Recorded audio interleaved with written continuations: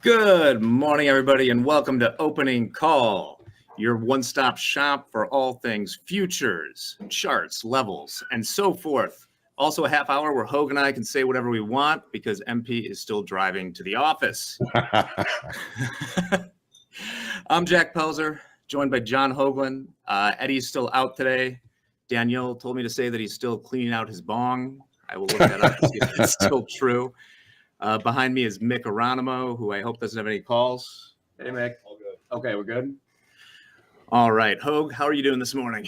I'm doing well. I got everybody home today. It seems like everybody's got a little something that they're fighting. I hope Eddie is feeling better. I got a message from him last night. I think he's starting to feel a little better. He's taking another day, and hopefully he'll be back with us tomorrow. That's what he's saying. So get better, Eddie. Hope to see you tomorrow. So I'll hit the news real quick, and then we can get into the charts. The final estimate for US Q3 GDP came in at 4.9 versus 5.2 expected. And equity futures are up this morning after a big sell-off yesterday afternoon, but are zero-date options to blame for it.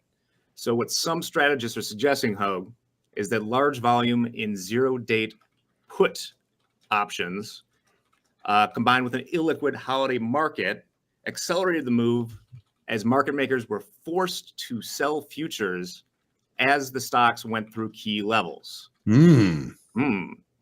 Why do I bring this up? Just to remind you that it's the same illiquid markets today, so cover your butts. Also, a new report has examined that it's okay to decline invitations for Christmas parties and social outings. People think it matters. Yeah. So I never miss a party. Sure, you're a party guy, but if you don't want to go, we tend to overestimate how much the other people care. So if you're an introvert, just keep that in mind. So that's what I got just for the top of the news here, Hoag. What do you got? Well, as far as economic numbers, today and tomorrow are the big ones. We had the GDP Q3 final come out, as you mentioned. It was 5.2 was expected, came out 4.9. Not really seeing anything huge happening in the markets because of that, but jobless claims also came out. Initial jobless claims week before last was at 202,000. They were looking for 214,000 this last week, and it came out at 205,000. Continuing jobless claims were also lower than expected. We were looking for 1,888,000. It came out 1,865,000. And the Philly Fed is a kind of a surprise. They were looking for -3, came out -10.5. So continuing slowing in that region as far as business is concerned. At 9 o'clock this morning, we are looking for the leading indicators, or as we used to call it on the trading floor, misleading indicators. Yeah, and 9:30, the nat gas storage is due out. I didn't see too much as far as talking Feds on the schedule here so far today. Get a little bit of a look here again. We do have ECB Lane speaking at 10 o'clock this morning, but no talking Feds on the schedule as far as I can see. We've got the VIX a little bit lower this morning, about 2% after about a 10% jump yesterday. Currently, last I checked, at 13.39%. We've got the dollar index really just getting hit. The dollar just getting whacked here, 101.9 last I checked, and the yield on the 10-year continuing to sink, now down to 3.84%.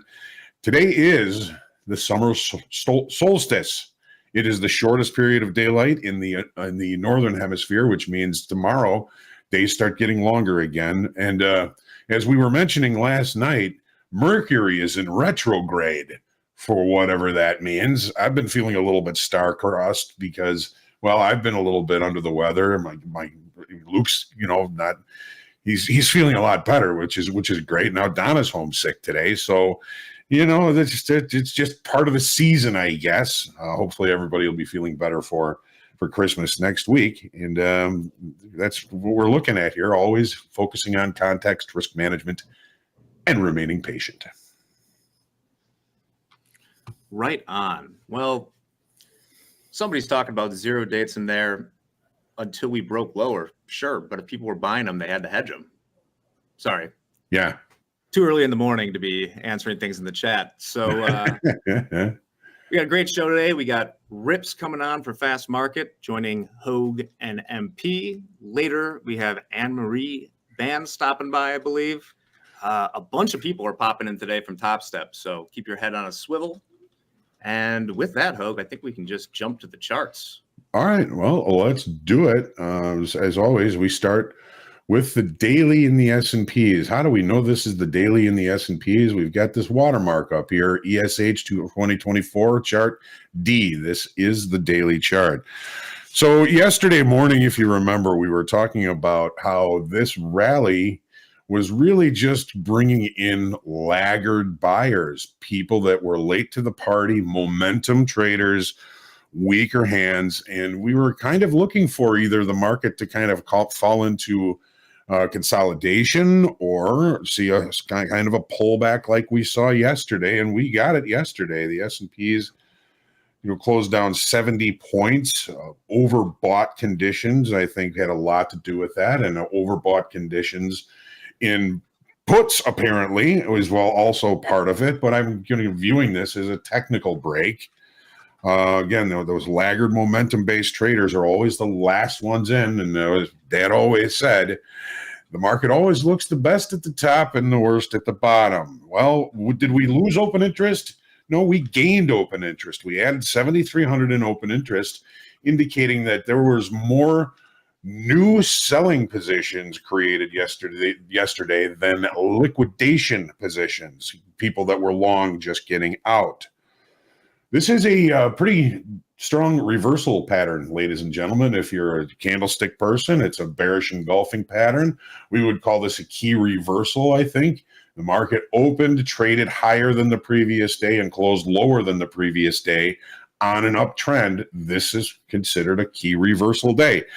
Don't discount the idea or the theory or whatever it is that says these markets, equity markets, are extremely resilient. This doesn't mean yet that the market state to the upside is necessarily broken, in my opinion. So maybe we'll just start to kind of consolidate in this area so we can even up some of that shorter time inventory that may be continuing to hold on to long positions before we're going to be able to move this market either higher or see a continuation lower.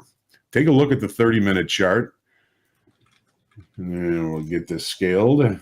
So the big break yesterday was kind of foretold in the NASDAQ, and we're gonna take a look at that when we look at the NASDAQ chart. And it's also the subject that Anne-Marie and I are going to be talking about today at 1 o'clock. So what happened was a failed upside auction. You hear Deanna talk about it. You hear me talk about it. It wasn't necessarily in the S&Ps that happened, but we certainly saw a failed auction in the NASDAQ. We were calling it during the 1 o'clock session yesterday. And we saw it, kind of take the market apart a little bit at that 1 o'clock and then into the close. And Hoag, because you won't say it, you put on a hell of a trade yesterday during that. Yeah, it was really kind of what I could consider bad behavior, Jack.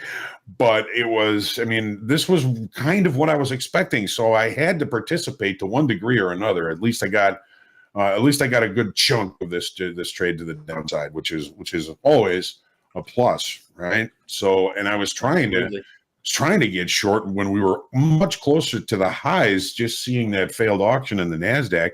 But I had a platform issue that wasn't able to get the best trade location. But once we took out the low of that opening range, I said, okay, this is a problem.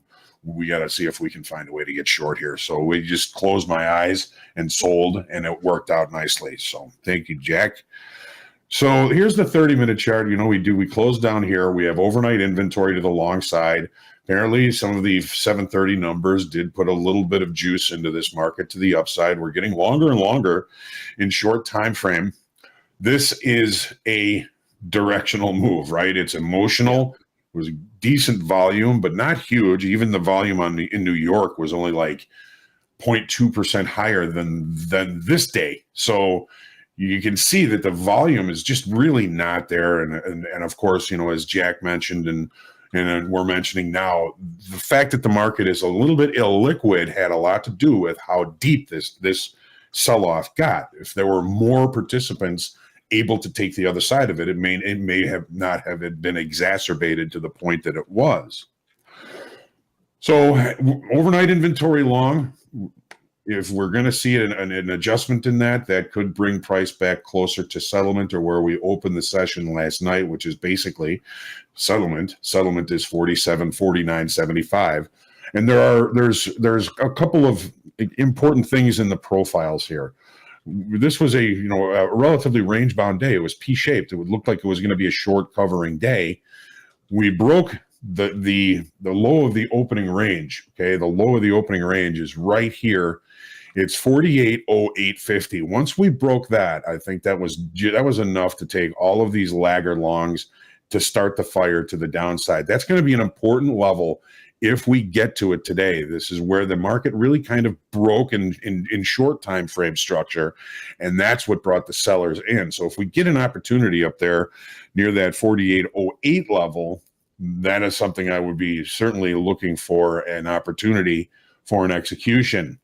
Then we did put in a late spike yesterday as well. Now, is this whole thing a late spike? Well, kind of. The market fell out of balance. It fell out of bed and bumped its head. So there are a couple of areas of interest here. This area right here, there's single TPOs. We're just going to call this area 47.7350. And then we've got another area down here, which is where the base of the true base of the late spike is at 47.6075. We're opening above that. So the rule would be, if this was the true late spike, opening above the base of a late spike indicates rejection of lower pricing. Jack, you and everybody last night were talking about, in the longer time frame, this is not a big deal. This offers an opportunity for investors and banks and funds to actually have an opportunity to buy this.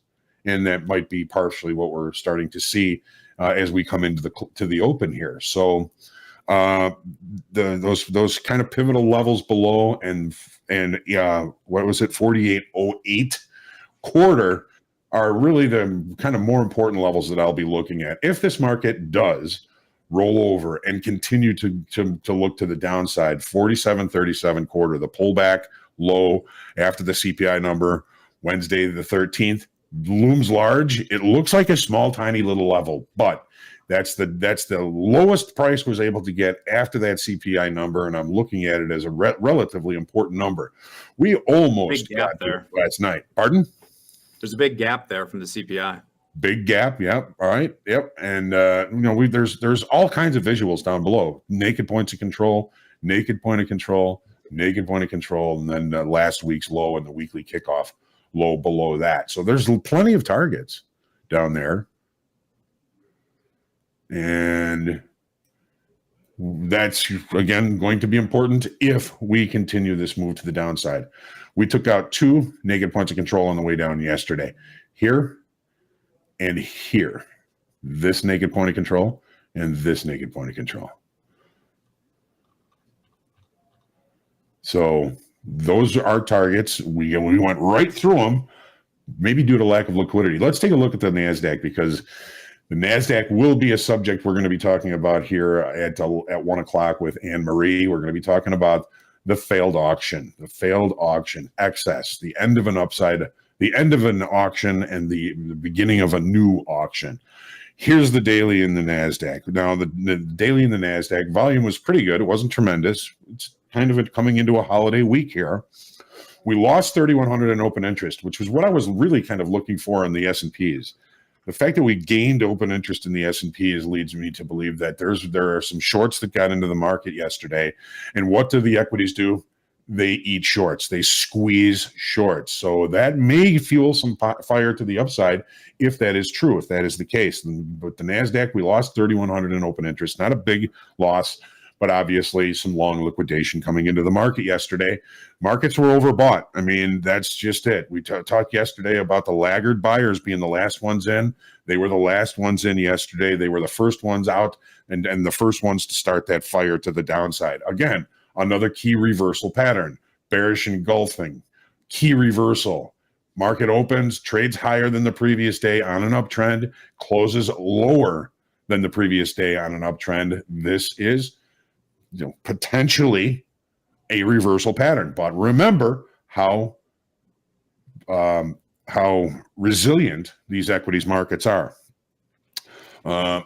Take a look at the 30. Here's one of the things we're going to be talking about. We'll be looking at this on the market profile and volume profile as well.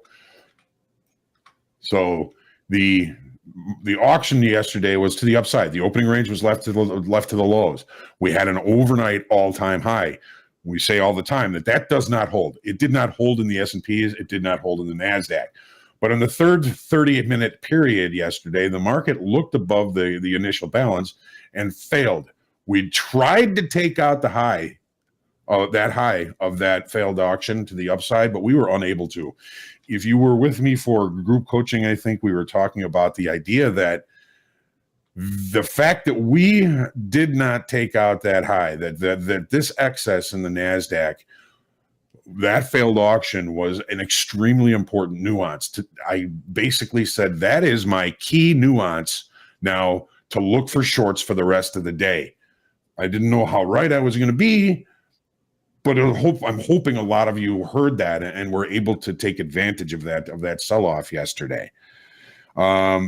So that failed auction where we broke out below the low of the day was the low of the opening range. That is 16,971. That's going to be kind of a crucial area if price gets to it today. Overnight inventory we know is long. We're in range. We're in value. Try and stay patient today. The market is still seeking balance, but I don't think that it's necessarily found it just yet. And as far as the late spike, I mean, the base of the late spike is right here. That is 16,788, and we're opening above it. This whole thing is an emotional, toothy profile, and there's a lot of repair that could happen today. What I'm really thinking is, with the GDP already out, with everybody digesting that already, knowing we've got an important number tomorrow, we have that, what is it? I'm bringing it up here. I haven't been thinking PCE number. Yeah, I know, right? We got PCE tomorrow. That's going to be an important number as well. So with a lot of folks kind of anticipating that, most of the important information due out today. Of course, we are still waiting for misleading indicators at 9 o'clock. We could just kind of have a hangover day today, repair the profiles from yesterday. And, well, we're going to have to see how this plays out. Remember, all of this is hypothesis. We don't know the outcome of anything. We're just taking a look and trying to put this market in some sort of accurate context. What about crude oil? Yeah, let's hit crude and gold real quick. Yeah. So yesterday, above weekly kickoff high on the daily chart, we put in excess. Okay, excess is when price gets too expensive and is quickly rejected. It took pretty much all day for that rejection to happen, but this excess on the high, when you look at the past, excess on the high, excess. We got excess yesterday. There's a lot of question as to how things are going to be going over in the Middle East, but the U.S. Yesterday, the EIA announced that the U.S. is producing 13.3 million barrels per day. That's a new record, 0.1%. Well, 100,000 more than last week. So we're producing a lot of oil, and I think that's part of why this market is not screaming to the upside with the unrest in the Middle East. So we're back down below weekly kickoff low. Here's the 30-minute chart. We lost 6,200 in open interest yesterday, pulling off that high. This week high, we took it out yesterday. We left excess at the top here, I think. Yeah, we did. We left excess on the profile. We have a double distribution trend day to the downside. The market is opening. It opened with a gap. So if we can't close this gap, there's more downside likely in crude oil. So that double distribution is distribution of time and volume, and another distribution of time and volume The level for that is for like a closing or repair of it is all the way up at 74.38. So that would be an important level if we get the opportunity. Pretty close to the overnight high. Let's take a quick look at gold and get moving on here. All right. So we are in day 5 of balance. This market is seeking new information. Maybe it didn't like the information that it got from the GDP number today. But again, we got PCE tomorrow, and that's likely to be an impetus for movement in any of these markets. So we've got low volume. Look at volume; it's just drying up as we get into the holiday week here.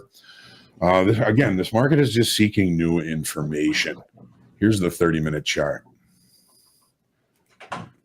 Scale it. There we go. All right. So yesterday we had an inside day. Looks like we've extended the range outside yesterday's. This morning when I sat down, I said, wow, we got another inside day. There's energy that is going to be expected. The market is using up its ability to facilitate trade, and that's its job in this area. We lost 2,200 in open interest yesterday.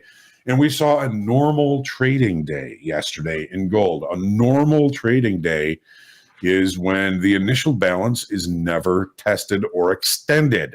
That first hour of the range, the first hour of yesterday's regular trading hour session, was established the entire range for the day. Normal trading days are kind of rare. It's a bit of a misnomer. You don't see them that often, but the market is basically just telling us, right now, we don't see any big whoop as far as the value of an ounce of gold, which is a bit surprising because we see that the dollar has been falling. Well, that should mean something to gold, but so far it hasn't meant much. So prepare for change. Be patient in this range. We looked at the range yesterday at about 2030 to about 2062, last week's high. When we're in this range, stay patient. I would be waiting for opportunities at those extremes, 2062 to 2033, loosely. There's nothing finite in futures trading, but those would be the levels I would really be focusing on to see if we get a failed breakout, or if we get a successful breakout in either direction. Failed breakout, you fade. Successful breakout, you go with. So take a deep breath, stay humble, grateful, creative, and centered in your trading today. Don't forget to pray for peace and enjoy the winter solstice. Sorry to do this to you again, John. I just had a question on that. So No problem. Given the sell-off yesterday, the GDP number, crazy difference. Do you nix the opening range trade today, or are you going to think about taking it?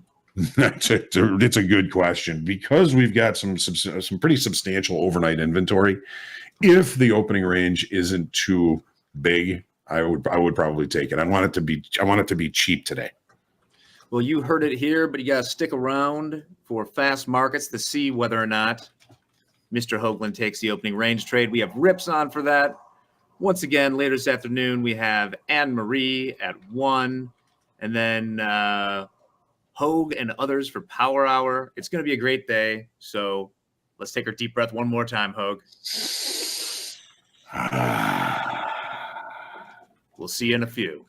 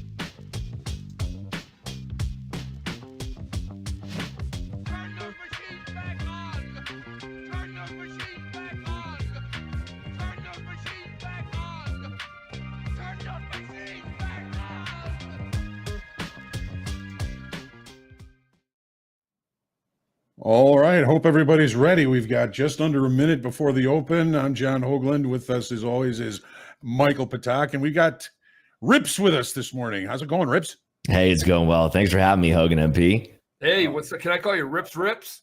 Yeah, whatever you want. I heard you on the broadcast a couple of times talking about selling rips, and that's actually my handle. So it's pretty. That's kind of what I was going at. So thanks for joining us today.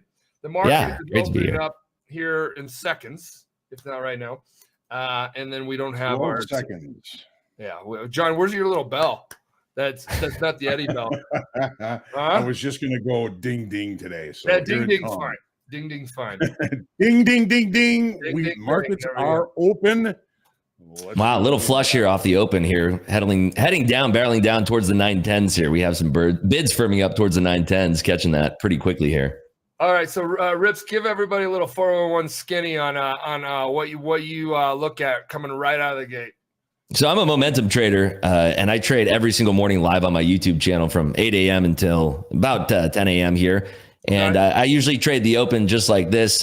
Usually I'd be long here, but a little bit caught off guard there. We did barrel down to the 910. So what I'm looking for is market structure. We drew this out this morning. We're looking down at 917 and a quarter or so, looking to see, kind of where things were going to be firming up. And we have this possible overhead supply area that we're talking about here that basically runs up all the way up to 941 here. So if we break above 941, I'm looking for a long all the way up to 74. 41s. Okay, so you like the 10s down there. Yeah, I'm watching these 41s right now, seeing if I can get long and strong here. I'm actually going to take that long here. Looking for a breakup into 74. Actually, John, what is your opening? I'm adding to that here for the break of 50s now. Okay. The opening range in the S&P so far is the low of the session. It is kind of a large opening range at 6 points, which makes the risk about 8 points on it. Nice push up here, going up towards the 60s. I'm going to peel off 3 into that pull. But I got the NASDAQ chart up here for everybody, so I'm going to miss it. Yeah, I got short right here. The tilt is very. Stop that on the rest there. That's going to put me up on the day so far, $2,700. There you go. Nice. There you go. What account are you trading in right now? Trading across 3 combines right now. I passed one combine earlier this morning. We have one that's now $700 away from passing, and then I think one here is at about 4,200 more to go. So I did pass up into the live. You guys, you folks here called me up into the live account. So waiting for that live account to be provisioned. I want to have 3 XFAs to trade alongside that as well. All right, sounds good. I'm short from 50. I'm short of 5 lot from 50. Nice trade. I'm going to take off 2. I like it just because when you got out, I was looking to get in. So now I got a 1 lot on. I'm going to let this one hold. So I'm up 1,000. I like your short there, MP. Thank you, buddy. Hey, we're going to have battle of the radio voices between John and Rips today. A bunch of people in here say you got a good radio voice. So, John. I get that a lot on my channel for some reason. I don't know what it is. They always tell me trading ASMR. Yeah. They always tell me I have a good face for radio. I think you have a great broadcasting voice there, Hoag. Rips. How did that work in the pit? I mean, would you get sore and scratchy after a day of screaming? Well, I mean, after a while, I mean, you get kind of used to it. I think your vocal cords get used to being beat up all day, every day. But I think it has a lot to do with, how the tone of my voice now. Yeah. Adam in here says I have a face for radio. So I really appreciate that, Adam. My confidence is sky high out of the gate today. Hey, I bet you they don't have a short on from 50 and they're printing like you are right now. Yeah, Adam, do you have a short 5 lots on from 50s? No, I got out of that.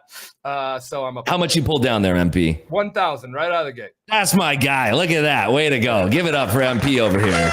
And then, that's what we call a sack lunch. And then what's so great about Topstep TV and your stream as well, you can get in the conversation and then you catch yourself over trading. So that's what I really like about this, because when I start to trade a little bit, then I start getting in conversations with whomever, and keeps myself from over trading 80% of the time.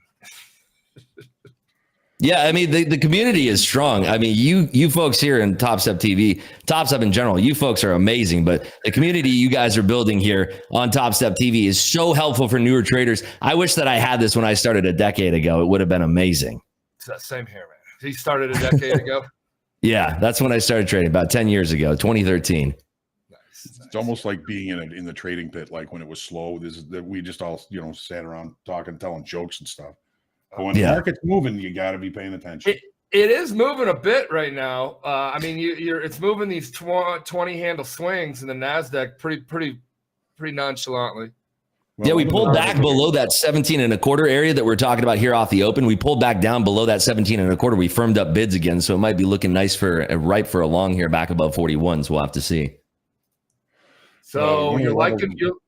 Go ahead, Johnny. One of the levels I was looking at in the NASDAQ was the low of the opening range from yesterday, which was 16,971. What's our overnight high? 16,970.25 within 3 ticks of it.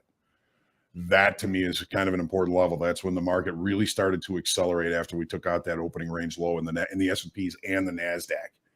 So the overnight high looks like a really kind of important pivotal level for us today in the NASDAQ and probably in the S&Ps. Yeah, what I was watching yesterday, I only took 2 real trading sessions yesterday. I was only focused on 2 areas of the market, obviously trading in the morning on my live stream over at the Market Clubhouse YouTube channel.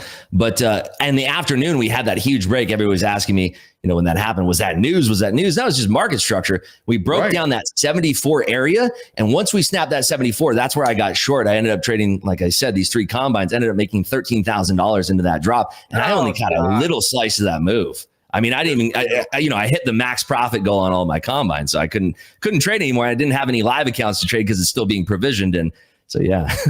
Wow, great move though. How long is that taking to get set up?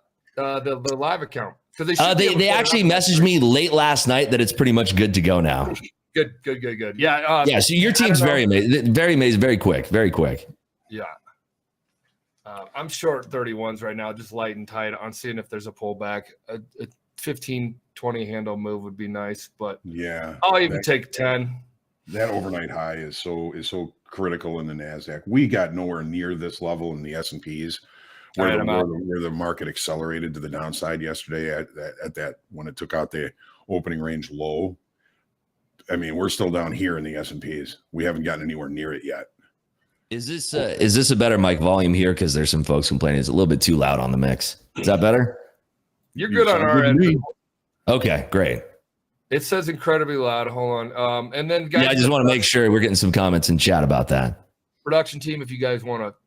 I turn myself down here too if it's just it's a little bit too still too loud. They say go lower. Okay, I'll go a little bit lower. I'll just mute myself. Yeah, I was just gonna say, why don't you just mute yourself, Rev? Who's in the production? Can you guys help him out? Right. All right. Those 31 shorts were nice. The 50 shorts were nice. So shorts are working today for me. Rips, I'll let you talk here in a second so we get your mic. But yeah, sure. Yeah. I don't know if you guys want me up or down or wherever you want me. Well, you made money yesterday. Yesterday was a very tough day for Mr. Michael Patak. So how'd you do on that flush? Did you try to bounce it? What was your MO? I got in the morning. I got caught all the way up. I was down $3,000. Ended the day down $3,000, or ended the segment down $3,000. Came back on for power hour because I was skiing on the mountain. Came back on in my ski gear. Got the first, or actually tried to get it when I thought I was firming up, and then I was down $5,000. Called Mick and risk manager, told him to move my DLL to $10,000. I don't like doing that, but it's like moving your stop loss in a trade. Yeah, it's like moving your stop loss in a trade. Did not like that, but then it fell out of bed because there's so much activity, and I ended up the day down like $1,800, and I was ecstatic. Why? Because I hate anything over $3,000 because it's just like it makes it a challenge. I'm up 1,200 right now. You can put up 1,000 with just some smart trading, and 2,000 with just some good trading, and 3,000 is great trading for me. So I had to have a great trading day after, It sounds like you had a nice bounce back. I was happy with it. How about that? I wasn't looking to make money at that point. I was looking to get as close to cutting that in half as I could, and I did. So, what's interesting too, being a trader as long as everybody in the room here has, I don't know if it's just me, but from a psychological standpoint, let's just say you're down $10,000 on the day, right? It's a terrible day. And you go back to the market later on in the day and you even make like $1,000 or $2,000 on an amazing read in the market, a great trade. I feel like even if you don't make back your loss, that relief alone makes you feel better. That's the best. Yeah, that's the best gosh darn feeling, swear to God. Even if you just take a little bit off, because then you end the day on a little bit of like, okay, I got on base, like baseball, like strikeout. And then, ninth inning, you hit a nice little double. And you're like, okay, I'm ready for tomorrow's game. Let's hit the showers. So you're feeling better today then, psychologically?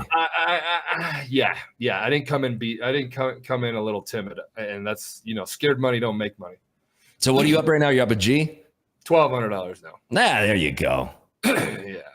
So we're just kind of creating a pretty smooth bell curve right now in the volume shelf, and I'm just focused on the NQ here. We have a nice volume shelf that's kind of betwixt 25 all the way up to about 40 or so. So we're painting that pretty nicely here. The longer that we're rejecting above 35 and we find sellers in that area, the likelihood that we come down below 17 and a quarter and start entertaining that liquidity that's down there parked at 887 and a quarter would become more likely. How do you feel about that there, Hoag? I completely agree. I mean, we took out the low of the opening range in the NASDAQ, which we have not done yet in the S&Ps, but when we quickly trade both sides of the opening range, it's kind of telling us already that it might kind of end up being range bound. But I love the short. We traded all the way up to the basically in the overnight to the low of yesterday's range before it broke. Low opening range was the low of the day yesterday until we barreled through it. Went all the way back to that level. That to me was a great short. It happened before the open. It gave us a little bit of a chance on the pop to the upside. So I can certainly see. Let's take a look down to VWAP and see what we can find out down there. Which VWAP is. Go ahead. Hey, we're at about 16,889. Hold up. We have does Hoag have a robot voice? You got Okay. Okay. I'll be back. All right. And then guys, are we okay with my mic and RIPS mic? I hope I'm not still too loud. Somebody Hoag your mic is cloud.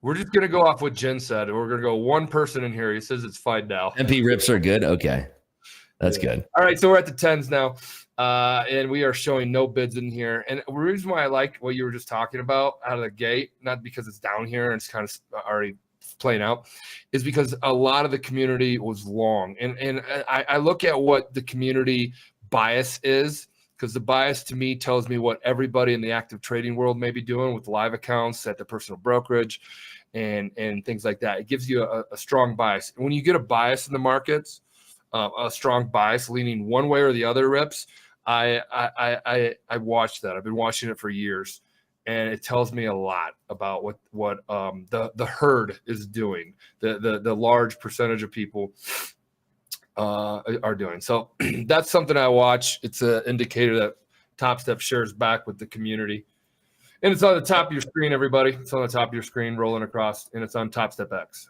Yeah, we were talking about that this morning, actually, on my live stream. We were kind of going over, on that print that came out. We had 4 different prints that came out this morning. We had the GDP, 2 GDP reads that came out. We had the jobless claims. We had some Canadian data coming out.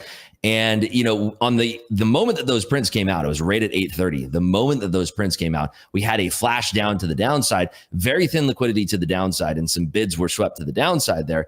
And there's a lot of folks that if they're having a bias and, they're stubborn, they're angry bears, they're looking at this market grinding higher and higher and higher. And they look at that and they say, you know what? This market's up too much. I'm looking for any excuse to short. And they barrel into that short. Well, what happened, not 30 seconds after we had that short little dip on that print, we ripped to the top side. What was that? From 867 all the way up to 965. So you're talking about 100 handles straight to the face. And if you're shorting into that and you're stubborn and you're not changing your bias, you're never going to make it in trading. And you have to focus on the trades of what the market's trying to tell you. Focus on the market structure. Focus on what the bids and offers are. Are they thin to the bid side? Are they thin to the ask side? Pay attention to what the market's trying to tell you and leave your bias at the door, because that's how you're going to be consistently profitable. Yeah, my bias yesterday was to the short side, but I was long right first thing in the morning because that's what the market was telling me. Right. Yeah, we had a... Go ahead. We had yesterday was very much slow and grindy.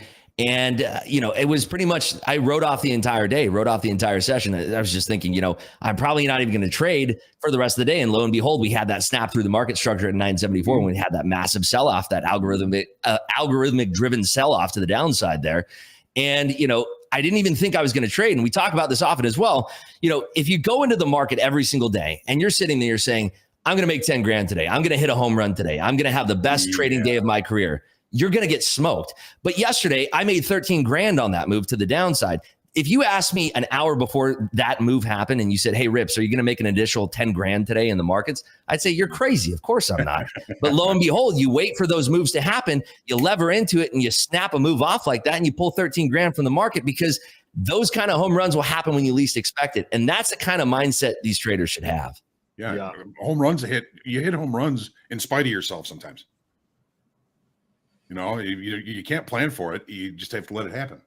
I mean, when's the last time that you planned for a grand slam and it happened? Both of you guys, right? No. You keep hitting base hits. You get doubles, you get triples. And then next thing you know, you'll load the bases in your mind on a trading day. Boom, boom, boom. Winner. A small one, big one, small one, big one. And then next thing you know it, you'll sink your teeth into something. You'll see it really clearly. And you add some size, and then you bang out a huge day.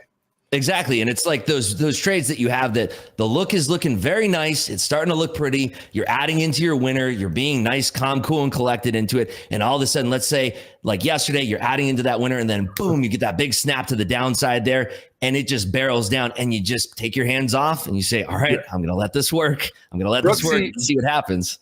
Ed, small ball. Brooksy, MP loves baseball. I played baseball when I was a kid, got hit in the face and then quit, and then played basketball and football. But there is a reason. I used to have trading cards, and I used to say this stuff. So look at that one. Small ball, chip away, brick by brick. That's how you build a winner. I used to have that.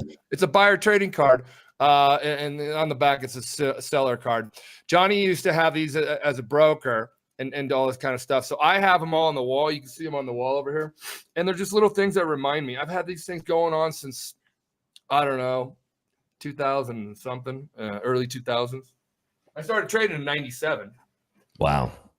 Yeah, I know. I'm only 26 still. What was the NAS back in 97? That thing must have been like $4,500 or something, right? Yeah, it was because the 5,000 was a big number, right? When it hit 5,000 in March of 2000.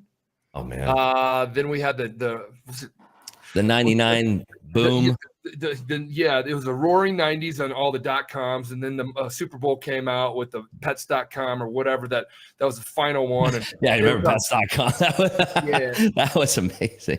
I was part of the late roaring 20 or the 90s in the .com, and then the NASDAQ hit 5,000, and it did not break 5,000 for like 10 years later. Look it up. Wow. Yeah. Something like that. I mean, we've been blessed with some beautiful volatility over the last 4 or 5 years. It's just been amazing. I mean, even longer than that, 6, 7 years now that I think about it. It's just been some gorgeous volatility to trade. There's never been a better time to be a trader. I mean, the best time to start was yesterday. Second best time is today. Well, Rips, I would have to challenge that one, because Johnny will say there's never been a better time to be a trader. Being a broker in the pit in the 90s. Oh.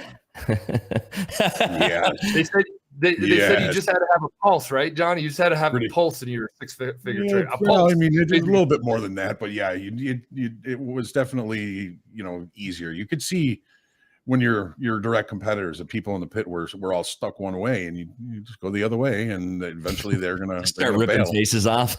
Yeah. Here, check this out, Rips. If you can see this on your. Let me see here. I got to bring this up here. Go back over. This is okay. I got you. This is, look at the date, 1984. Oh, look at this, 150.75. Oh my gosh, that is amazing. 150, John. That is amazing. Look at the range, 152.55 to 150.30. You got to frame that, John. That's amazing. That's quite big for the percentage move. Right? Yeah, right. I mean, it was a $2 range. Look at how many contracts are open too. 31,000. 31,000, right? Oh my God. This is really, really sweet. Hold on. Go over to the high and low. 170 to one to the right. 178. Yeah, 178 to one. Now you're fuzzy. 150. We put it in that handle. day. Hold on, John. How's that correct? Because a 10 handle move would be 17, and that's a 10% move. Is that right? Well, yeah, 10% move. Contract high and low. Oh, the contract high. Sorry. That's the contract high and low. Here's the daily high and low here.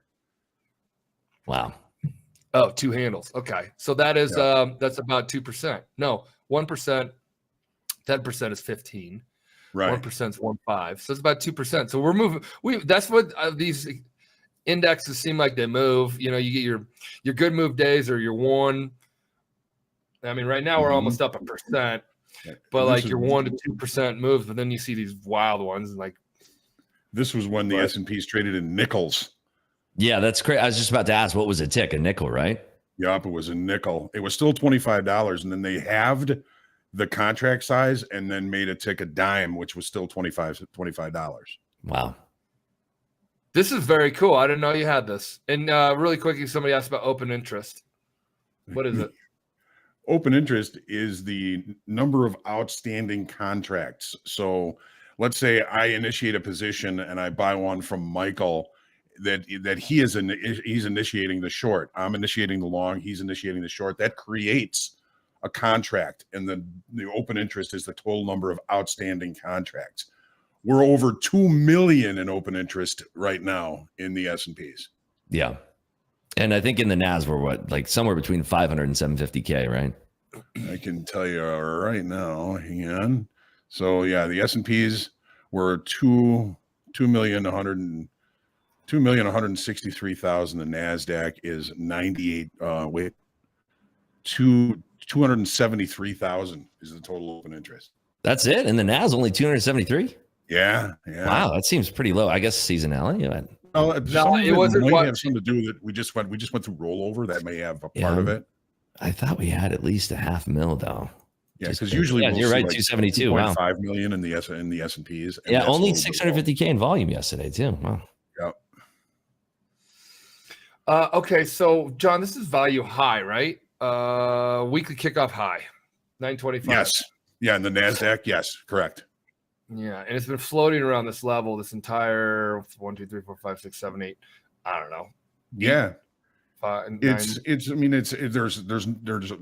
It's basically saying that the longer time frame hasn't made any decisions at this level yet.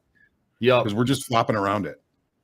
Yep. Yeah, the volume shelf that we're talking about earlier has expanded now to basically 905 all the way up to 935. So okay, 905 up to 935. And when you talk about that, you're basically volume. What do you use to see that volume profile? I'm just looking at the distribution on the session so far. Here it is. Okay.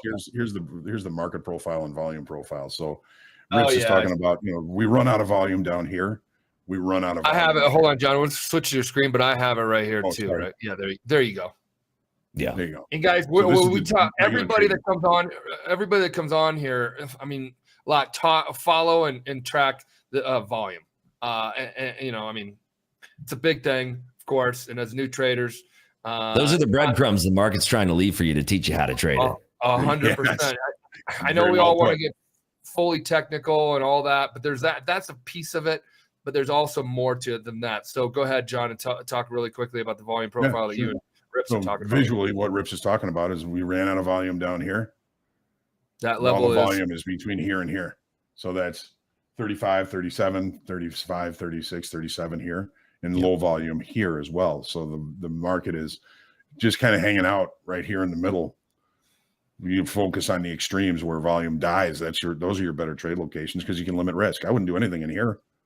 And coming from the pits, you're huge on auction theory, right? I mean, are you familiar with Dalton's teachings? Yeah. Of course. He knows Dalton. Oh, hey, there you go. Always on my desk.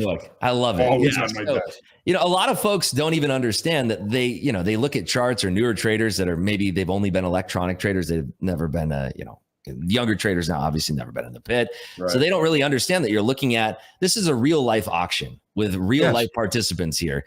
And when we get up to say these 30s up here, these 35s, you have to picture a big room that we're all in here. And somebody's sitting there saying, who wants these 35s? And every single time we get up to those 35s, they're going, sell these 35s, sell these 35s. We don't want these 35s. And if you can look at the volume profile and imagine this room is going off here, we get down to the 905s and they're going, we love these 905s. We want to buy these 905s. Right. Picture this room like this and add some color to it. It'll help you understand what you're actually trading here. Holy shit, John! Yeah. He's a pit trader. He's a pit trader. That's exactly what pit traders did. But he's absolutely right. If you're selling shovels and you price it too high, nobody's going to buy it. If you price it too low, you're going to run out of inventory. Right. Yeah, but then you get new information. The guy that comes down from the mountain says, "Holy shit, there's a ton of gold up there," and everybody's like, then they're lifting offers. On your shovels. Yeah, and then you can raise your price. And then you can raise your price. Price moves up. Right. It sits at that level for a while until somebody comes down there. There's nothing up there. And now people start dumping their shovels. I mean, it's just interesting when you get new information in the markets. It's all price discovery. And you then feel out the people like Rips just talked about. John talked about, you could see it in the trading pit. We share it with this tilt indicator because it's kind of like, you'll see people start to get long at certain levels. I'm looking at it over here. You guys see it at the top of your screen. It gets up to, say, a certain level, and you're like, man, everybody's getting long up here. Oh, and everybody's getting short at this level. Like a bias, like a stronger bias towards that. It's just interesting. And then it plays into, then Rips to talk about the volume. And then you got your technicals and all that other stuff. I think that's always. Well, technical analysis works for one single reason. It's because this is a self-fulfilling prophecy. If everybody's focused on the same levels, of course, those levels are going to work. And it goes. Yeah. Right. Price is nothing but the advertising mechanism for the auction process. Exactly right. Very well put. If price advertises too high, nobody's going to buy it. You'll attract sellers. Right now, I would say our little auctioneer has been pandering since the open. Oh, yeah. I mean, go ahead, man. I was just going to say, guys, put a poll in there. Do you understand the auction process that we're talking about? I did not. I swear to God, I did not until I came to the pits. I was in the screens for, I don't know, however many, five some years. And then I was in the pits for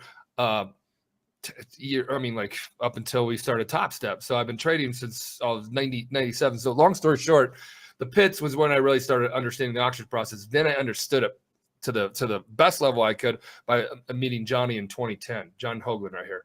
So do you understand the auction process? Yes or no? Because everything you're doing is part of the auction process. We're all participants. Yeah, this is what I like to call right now. This is a market maker session. They're just here to rinse retail. If they're sticking around here, they're just here to rinse you from the lows to the highs and back again and trick you.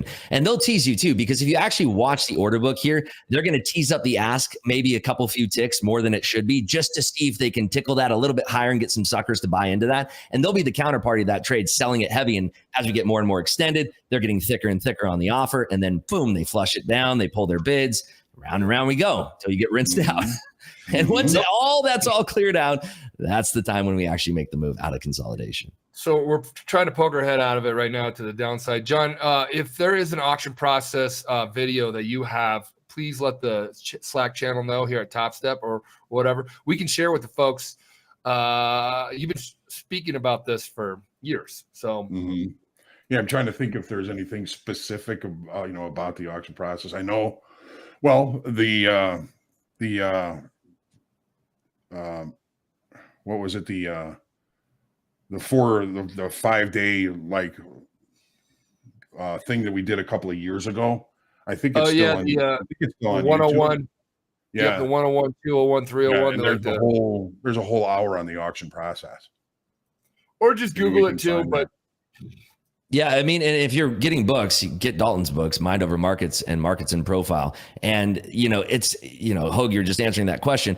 What's funny about it is that you have to read the pages in that book multiple times. There you go. Exactly. I'd go get my copies. They're on my desk over here too. I keep them right here, man. And the thing is that you have to read those pages multiple times. It's not like you can read the page and go right through. You have to read those pages multiple times because there's so much information that's packed in. Textbook. Kind of busting out of this. What do you think about the VWAP? Because the VWAP chat folks are talking. We're right on the VWAP. Yes, yeah, we're pushing down. The VWAP I have is 895 right now. So we're pushing down. The level I have below that is 887.25. There's a nice little channel that we built this morning between 887 down to 853.5. So I'd like to see if we can actually push below those 887.25 to see if we actually go no bid into that zone. If we go into that zone, I'd expect consolidation between 853.5 up to 87.25. 87.25 was last week's high. Right, exactly. And that's why we have that level. So, yeah, I mean, there's a little confluence here. You got the 50 session moving average on the 30-minute chart and VWAP right at the same spot. Right. And if we're looking at the Mag 7, which is kind of what drives the NAS that I watch here, if we're looking at the Mag 7 right now, we have complete softness across the board with Tesla, Meta, Microsoft, Apple, all very soft here. So keeping an eye on those things is also going to be a good indicator. And we're about to run on the SPY down into the 50 EMA, which is also another confluence point that you want to watch. We start breaking that, heads are going to roll today. That would be nice. I like heads rolling. I got long 88 quarters. You guys are talking about 87 quarters, and we had the VWAP players in here. A couple of you guys in the chat talked about getting long. I wanted to get along with you guys as well, so we can talk about the trade. I'm not going to let this take too much heat. So if it does pop again, 10 or 15 or 20 handles, I'll take it off. So we did just have the 10 a.m. data come out, I believe. Yeah, 10 a.m. data just dropped. That's the November leading index, came in line with estimates at negative 0.5%. So nothing happening there, a nothing burger on that print. Misleading indicators. Oh yeah, misleading. Exactly. I just picked up 10 on that one. Nice. I kind of I do breadcrumbs. It's like a base hit, base hit, base hit, base hit, base hit. And then those are, I mean, if you're not catching a piece of the trend and you're scalping 10 lots, I mean, that's a great way to make a nice day for yourself. 10 lots would be nice, but that was just a one lot. Sorry, 10 handles. 10 handles. 10 sorry. handles. Look at you talking handles. I think, did you trade in the pits? No, I didn't. You got the lingo. You got the auction process down. You did all that. I have a very, I'm very passionate about this stuff. I love the markets. I can sit here and talk to this. It's funny. I started the clubhouse about a year ago. I was mentoring a lot of friends before that because I've been trading for so long. They all knew that I was a trader. And, I just get talking to my wife about things. She's just like, would you shut up about the markets and just go talk to some people who want to hear about this stuff? Because I could just ramble on about the markets. I know. How the hell you talk about the markets with your wife? Mine just asked me if I was up or down by the end of the day. She put up with it for a little bit, but then, I could tell she's getting tired of it. So put that on other people. You got us, and that clubhouse sounds like an awesome experience for anybody. So you guys put that link to RIPS Market Clubhouse. Love the name too. Oh, thank you so much. Yeah, if you just go on YouTube, you search Market Clubhouse, 2 words, it'll pop right up. And we stream live every single morning at 8 a.m. Eastern. And the difference between us and other streamers is that I actually stream the position from start to finish all live. I'm not the kind of guy who's going to put on a trade, wait for it to be in the profit, 10 handles, and then show you when I'm in the profit. I'm going to show you the moment I take on the trade, talk behind the entire process behind it, go through where I'm going to enter, where I'm going to exit. There's no pulling the wool over the eyes and no trying to, do that whole thing that you see from other YouTube streamers out there. That is smart. Complete transparency. That's what we got here. Yeah. Yes. You want to be transparent because if you're not, you're going to be misleading newer traders. Traders are going to get a knock on the door with the CFTC if you're misleading. I mean, let's be honest here. Like they watch you, they watch us, and you can't mislead. We're all in this together. The name of the game is try to be as transparent as you can and explain things out. So yeah, any influencer kind of hides stuff or does stuff. That's why we're always telling anybody talks about their trading, what account are you trading in? You just said what account you're trading in. You have to say what account you're trading in. Is it sim? Is it live? Both of them you're going to teach on whether you make money or lose money. And people like that, that's good for everybody. So that transparency is very good. I'm glad to hear you do that. Yeah. And, there's just not a lot of value for newer traders if they're looking to learn how to trade and they're seeing somebody who's always showing a position that's in the profit, never showing you their losses. And there's just no value in that as a newer trader. And you don't want to, you only have so many hours in the day to watch along with somebody and learn from somebody. So your time should be valued. And if somebody's pulling the wool over their eyes, they're basically pointing at you and calling you stupid. And you don't want to spend your time with somebody who's going to be disrespectful to you like that. No. So you don't sit on Lambos and take pictures and have that's not my speed. No. I mean, I don't know how that motivates anybody when you see that. You're just like, I get where you're like, I want to get to like having more a lifestyle that's more than the life. Like I got in the trading business because I wanted to have a path to a better lifestyle. It's a big vision at Topstep, helping people have that path. Whether it's like now I can afford my air conditioner. I never had an air conditioner in my house. Or now I can take the family to Disney World. Or now I can, buy something even bigger, that I want to do, or all that kind of stuff. So I don't know. I was never really misled by that. I was always focused on the grind because I was always kind of passionate about trading. So it's tough now with social media. Social media makes it so difficult. There's so many charlatans out there and people who will sell you the dream on everything. Anybody who comes in and is looking to, they'll come into my channel and say, I can quit my job in a year, right? No. I mean, I went on 2 years of tilt, early on in my trading career. So it's like, if you think that you're going to be rich overnight by trading, pick a new profession because it's not it. Because if you don't have a passion for this, if you don't have a lifelong journey kind of mindset for trading, you will never make it in trading. This is a long process, and you need to have a real passion for it if you want to have success in it. I think it's exciting. Every day is a new. It's a great process, but there are, like you said, 3 steps forward, 3 steps back, 2 steps forward, 1 step back, 2 steps forward, no steps back. But it's always just like, and then you just got to manage your emotions, your risk, your account management, and then figure out, how you can keep consistently adjusting and staying in tune with the market, with the changes of volatility. All this stuff's going on, and then at the end of the month, you got to be able to take money out of the account to be able to call that your primary and only income, which, again, going back to what you said, you don't want to do until you are able to do that enough times month over month over month. But we're making new lows right now, so enough of that. Yeah, I was just watching that. I kind of want to find a short here, actually, as I was looking for a bounce up towards 80. But we're taking a lot of these bids. They're showing some firm bids here below 80s, and we're actually sweeping them right now. Taking the liquidity. Exactly. So I'm looking to see if we get a little bit of a bounce here up to the 80s that I could short into here. So I'm just watching. You brought back brick by brick. Remember, we used to talk about doing it brick by brick. You can't build a house all at once. You got to do it brick by brick. Trading is the same way. Absolutely. Yeah, you have to start with a really solid foundation. If you try to start building the pool first and the windows up at the top floor, then you're going to end up with no house at all. Yeah. Solid foundation. Exactly. Solid foundation. You build that. Everybody here that's listening, you build a solid foundation, discipline. You tune in here. You listen to what we just talked about today. You start to build that as your foundation, not looking at the Lambos, not looking at how much money you can make, not looking at all this kind of stuff. That foundation is so instrumental. It's like golf. Once you focus on the fundamentals. I'm short here, by the way, MP. I'm short here on this flush. Nice move. Okay, you're falling out of bed right now. Yeah, it's running down. We're looking for this 53 encroachment here to the downside. See if I can add into this here. Watching for 65. Adding into that there for this break of 60 now. Looking to cover for the break of 60. Watching here. 65 are weak. It feels adding again for the break of 60 here. It feels much weaker than it was sitting in that sideways range up there, guys. If you can feel that, I watched the dome. It looks like RIPS does as well. And you get a feel for the dome. This market does a little dance. The NASDAQ dances really fast. Watching here at the 70s now. Watching for a break again at 65, adding into that break.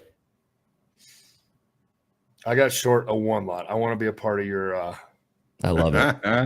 Get into the party. Get into the party. Dip a toe in the water with you. Covering a little slice here because we're not breaking just yet. Got 2 more as a runner. Nice flush. Covering that there. That was a good flush. I'm about going to get out. Yeah, I was light and tight. Put us up $3,100 there on that nice little micro flush there. That is, that's good. That's, you add to winners, sounds like. You have to, you have to. And you have to have that trade plan of looking where you're going to have these bounces, where they're weak bounces, where you can have liquidity pulls. You want to be keeping this in mind the moment that you put on that trade. You don't want to be putting on a trade and have no idea where it's going to go. Yep. No. That was a nice pull down here. We're watching at 54 now. 54s are, they're selling 54s. So now we watch for whole numbers, right? 55s, are they going to entertain 55s or 50s? Might actually put another 2 lot on here. Watching this closely here. Taking 2 more short here. 43s down here is a little volume spike. Yeah, I like this though. As long as we're weak below 50s. I'm adding into that again there. Weak below 50s. Are you still liking from the short side? Mm-hmm. Okay. I kind of like what you're seeing. And covering 2 here. Looking for this 45 encroachment to pull. I want to see 50s weak again here. You want to see a weak, huh? When you covered, I was actually getting long just to one guy. I see it firming up just a little bit. Gotcha. So watching here for 50 weakness, we have a 50 flush adding into this again. There's that 50 flush adding into that and covering right there. Beautiful. Yes. Perfect trade right there. So we're up 3,400 now, 3,400. I scratched mine. I've always been a longer time frame trader, but I feel like I'm missing a lot of the fun. We firmed up 45s there, MP, by the way. This might be a good look now for your long. I'm not going to take it, but I don't like this entry right here, so I'll hold it unless it gets below the 50s for a little poke the head below the 50s. I'm not. Yeah, they're trying to rustle some jimmies down here. It's confirmed. Yeah, I'm trading for the sake of trading at this moment in time. So I'm going to be a little more cautious, even though it's pulled out of this little range that we were in when we were talking about the 5-minute range. We were talking about fiddling in the middle and all that kind of stuff. It's now poked its head back down there. John, how is this setting up for you as far as when you're looking at the S&P, the 30-minute? Is this, what type of market condition are we in? Market state, sideways right now? It's not trending anything anyway, right? Well, If you're looking at your 30-minute. I mean, we're inside the value basically from yesterday. If yesterday had a value, we're inside of it. It fell out of bed, so it's out of balance and still out of balance. Then there's a lot of repair that can happen, inside of the range from yesterday. So my plan for today was maybe take the opening range trade if it wasn't too expensive. It was kind of big, so I didn't do it, and we were focusing on the NASDAQ with RIPS and everything. So I haven't done anything yet. Like I said, I look for longer, bigger opportunities. I feel like I'm missing a lot of the fun on the short time. And RIPS, I want to kind of talk to you a little bit about what, I mean, I know your auction theory and all that, but what kind of time frame charts you're looking at. But right now, my plan is let the initial balance establish itself, establish some ranges, and then I can kind of look at those extremes to see if there's opportunity on either of the extremes of the initial balance. Yeah, so I'm a momentum trader. I used to trade small caps during the COVID cycle, so that allowed me to, with a larger account, I could pretty much make a market on very thin names, very small floats on those stocks. So I learned very quickly how to bully some shorts in that, and small caps. You can learn how to make a market and just really mess with people. Not you're not spoofing or anything, but you can show a huge bid, take a little bit of that liquidity, flash it through, and then you're the person dumping on people who thought that liquidity is going to hold. There's certain things that you can do that carry over into the futures market. Obviously, when we're trading on combines here, it's in a simulated environment. But once we go into a live account here, I'm not going to be able to do anything that's going to be able to move the markets, obviously, with a 15 lot, obviously. Right. But, it's being able to watch what those players who can actually move the market with 50 lots, 100 lots, and seeing how their intentions are pairing out in the market here. And that's what I'm watching for here across the tape. And that's what's directing my trades, is that I know how my mindset worked when I was scalping in those situations. And I have to understand how those, number one, we're looking at algorithms that are trading this. And number two, we're looking at the humans that are trading this in real time. And so we have, a mixture of these things, and we're looking for how are they pushing liquidity? How are they pulling it in certain areas? These are key levels, like we talked about, that 87.25 level, big key level. Once we're flushing that, it's pretty likely we're going to pull bids there. And that's why we go short in that area. And then we're watching how much are they stacking these bids in this liquidity? Are they bringing more volume in? Are they stacking up because they want to pool this liquidity to take it long?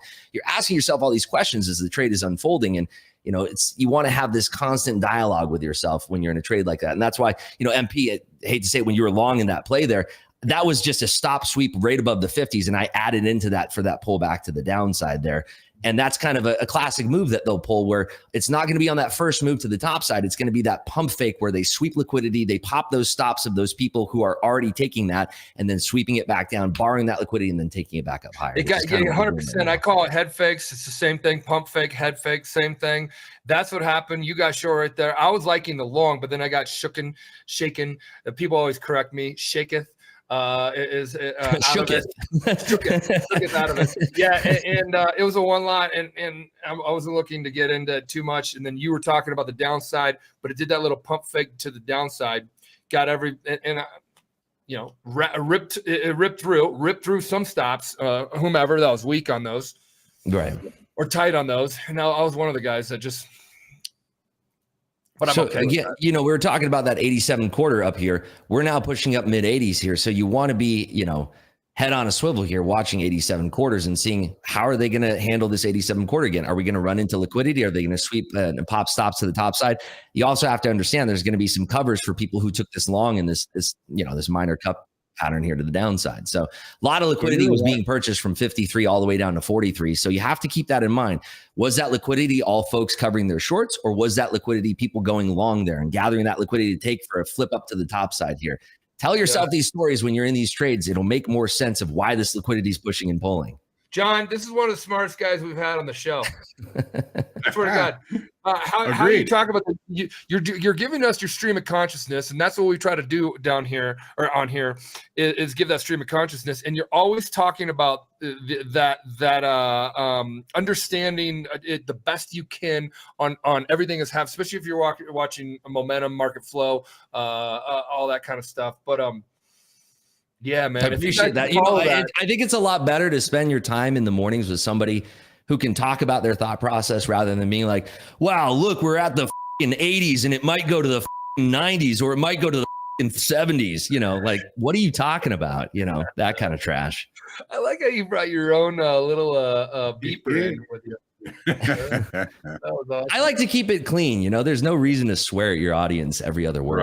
Right. We are allowed to say the S word. We can say the S word. That's our little pact that we said to each other when we started. Now, every now and then the F word gets in there, but it's by accident, and we don't, you know, we know, you know, like a unwritten rule that is also written to not say a lot of those.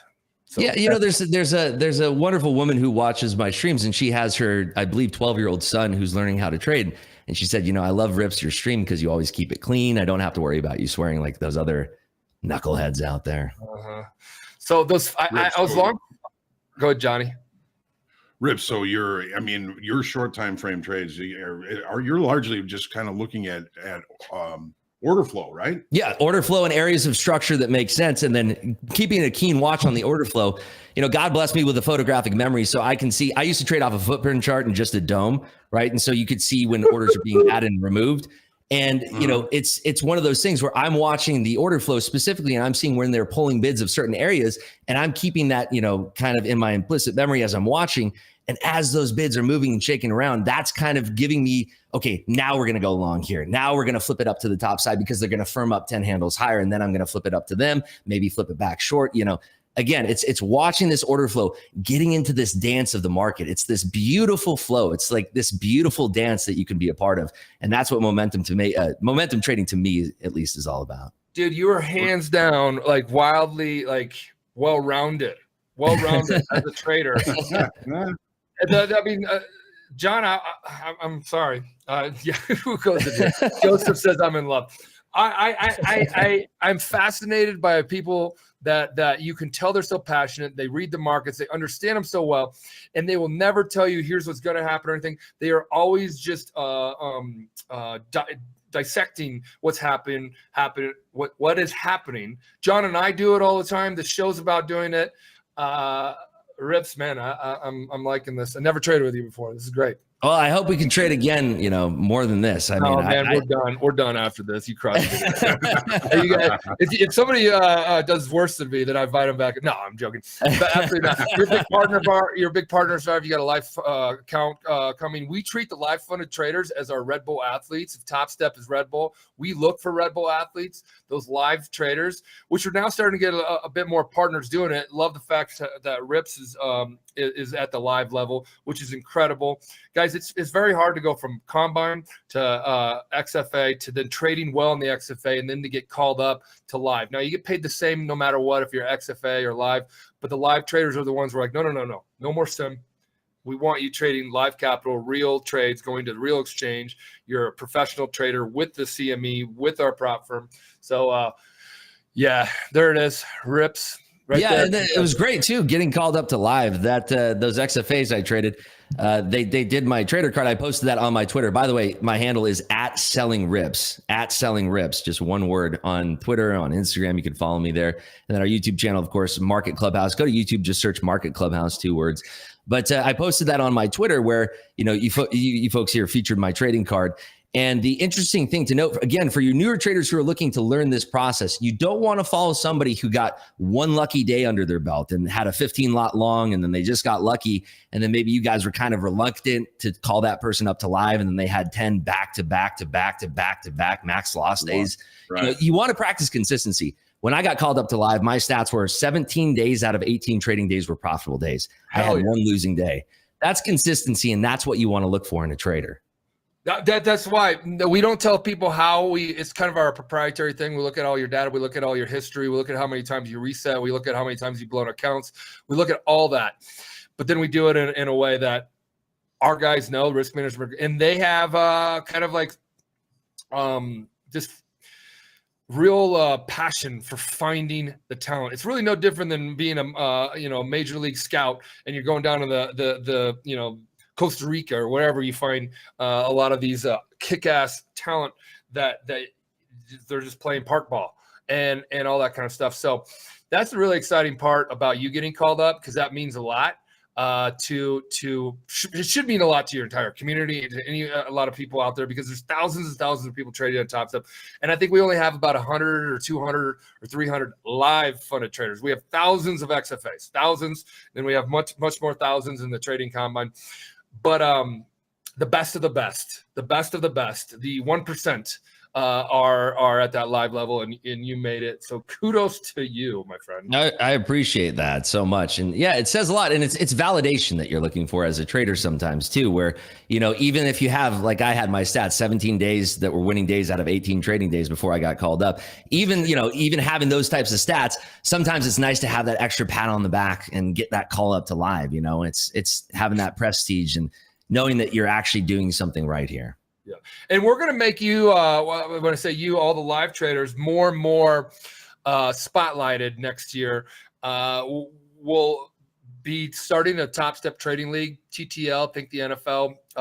Individuals like yourself will be able to pick a team, whether you're a partner of ours or a live trader, and you want to be a team captain. There's going to be a performance bonus if your team, to you as an individual, if your team wins the World Cup. We're looking at what that looks like, the amount of money we're going to do. It's kind of like if you win the Super Bowl and you're Tom Brady, you probably put that into your contract. We're looking at that kind of stuff because we really believe that working together like this right now and training together is pretty cool. So we're looking to put that together. But the point of the story is once you make a live trader, and you as a influencer or a leader in the futures trading space, we want to partner up with you guys and say, hey, you guys want to create a team, and we're gonna talk about that team here on Topstep TV. Think ESPN, think TTL, NFL. We're gonna talk about the players in the league, and then the head coaches of the league. RIPS is head coaching five other traders, and the blah blah blah blah blah. Here's their names, and he likes them because of this, and this, and this kind of stuff. To me, is what I'm going to put the investment in Topstep, and to create this community even tighter. And then we went and looked at an esports arena down in Vegas because these esports arenas are starting to pop up. We're like, why can't Topstep, or why can't a trading T League, or T Sports or whatever, follow into these type of arenas? And then we go get together and we have fun, and it becomes like the trading pit of brothers in arms, so to speak, or camaraderie. So that's the whole big spiel that I'm going on, and hopefully someday here very soon you have a team. If you want. That sounds amazing too. And it's a lot of people don't realize, but trading is so much more than people understand. That it's psychology based, right? Trading is so psychology based. It's easy to find setups. It's easy to push buttons. But at the end of the day, you really want to be focused on psychology. And when you're talking about trading leagues like this, it's so important to recognize the folks that are putting in the work, putting up consistently profitable days, so that other folks can see what else out there is possible. We need to stop that narrative of that you should be YOLOing in 15 contracts at a time and just trying to just blow these accounts until you get one lucky hit. We got to stop that narrative, and we got to move towards this being consistently profitable narrative. It's an evolution of the funding industry. I started it back in 2009. It did not exist. I'm very passionate about this space. And there's been a change in style of traders that have come into. You have a little bit more YOLOers. Those will filter out when they find out all you're doing is just gambling. You're not learning shit. So that's an evolution that I think it's going to be starting to happen, especially as some of these marketing companies, that I like to call them, start to filter out and come in here and offer like a little bad habit or selling FOMO or the extrapolation fallacy stuff. I am passionate about building a stronger community that helps people on all the things that you just said, everything you said in the morning about auction process and order flow, all that stuff. That is just stuff that you should be, as a newbie, it's harder for newbies to do, but intermediate or whatever, somebody's in this for a couple of years, to hang on every word of that and just like take notes and try to understand it. And then it just becomes a most kick-ass community ever of people if we're all doing that. Absolutely. And, just to touch on those other guys, those other funding companies with those ridiculous rules, maybe those ones that have the trailing drawdowns that are mid position where it forces you to be a gambler. I took a 5-figure payout from them and I never used their accounts ever again because it's not real trading. Topstep is the closest you'll ever get to trading your own real money. And I can speak from having a long career in trading futures with my own real money. It's the closest thing you'll get to trading your own real money. And if you don't like the drawdown rule, you don't like the maximum daily loss rule, you got to understand that Topstep is putting that in place to help you out. Because if you don't have that, I didn't have that when I was trading. And if I would have had a maximum daily loss limit, I guarantee you I would have not had such massive losing days. It's there to help you as a trader. It's there to tell you, hey, pump the brakes. You're not going to blow your account yet. You still get another day to trade tomorrow, but you're going to be able to pump the brakes, relax, recover, get your psychology back in line. There's no other funding company out there that's doing that. And that's why, you guys are the best. I do like, Earn to Trade I like, Trade Day I like. Those two, I really like those folks over there. And I talk to those guys. There's ones that I don't like. I don't like Lilo. I don't like Apex. Those are the two ones. They're gamey. They sell raffle tickets, so to speak. Raffle tickets. I like that. Yeah. And you can't go live with you can't go live with 20 accounts. It's just like, you can't, like, that's not real trading. And then, so I'm not going on those rants. I do it way too much, but I do like Trade Day. I don't blame you though. I go on the same rants in my live stream. I have the same passion as you. You're passionate about it. Like, Trade Day is cool. Earn to Trade, I like things. Earn to Trade was the second one. So I remember they popped up in 2016. They've been in the game for a hot minute, yeah? Yeah, they popped up in 2016. Somebody pings me and goes, hey, we got a copycat. We call them copycats. And then we realized, oh, this is an industry. This is an industry that's forming. And it's really cool to create the industry and start it. But then it's like a little odd to see the direction that they were. And I was just on the phone with the FTMO guys. These guys are badass too. A couple weeks ago, talked to them a handful of times, especially as all this MFF stuff's come out. And they understand the space extremely well. They understand the why. They lead with education. They direct people in a positive way. Trade Day does, Earn to Trade does, and things like that. These other ones, I can't get on board with. The only thing I can get on board with is thank you for keeping people in a simulated environment as they're developing, because that is what we need more of, is keeping people, getting them comfortable with a sim environment, and then moving them to live. But to keep, I don't know. So the whole process that we have, as the opportunity of people who trade on Topstep, the whole environment that you have set up here is just incredible. Think about it. You get a chance to trade the real markets with actual liquidity, and you're getting a shot at actually trading it. Your downside is what, $49? My downside when I was trading futures was tens of thousands of dollars, and I hit that downside often, and it was very expensive. If I'm not mistaken, it was what, 30K 3 times for UMP? Yep. $30,000 real money, not 3K. Like we used to have $30,000 real money accounts. I started in 97, got caught in a pump and dump. I had a vending company that had like 80 accounts, and I was bringing in like $1,500 a week, clearing $1,500 a week as a 18-year-old kid. So like, you go 30 weeks, which is not even a full year. I got 30 grand. So I was just dumping that in the markets thinking I was a hot shot, big swings, but I ended up blowing up everything. Right. Yeah. And that's the story for most people. It's called market tuition for a reason, and it's dang expensive. It's more expensive than a Harvard degree, right? You should never have to pay that high of a tuition to learn the markets. And that's why I wanted to create a safe environment. Again, really quickly, I feel like we got to get back to the markets, but I lost three $30,000 trading accounts, graduated from college, had no money, and had to sell the vending company to pay off the last one line of credit that I actually put on against my inventory on trading. And then now I'm dead broke. I'm in Chicago. I'm 24 years old. And then I got a job with a prop firm that put me on a simulator and said $300 daily loss limit. When it hits, you're deactivated for the entire day. And that's where I learned the importance of simulated trading. That's where I learned the importance of having a room of traders, because there's a room of traders. We were all doing the same thing. This is an 02. And then I took that concept, because that's where I learned the foundations of trading, because I wasn't chasing my money. I was learning from having the respect for the downside with the discipline. And that's where my foundation got built. But I was baptized hella hard by that 90 grand that I lost prior. A lot of people, we get emails from a lot of people, $100,000, $200 million losses in trading. You shouldn't have to do that, but people think that tuition is the rite of passage. It's not. The funding opportunities that go back to all of them. Thank you guys for all of them, for keeping people in a simulated market, so at least they learn in a safe environment. So that's the last. Can I say something? Please do, John. For all of you that are saying that I'm quiet today, I'm trying to give RIPS an opportunity. You guys hear enough from me. I want to hear from RIPS. I appreciate that, John. Johnny isn't all day. Johnny's a bell to beller, and I got to commend you, John. Appreciate that. We do have the natty gas inventory coming out in 10 seconds here, by the way. Okay. It pivoted off the 27s up there. If you looked at my order up here, I got short 26s, but then I covered right away just because we were talking and I wasn't paying attention. Yeah, but weekly kickoff high was a little bit of resistance up there, wasn't it? Minus 87 cubic feet versus a minus 85 read. So 2 points hotter or cooler than expected. Yeah. Rips, you are a breath of fresh air to the retail community. Yeah. That's what so that's a lot. Appreciate that, MP. I mean, you guys are a breath of fresh air to the funding community. Well, I just repeated what somebody said in the chat. Oh, okay, gotcha. David said that, and I agree with David. Credit goes to David. So we are pushing back up here. You can see we kind of double bottomed here at the 75 level. We're talking about 875 here in the NAS.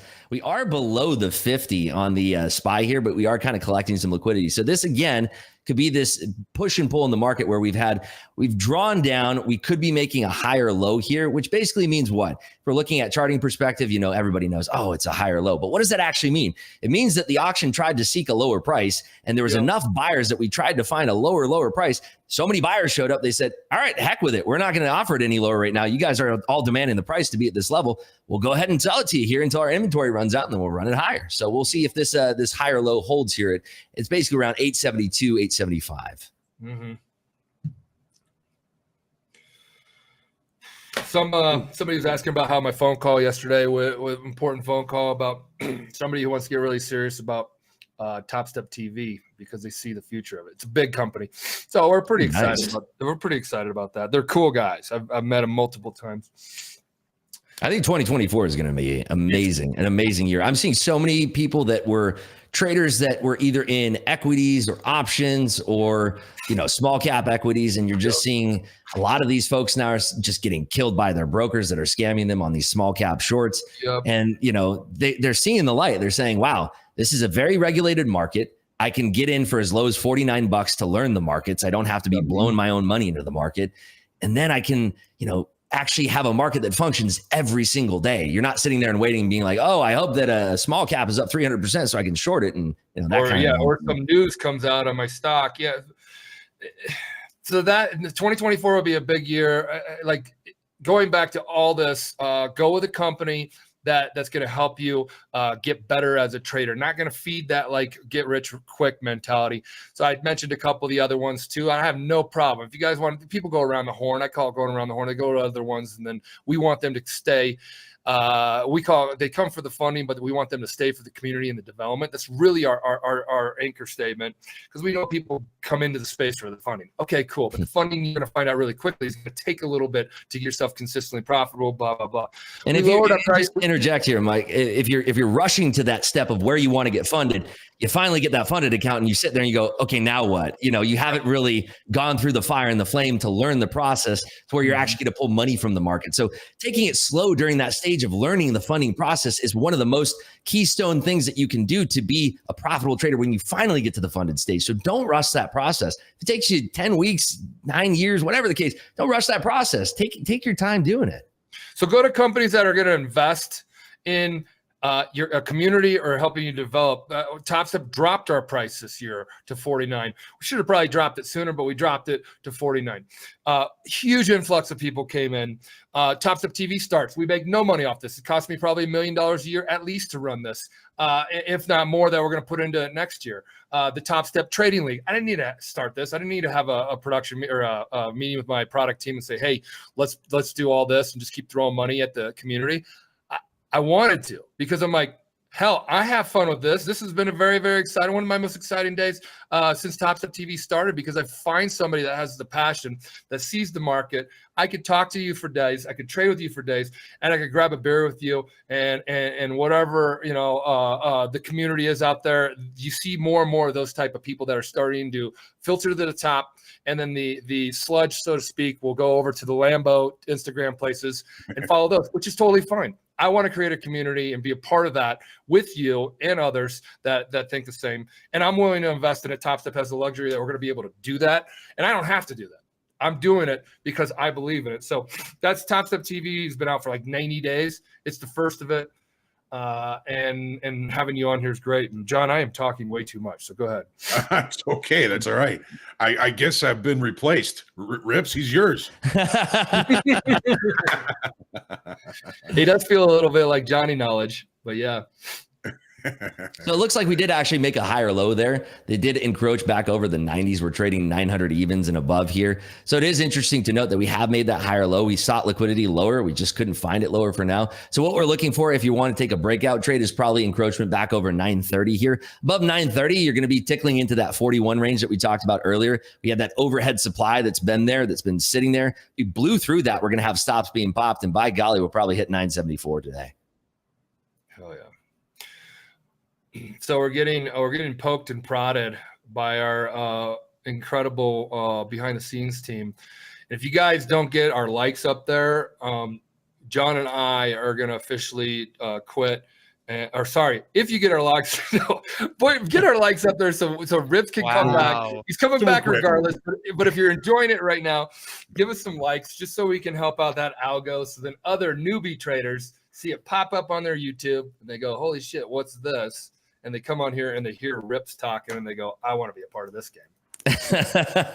If you need incentive, 2,000 likes. Hoag does the handlebar mustache, right? 3,000 likes, pass it.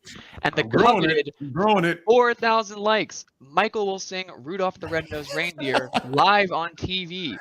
3,365 people watching. Oh, we just crossed 1,000 likes. Keep it going. I want to hear that. I want to hear those smooth tones. Okay, Johnny handlebars are coming. That means you got to shave the bottom, right? And then just handlebars. You're not growing handlebars. You got to do a handlebar with a beard.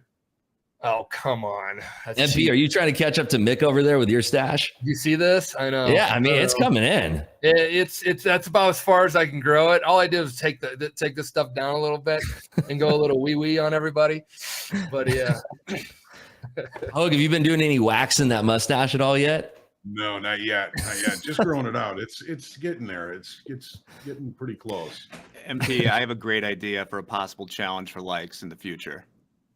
I am. You ready? I'm all ears. Yes. I want you to tweet at someone famous that is known to clap back at people that say something bad about them. Like, I want you to tweet at Kevin Durant and say that he's washed. How many likes we need for that? I would do that. I would do that for a couple thousand likes for sure. Okay. I'm not a social media guy because it gets me sick, and then I don't think they're gonna like, who's this guy with 800 followers or some bullshit like that. He'll kind respond. of a nobody. So if you think it's gonna work, then I'm definitely down to try. I don't really value my social handle as much as probably Rips does or anything like that. All right, we'll work on this.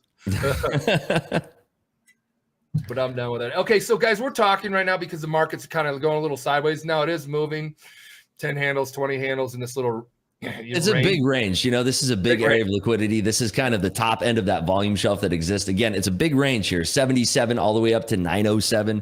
And that's a big volume shelf that we have there that's kind of chopping around in that range. So, as long as we're sitting in here, it's likely we're going to continue this sort of market maker session here for the time being. If you're going to put on trades, you got to be kind of scalpy. It is a big initial balance that has not been exceeded on either side yet. So, like we said this morning with the opening range trading both sides, it's setting up for a range day. Right. Yeah, we call these market maker sessions. Range days, market maker sessions. It's if you don't want to get rinsed, then you just don't play today. I mean, that's the game right there. Yeah, you don't want to rinse, repeat. Yeah, and then like today. Rinse and reset. You don't want to be doing that. That's very good. You know, it's important too for newer traders to pay attention to how much volume is being contracted in these areas too. On lower volume, lower liquidity sessions, all it takes is one or two large players to really stir the pot. So you have a large player coming in and they basically say, hey, algorithm, we're going to sell everything below VWAP or TWAP. We start selling that as a program. And we do it aggressively.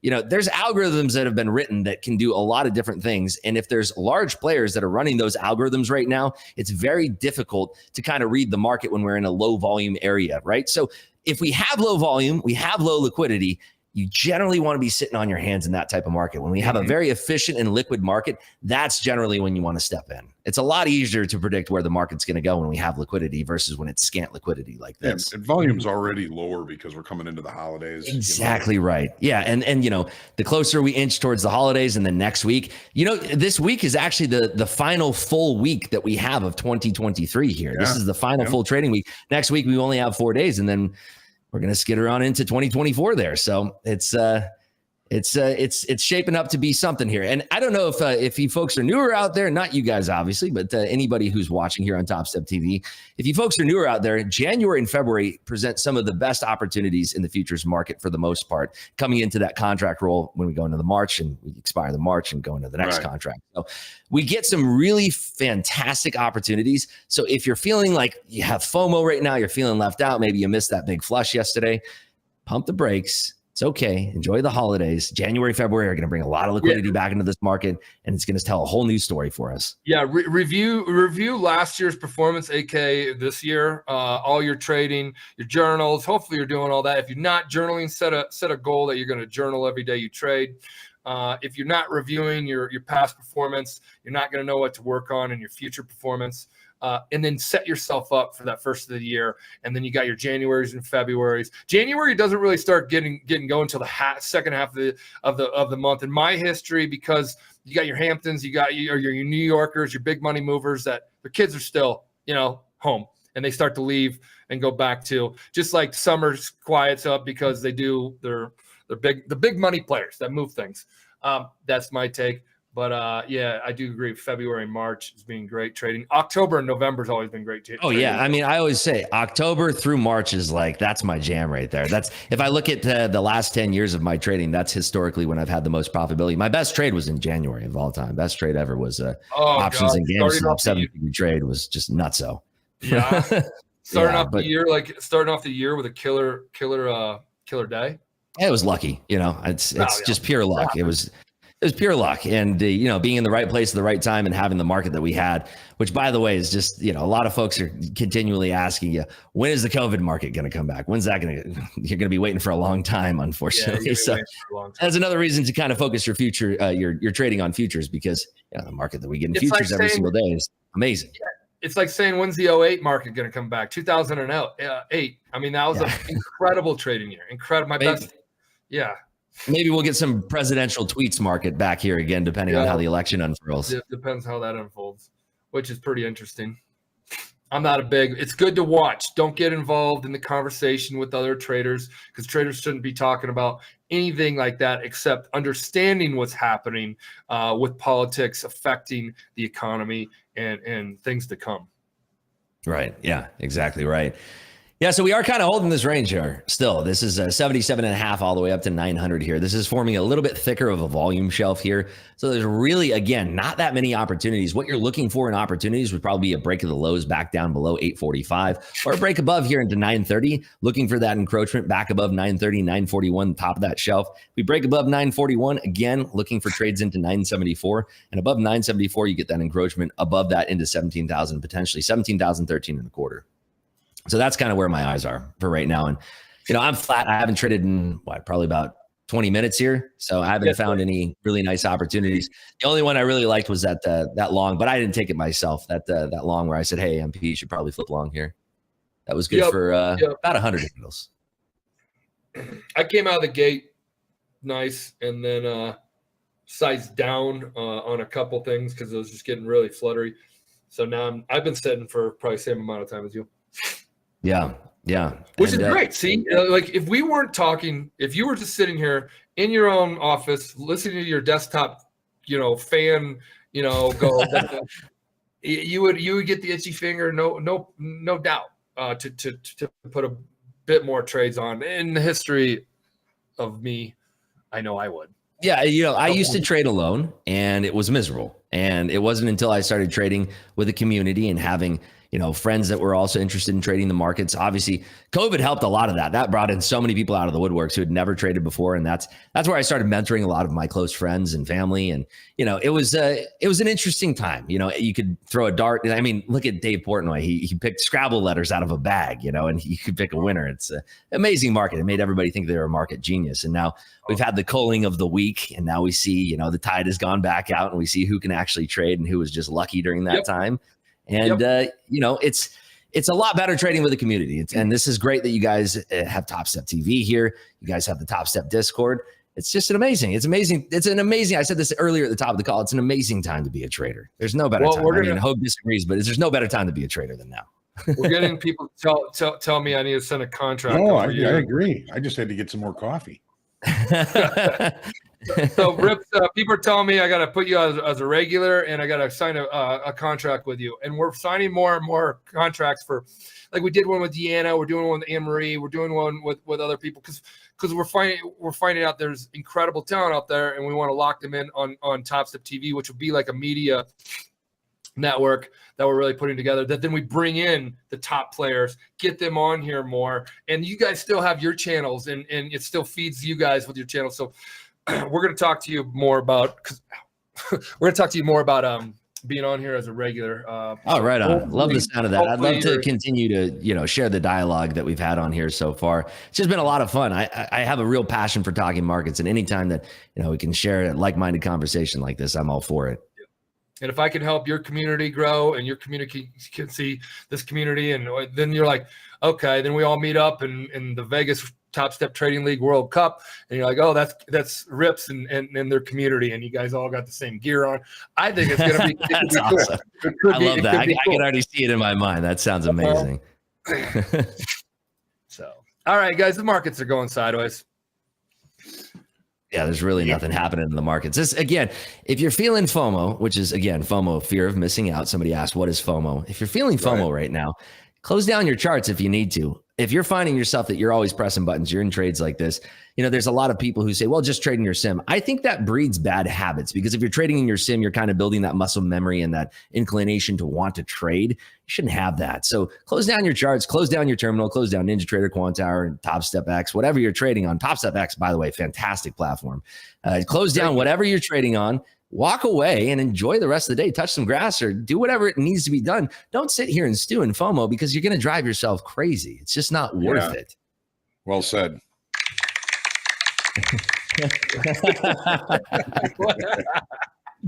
Yeah, if you're trading on a sim, it really does just kind of fuel that muscle memory of being like, okay, well, I got to press some buttons right here. Oh, it doesn't count because I'm in my sim. Well, before you know it, you take a couple good trades in your sim, and then now you're trading in your real account. And then the first trade you take on your real account, maybe you draw down some of your profits, you go in the red for the day, and now you're just in a whole just knot in your mind, and you don't know how to fix it. So don't be that guy or gal.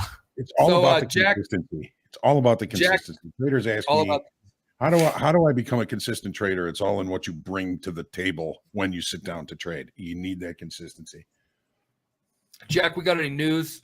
Jack Dolby, who's on it? Robert, we got any news happening out there? We have any? Yeah, in the social James world is on it today. I sure We're do. experimenting with some things back here. Hey, just a comment. If I was in the trading combine, I'm trading live, but I would have succeeded in a 50K this week. There you go. See, Hey, guys? nice. Consistency. I think I'm up like 17 out of the last 20 days. Hell yeah, Johnny. Wow. That's awesome. And that's what it's all about. People get so focused on this dollar amount day by day. But if you take a step back and you're pulling out money from the market and you're laying bricks, brick by brick by brick, you're taking it one step at a time. You look back after 2-3 months of time, you go, holy smokes, this is a heck of a lot of profit. It surprises a lot of newer traders out there that don't understand that brick by brick mentality. And again, I blame social media. There's some bad apples out there that 15 lots on, let's run it up. Oh, shoot, broke the account. So we got a lot of people talking about fire drill and things like that. We will be giving away a bunch of shit here pretty soon. Not be honest, it's not going to be this week. So even if you guys are dropping right now because you're here for that, then well, hey, before anybody goes, we're actually having a great giveaway on my channel tomorrow at the Market Clubhouse YouTube live channel. I'm giving away 3 Topstep combines, and the only thing you have to do is just come stop by the stream. Make sure you follow me on Instagram and Twitter, and that's it. We're giving away 3 Topstep combines and also 5 free months of Clubhouse. So it's gonna be a lot of fun. I'm excited about that. That's going to be the Merry Ripsmas holiday extravaganza giveaway. I like it, guys. If that's appealing to you, which it is appealing to me, I would head over there too. We have no problem with that. We're confident enough in everybody's broadcast, Rips as well. So check that out tomorrow. Topstep will be doing a pretty massive one towards the beginning of the year. And we're figuring out, like I told you guys yesterday, a better process instead of saying, "Oh, fire drill's starting right now," and then they slam our servers, and you guys break the internet. Break the internet. Happens multiple times when we've done that. And I came up with this idea Rips of doing fire drill, and it breaks our servers. So it makes no sense to our marketing team that I quit, or tech team that I quit doing that. Yeah, and while they seem simple, fire drills require a lot of work on our end to prepare and support. So we just want to make sure everyone's ready. So that that's a great hat there, MP. Love that. Yeah, Abby made this, one of our graphic designers. So hang around. There we But go. we got some cool news. I got some cool news stories for you. I got 3 things. All right, cool. Rip them in here whenever. Rip them up. Dolby, you want to go ahead and throw up that first one? Y'all ever had a test end early and you thought it wasn't fair? A group of South Korean students are suing the government because their college admission examination ended 90 seconds earlier than expected. Before you think that's a little crazy, these are one of the hardest exams in the world, and the stakes are incredibly high. It determines which university and jobs you can get, but even future relationships. If you don't do well on this test, you may not get married. I mean, Jack knows because I talked about my ACT score. I would have loved it if they entered it 90 seconds early. Same. And this thing is so serious. They close the airspace around where they do the testing. Like, we only do that for the president, right? But right. Yeah, Wow. 39 students claimed that the bell rang earlier, so they're looking for some compensation for that. I would too. I mean, I hate testing, but if you can give me money out of it, sure. Talking about money. Look at this. A billionaire wants to bequeath his fortune to his gardener. Come on. $13 billion. Holy smokes. I don't know if he's getting all of it. Planning to leave him at least half of his $13 billion. So he wants to give him at least half. So there's going to be a publicly traded landscaping company out there pretty soon. Oh, yeah, for sure. It was his former servant, gardener, and handyman. So, wow. Alfred to Batman, right? Oh, yeah, that's a good one, Jake. I like that. Totally, it can be definitely possible with that money. I think Bruce would leave everything to Alfred if he had the chance. And then finally, nothing for Robin. Well, we don't like Drake. Tim Drake. Anyways, this one's funny. This woman creates a Christmas dinner for her entire family and charges it. So talk about inflation. They're going up this year too. She's raising her prices for her family. She made her relatives pay up to €15 while her youngest grandchildren got a €2.50 bill each. Inflation, man. This December, though, it's going up. So I love it. Huh. Bring a couple extra bucks when you go over to grandma's house this holiday season. Usually grandmas give you a couple bucks for your birthday, but now I guess it's the tables have turned. Don't forget the tip. Swivel that iPad around. Right. Thanks, James. Thanks, James. Okay, so we're down here in the 74 range. What are you thinking, Rips? Well, it's interesting. We're talking about this a little bit here. If we're not pulling back below 53.5 here, we have sort of, and you can probably see this on your volume shelf here, we're having a little volume shelf here betwixt 53 and 87.25. Same one we were talking about at the top of the call here. It's no surprise in a lower liquidity environment. This is what's going to be attractive. This is the area of liquidity that's going to be sticky. And we're going to continue to consolidate, up and down and around this range until we have a meaningful breakout. So it's going to take a larger player either going heavy bid side and really stacking up bids and pushing this price up and layering up on thin asks and letting this thing run, or it's going to take somebody really slamming jamming the bid really, really hard and getting those bids to soften up and bring it down to the downside here. So, for me, it could go either way. And whenever the market can go either way, that's when I'm not in a trade. I'm hands off. I'm waiting for some confirmation. I'm not a gambler. I want to wait for true confirmation in the markets in order to enter in a trade, because I want to have my entire trade plan mapped out before the moment I even click that button. The worst thing you can do is press the button and then be thinking, okay, what's next? Totally, guys. That's great insight. Roy, same. I'm right there with Chop Chop. So, yeah, you start taking stabs at stuff, and this is what happens to your account. Yeah. I love this makeshift sandwich. Where's Eddie? What do we need him? Hey, Eddie, if you're listening, I have a couple over here. Does this come in? Oh, yeah. Yeah, I'm gonna take mine with me to the bathroom right now. Yeah, so again, we're really just looking for that 53.50 to give out here on the NAS. Apple is kind of off a cliff here. If we're looking at the Magnificent 7 right now, Apple's the most aggressive to the sell side here. Microsoft's starting to give it up a little bit. So we are seeing softness in the market.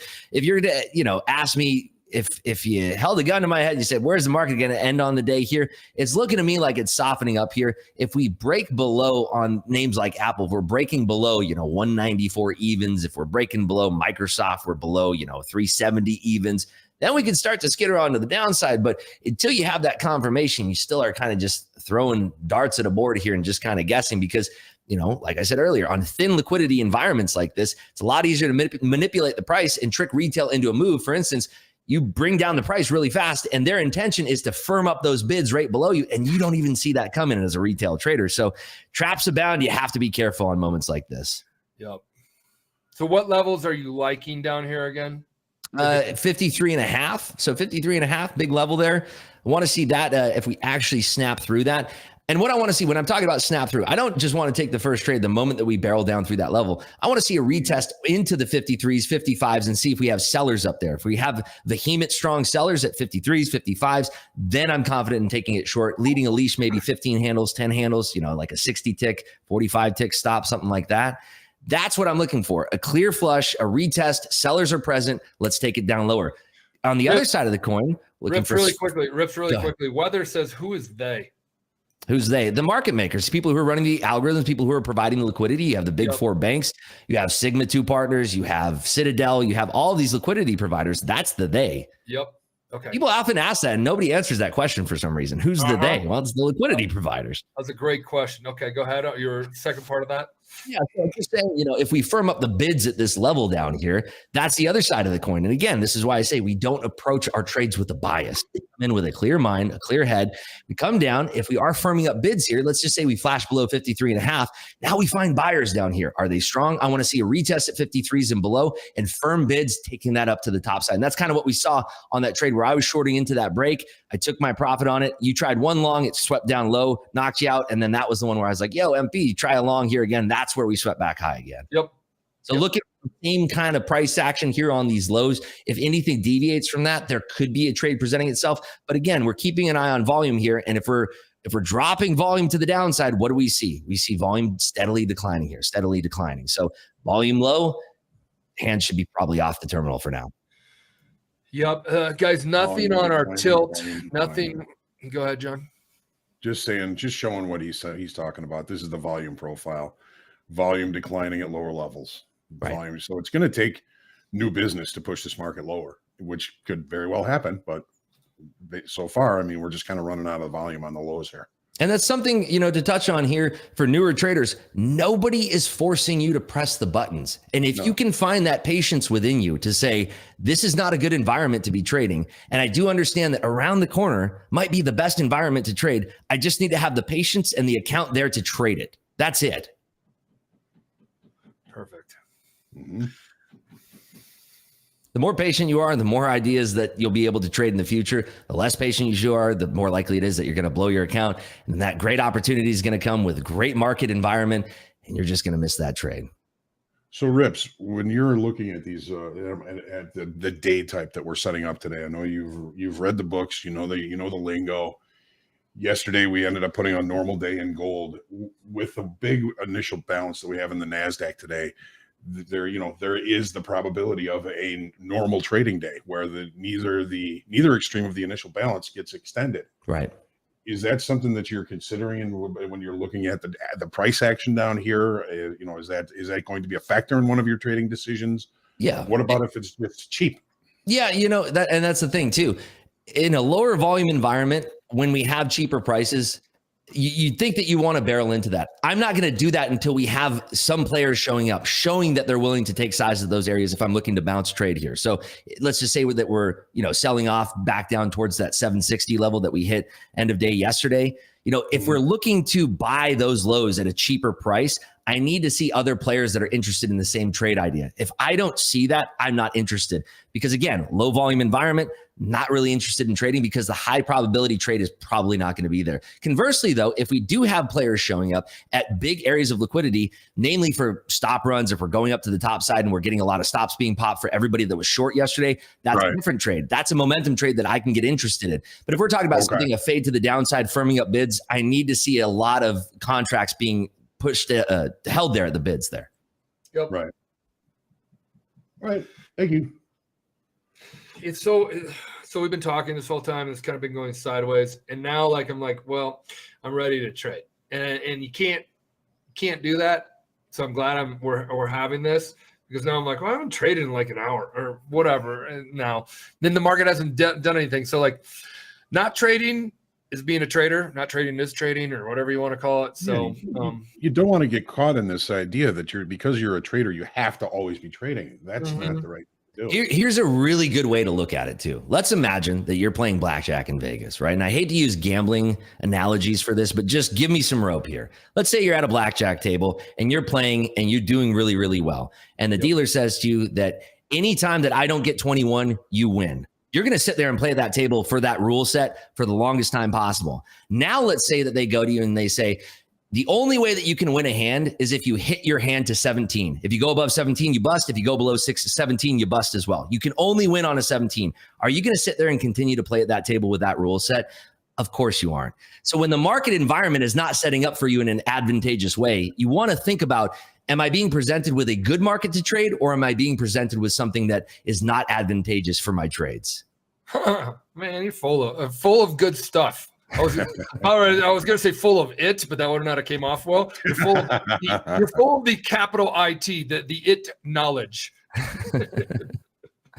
Yeah, and these are the things that, again, if you're feeling that FOMO that you want to trade, you feel like you have the fear of missing out, you need to remind yourself of all of these things, that if it's not a good market to trade, there's no reason to be trading it. Yeah.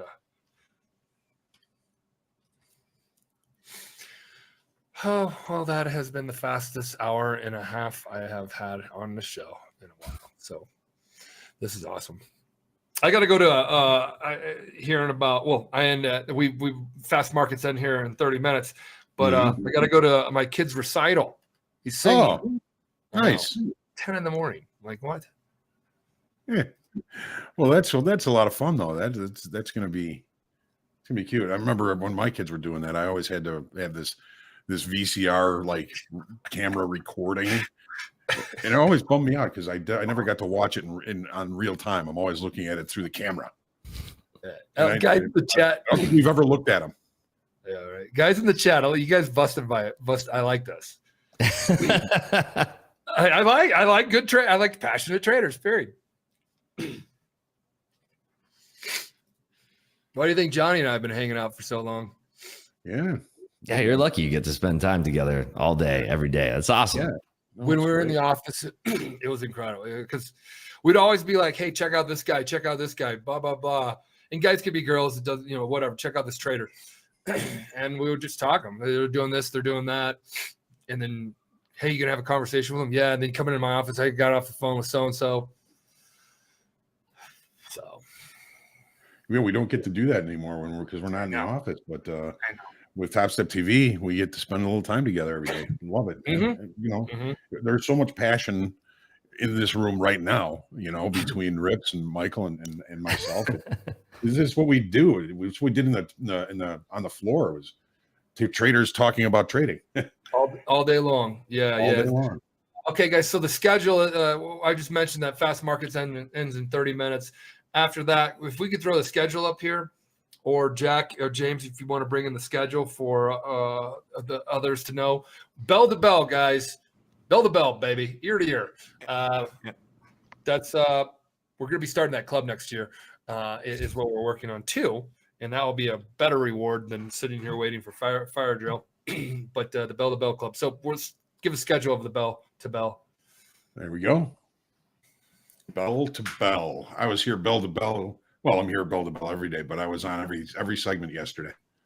Absolutely. With Eddie being 10:30, gone. we got shoulder tap with Mick, and then we're going to go into a quick coffee break. Coming back at 11 for power players. We got a bunch of Topstep guys in here. You don't want to miss that. Top quiz with Vanessa W. from our finance department. I'm sorry, the funded trader support department. If you've been a funded trader, you've probably talked with her. She's amazing. We got group coaching. It's still Ask Hoag Anything week. We're going to drop a form, put your questions in there. We're going to answer them. And then we're going back to the futures. Copyright not intended. Strategy Lab, Anne Marie. She's back. We're going to have her on. She's going to be with Hoag. They're going to talk about some amazing things. You're not going to want to miss it. And then Power Hour, we have Trade Like KV on for the last hour. We're going to try and make some moves. You had some crazy stuff yesterday. So who knows what's going to happen today. Mm-hmm. James, I love it. Thanks, buddy. Thanks, You got it. I've had 2 cups of coffee. Let's go. Yeah, Anne Marie and I are going to be talking about the failed auction. What is a failed auction? We saw a beautiful one yesterday in the NASDAQ, right off the highs. So we'll be talking to Anne Marie about that. Should be a good session. Yeah, great session that everybody's liking too. John Hoagland, besides group coaching which you're in, and yesterday's was incredible. Shoulder tap with Mick. Mick is head of our risk managing team and department. He watches everybody, he talks to everybody, and his team is constantly updating him on who should be called up and whatnot. Of course, RIPS got a call up to trade on live capital, real professional trading backed by a prop firm. So he on shoulder tap comes up here in 30-some minutes, starts, and he'll talk about all of our funded traders. So people love that show. And Danielle, if you're listening, people are actually asking for it to be extended. So we'll see how it goes. But we're gonna add more stats and everything next year too that you can share. I think we've already kind of extended it. We're giving it more time so people can ask questions for shoulder tap. Perfect. Rips, there was a question I was thinking about asking you, and I just saw it come across in the chat here. Yeah, hit me. Do you look at Delta at all? Yeah, delta divergence strategies are good. I have cumulative volume delta on all of the charts that I'm watching here. So Okay. I keep a watch on cumulative volume delta, and I use it a little bit differently, right? There's a CVD delta divergence strategy that people can use, but I use it differently. I like to see where the delta is at certain areas of the market. So like certain areas of the structure. So when we're at a certain area, is the delta negative or positive by how many contracts? And where was it earlier? How many contracts did we change the delta to get to that area? That's more so the way that I'm using it personally. Okay. Very similar to what I look at as well. Oh, cool. I'm just kind of looking at the actual number of it and just kind of paying attention to it. But with this platform, I can look at 30-minute periods and see where delta was, and increasing or decreasing at certain levels. So looking at it largely the same way. I thought it was a good question, and I was thinking about asking it, but somebody else asked it, so thanks for the answer. Yep. Yeah, and I think it's there's all these different indicators, all these different things that you can use, and as a trader, you really do have to spend time and find out what works for you. What works for me may not work for you. Everybody's different. Everybody looks at the market a different way. And I know it's going to be painful for some of you folks to hear, but at the end of the day, there is no magic bullet. There is no one thing that's going to be fixing all of your trading problems. If you're having any trading problems, it's time in the market. It's building up that implicit memory to become a better discretionary trader, learning how to read the markets, and just having that patience. And psychology is a whole different piece of that pie, but it's nothing that you can rush. It's absolutely nothing that you can rush. Yeah, there's a million ways to skin a cat, but you've got to have the right mindset and the right psychology when it comes to this, right? Absolutely. Speaking of rushing, I'll be right back. I need to rush to the bathroom. Give me 30 seconds. All right. So generally in the pit, Hoag, when you're looking at a session like this, when you're looking at a quiet time like this, and there's not a lot of noise going off in the pit, are you guys pretty much just cracking jokes right now and talking about what your holiday plans are? Pretty much. I was always pretty handy with a joke when things were slow. you know, if you don't have a position on, you're not really focusing on too much of anything. You're just kind of hanging out. There were people that you would call friends. There were people that you would certainly call enemies in the pit. And there were a whole lot of acquaintances. There were just a couple of friends, lots of enemies, and lots of acquaintances. But, you know, you got along, and if it was slow, you'd kind of goof off, kind of do what we're doing here. I mean, you know, we're just kind of talking markets, try and learn something. You know, I used to when it was slow, I'd go hang around some of the bigger, better traders and kind of pick their brains a little bit. Right. And you know, you're absolutely right. I mean, one of them, his name was Steve, and What was his card? his like badge. Yeah, his badge. ERS. Okay, gotcha. And he, you know, he's a nice guy.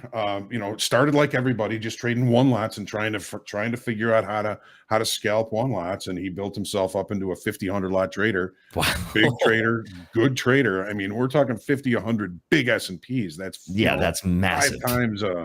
Five times the minis. And you know, I just kind of pick his brain, and you know, one of the things that many people have heard me say this already, but I asked him how he made so much money, and he said, "Well, that's not the right question.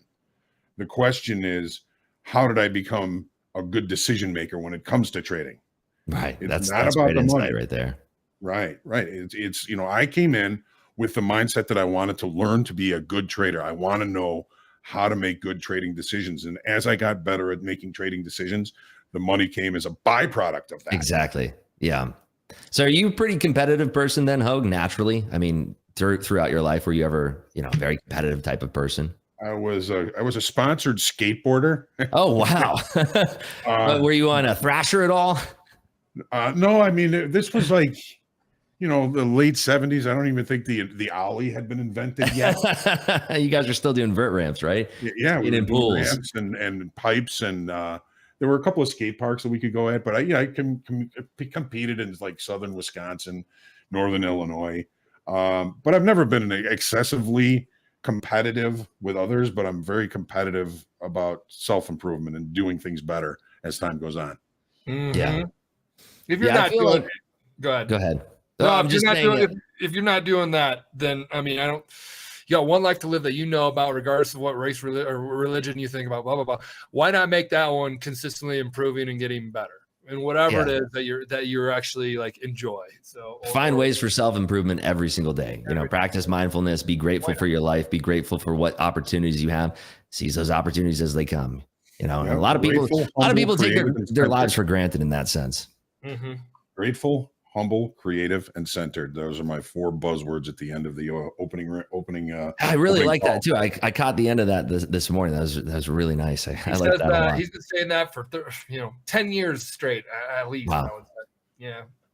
Yeah. And, you know, just to touch on what we're talking about here, trading, I think, builds you into a much better person that you can give to the world, meaning that you become a better husband, you become a better wife, whatever the case, you know, you become a better person to your kids, to your family, you become more patient, you become more disciplined in all areas of your life if you're taking this process seriously. And that's the byproduct. You were talking about byproduct of trading right. Well. That's another byproduct that you get to look forward to, is that you get to have a much more fulfilling life, because trading will sculpt you into the best version of yourself if you can fight through the fire and flames. And this is not for the people that are YOLOing, of course. These are the people who have the passion to learn these things and put in the discipline to go through the process. Those are the people who are going to end up on the other side being a much more grateful person, much more gracious, humble, just a good person. And I thank trading for that. It's an amazing thing. If you get that far in your journey, you start to notice that about yourself. And you're so right about that. And I think that there would probably be a lot more successful traders if people weren't afraid of the changes that are going to come their way if they become successful in trading. You know, change is difficult. It scares people, even positive change. You're going to be a better person, especially doing all the kind of internal, mental, and psychological work that you have to do. Yeah. And I think that the root of all of it starts with patience, learning to be a more patient person, because you're going to have so many follies in trading that really test your patience, test your resolve as a person. And if you're just snap reacting to those things with anger and you have a temper, I was on tilt, like I said, for 2 years straight. And that's how I reacted to those situations. The other side of that was when I came out of that tilt and I learned how to control those emotions. And that bled over into any other, basically every single area of my life, of being more patient with people, being more understanding with people. And again, I'm so grateful for that. And that's what trading created. Trading does, if you work on these, managing your emotions, controlling your behaviors, understanding the emotions that you're feeling, and all that spills over into the rest of your life. So that's the beautiful part I love about trading, is the more you work on your discipline, the more that spills over to something else. You're staying. I'm not drinking soda all the time. I'm not hitting my DLL now. Blah blah blah. And patience, 100,000%. And that's why they dilute the power of FOMO. Try to work on that one. Patience is like the foundational thing. I have been struggling with that since the very beginning. You've been really patient today, MP. I gotta say. Yeah. Well, I have great conversation with it, which is like a nice crutch to keep me from going that direction. Right. But yeah. Speaking of patience, the market is patiently moving sideways. And again, to folks out there, if you're trying to force your will in the market like this, the market's probably washing you and rinsing you apart. It's a time to take a step back. It's time to just let the market do its thing. And you're not going to be a participant for now. Wait for better conditions, and that will be better for your trading. I mean, look at the 30-minute candles that I have over here. Open and close. Excuse me. The bodies are just open and close on the candles. 30 minutes. There's an hour later. Open and close. Indecision. Yep. Indecision. So don't think that you're missing out on anything. Don't get to over trading. Preserve capital. It's towards the end of the year. End your year on a high note as far as confidence and think tank and knowledgeful. Even how many candles is that? That's 4 candles in a row, complete indecision in the market. Right. That's your time to just punch the card and say, all right, we're done for the day. Start wrapping presents. We got about 15 minutes until we head to shoulder tap, and if we're barcoding, how about some stats? You want to see some hot streaks? Yeah, let's see it. Okay, we don't have Eddie, so I'm red, but come on. There it is. Funded hot streaks. All right, we got George N XFA 17 days, Manuel P 14 days, Andrew A. Is that an Andrew A we know? 13 days. Sheen 13 days, and Tong 13 days as well. I don't have a lot of information on these. These were compiled by JD last night, but good job, guys. 17 days. Yeah, great job. A lot of lucky 13s there. A lot of lucky 13s. You can kind of see that these guys they're not swinging for the fences. They're probably trading micros, but that consistency is what is paying. Yeah, consistency is key. I remember in my support days talking to people on the phone. I tell them, just put up what you got and keep at it. Chip away, like Michael says. Jab, jab, jab. Jab, jab, jab. Hey, Rips. we had Corbs on here like a week. I'm a big jabber, and I found that out really in my life when I was trying to take shortcuts and be like impatience, trying to get there quicker, trying to get level up. But jabbing away at life, brick by brick, chip small ball. Again, we're going back to the same conversation, but it's powerful in my opinion to develop you, because you're patient and you're seeing constant daily, little bit of improvements every single day. And that adds up. If you look back at over a week, you look back over a month or a whole year, days are fat. No, days are fast, years are slow, or whatever that line is. The amount you can get done in a year, whatever those cliche lines are. But small daily improvements, if you work on those and you look back over a year, you are a different person. You got a 90-day challenge of losing weight and everything. You see these before and afters. If you really dedicate and stay focused each and every day, disciplined, patient with delayed gratification, you're not going to see it till later. Man, good things do end up coming. And I do want to say the carrot at the end of that stick is that if you are consistently hitting base hits, I promise you that whether it takes a year, a week, a month, or whatever, if you're consistently hitting base hits, lo and behold, there will be one day where that home run or that grand slam just shows up out of nowhere and you never even expected it. And that's a promise. And that should be what drives you to say, you know what? I'm going to hit base hits. I'm not swinging for the fences. I'm going to keep my appetite low. And if something great happens, awesome. Like this morning, I traded live on my stream before I came on here. I didn't expect to make any money, We had some nice scalps to the top side, made some money, wasn't expecting it at all, and that's how you should be facing the market. You go to the market with a mindset. When I was on tilt for years, I went into the mindset every single day. I'm going to have a huge day today, huge day. And it's like quicksand. The more you fight against the market, the harder it's going to push back on you. It's going to show you that you have no shot. So you need to temper those expectations, reel it in, focus on the base hits. Grand slams are going to surprise you. Go ahead, Johnny. Rips, I think everybody kind of starts their career in trading angry. Oh, yeah. I know I did. With my trading career, I got lucky early on. I was trading a dual ETF, JNUG, JDust. It was a gold miner ETF, 3X leverage by Direxion.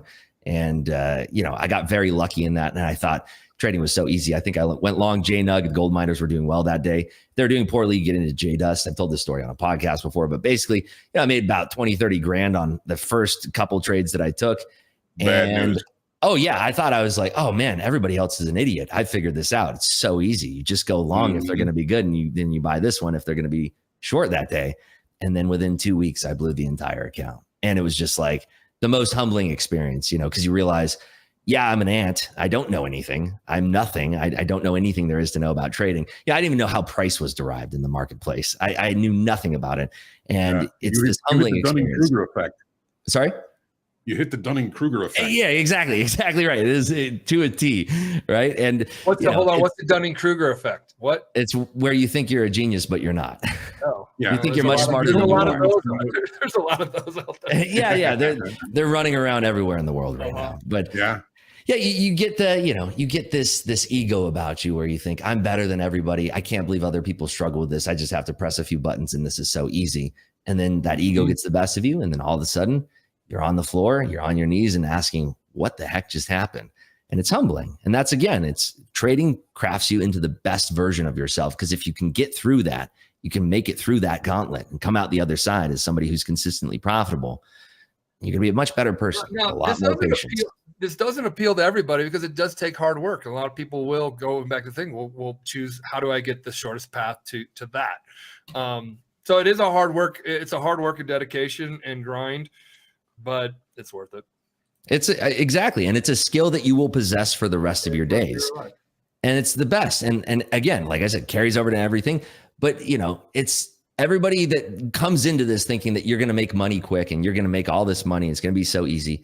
If that is your MO going into this, you should stop right now. If you think that you're going to just jump in and you're going to be so profitable a couple of weeks and it's so simple and all this, just stop now. If you're in this for the long haul, if you have a passion for it and you're ready to take on one of the most challenging things that you'll ever engage in your own life, it's equivalent to mastering a sport or mastering something like chess.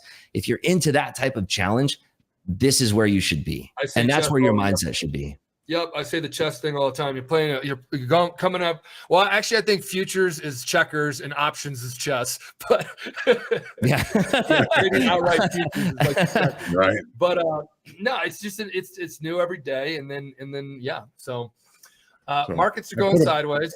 ICT's in the house. Hey, go ahead, Johnny. If you want to see it, I got the Dunning-Kruger effect up here on my screen here. You can see what Rips did. With his first trade, he thought he knew everything. Hold on, Johnny, wait for it. They're going to switch it over screens. Yep. There it is. Okay. Yeah. So he got into trading, had a really big win.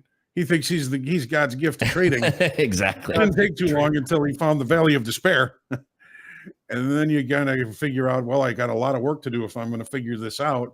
You start to get a little bit consistent, and then you find that the sustainability back up here. So I think everybody has they don't know what they don't know at the very beginning. We saw it happen on the trading floor a lot, where a trader would, be brand new on the floor. He'd hit a big winner. We all knew, he's in for trouble, man, because he probably thinks he's God's gift to trading, but trading is going to humble him, and usually quickly. And what's unfortunate too is because most people don't have the wherewithal or understanding that they want to make it that long in the game. So they usually stop at the valley of despair, and I talk about that. I was in the valley of despair for a while where I was consistently losing money. The way that I got out of it was obviously time in trades in the market. But getting to that point where you're not making money, but then you're finally not losing money and your profit curve is just going straight. And it was the most amazing thing ever when you finally reach that plateau stage. It's the best feeling in the world. And it's like, wait, but you're not making any money. No, you don't understand. You're not losing money. I'm not losing. Not losing. I like how Dalton said most people that get into trading either run out of money or run out of time. Yeah, there you go. Yeah. Very true. Yeah. Sleep tight in here goes, I don't care how long it takes.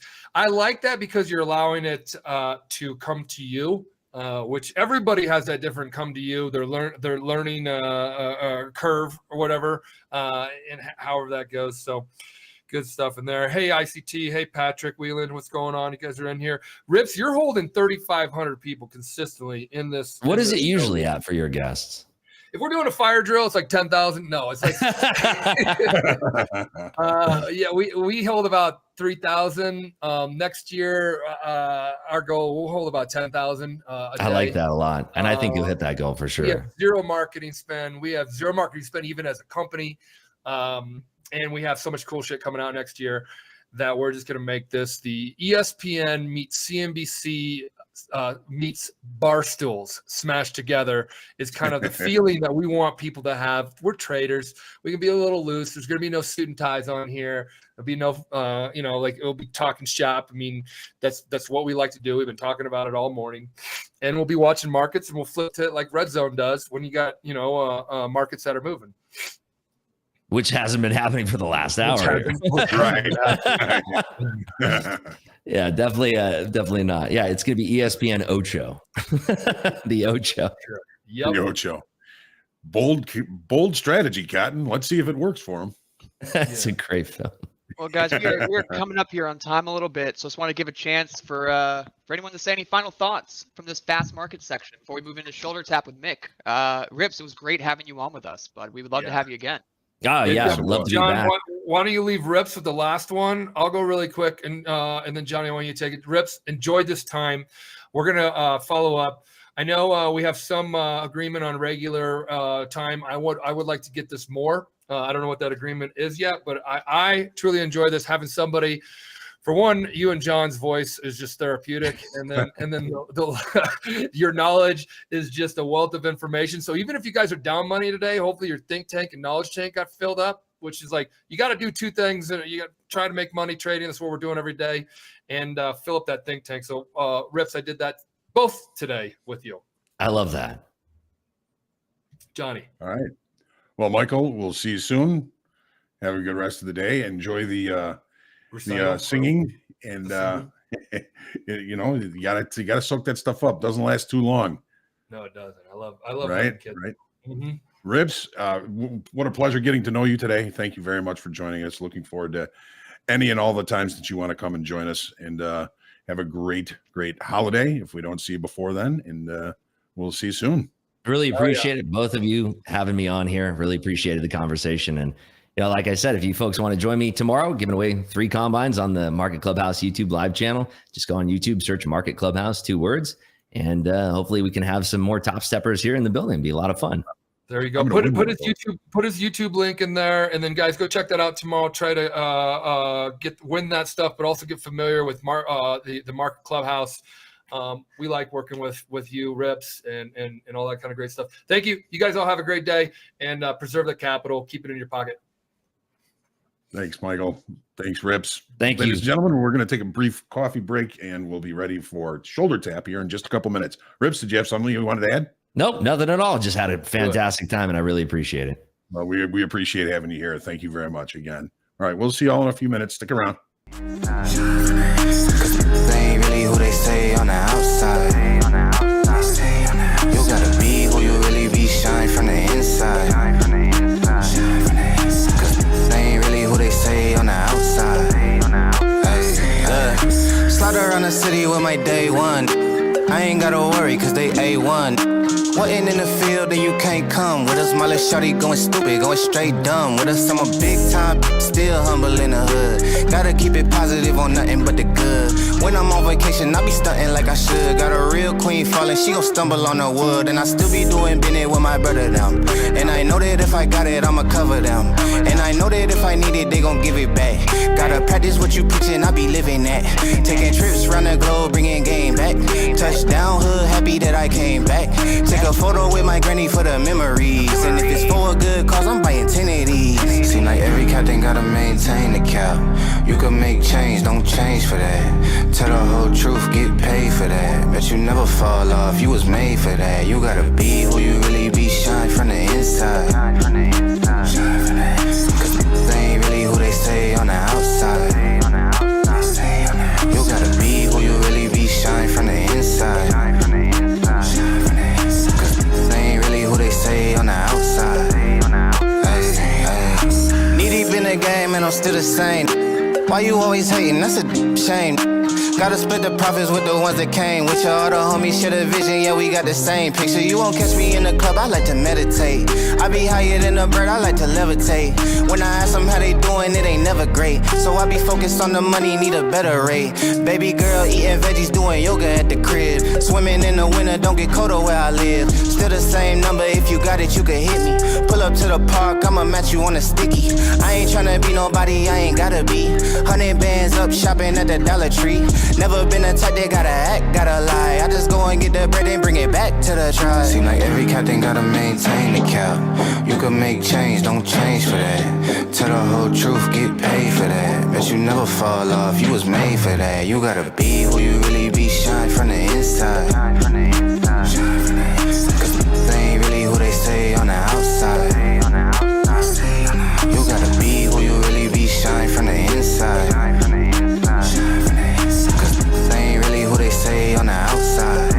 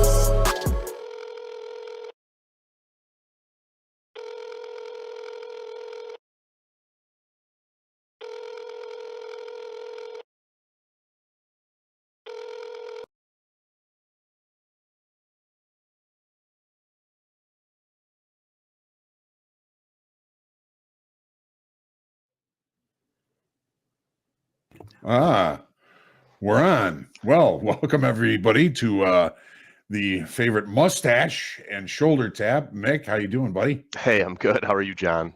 Good. What's going on? It looks like we got a little mano-y-mano here today, just the two of us. But we got a lot of traders to talk about, and I say we just dive right in, my man.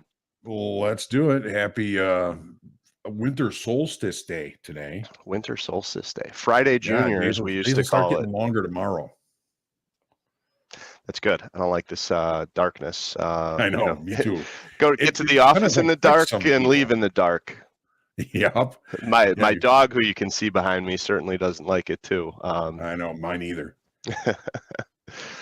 Hoag, I kind of want to pick up where we left off yesterday. Aside of the shoulder tap segment that we had yesterday morning, same time, same place, you guys, when we had that technical sell-off in the equities yesterday afternoon, you had brought me on and we talked markets a little bit, watched markets, and we were talking about some of the traders on the day who had, there was a big change in the P&Ls we saw on the boards for the funded traders, express funded, live funded, and it was a shift. We saw a lot of people that were up money on the day end up today down on the day. And then people that had been, kind of in the middle somewhere, there were a lot of people that ended up, if you had shorts on yesterday afternoon with any size, you were getting paid. And even regardless of size, if you even had a one lot on, it was a bountiful day for many traders. So yesterday afternoon, for those of you who weren't watching, we talked a little bit about Piranavan earlier in the day. I gave him a shout out for being up $9,000 in shoulder tap in the short time that he's spent trading in his live account.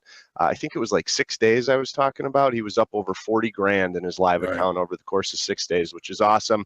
Making the risk team look good by calling him up and having him take money out of the markets. He was on the wrong side of this position when the sell-off happened, and ended up, going from being up 9,000 on the day to down 3,000 on the day. Also saw the same out of Danny trades, and Danny was up $10,000 ahead of this, and he got kind of, roped into the excitement in the sell-off. And I know we talked a little bit about him yesterday afternoon. When he was up 10,000, we spoke. And I told him, I said, hey, great job today. Let's keep half of it. He said, Mick, I'm going to keep at least 7,000 of it. So I said, even better. That's excellent. And I saw him stop when he got to 7,000. Markets were still flying around. And I saw him trading again. And I said, hey, what are we doing? I thought we were going to end the day being up 7,000. Continued trading.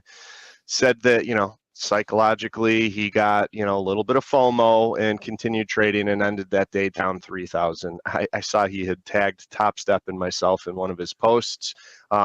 After the session, he was really squirming, rightfully so, about turning a really good day into a losing day. Those always sting a lot. I know it stung a lot for him, which is a good thing. We talked about, making mistakes. It should sting. You got to get past it and move on and pick yourself up from the bootstraps, but always remember it. And that's why I say it's good that it stings. I don't want anybody to be in, any real pain, but when you make a mistake, it should hurt.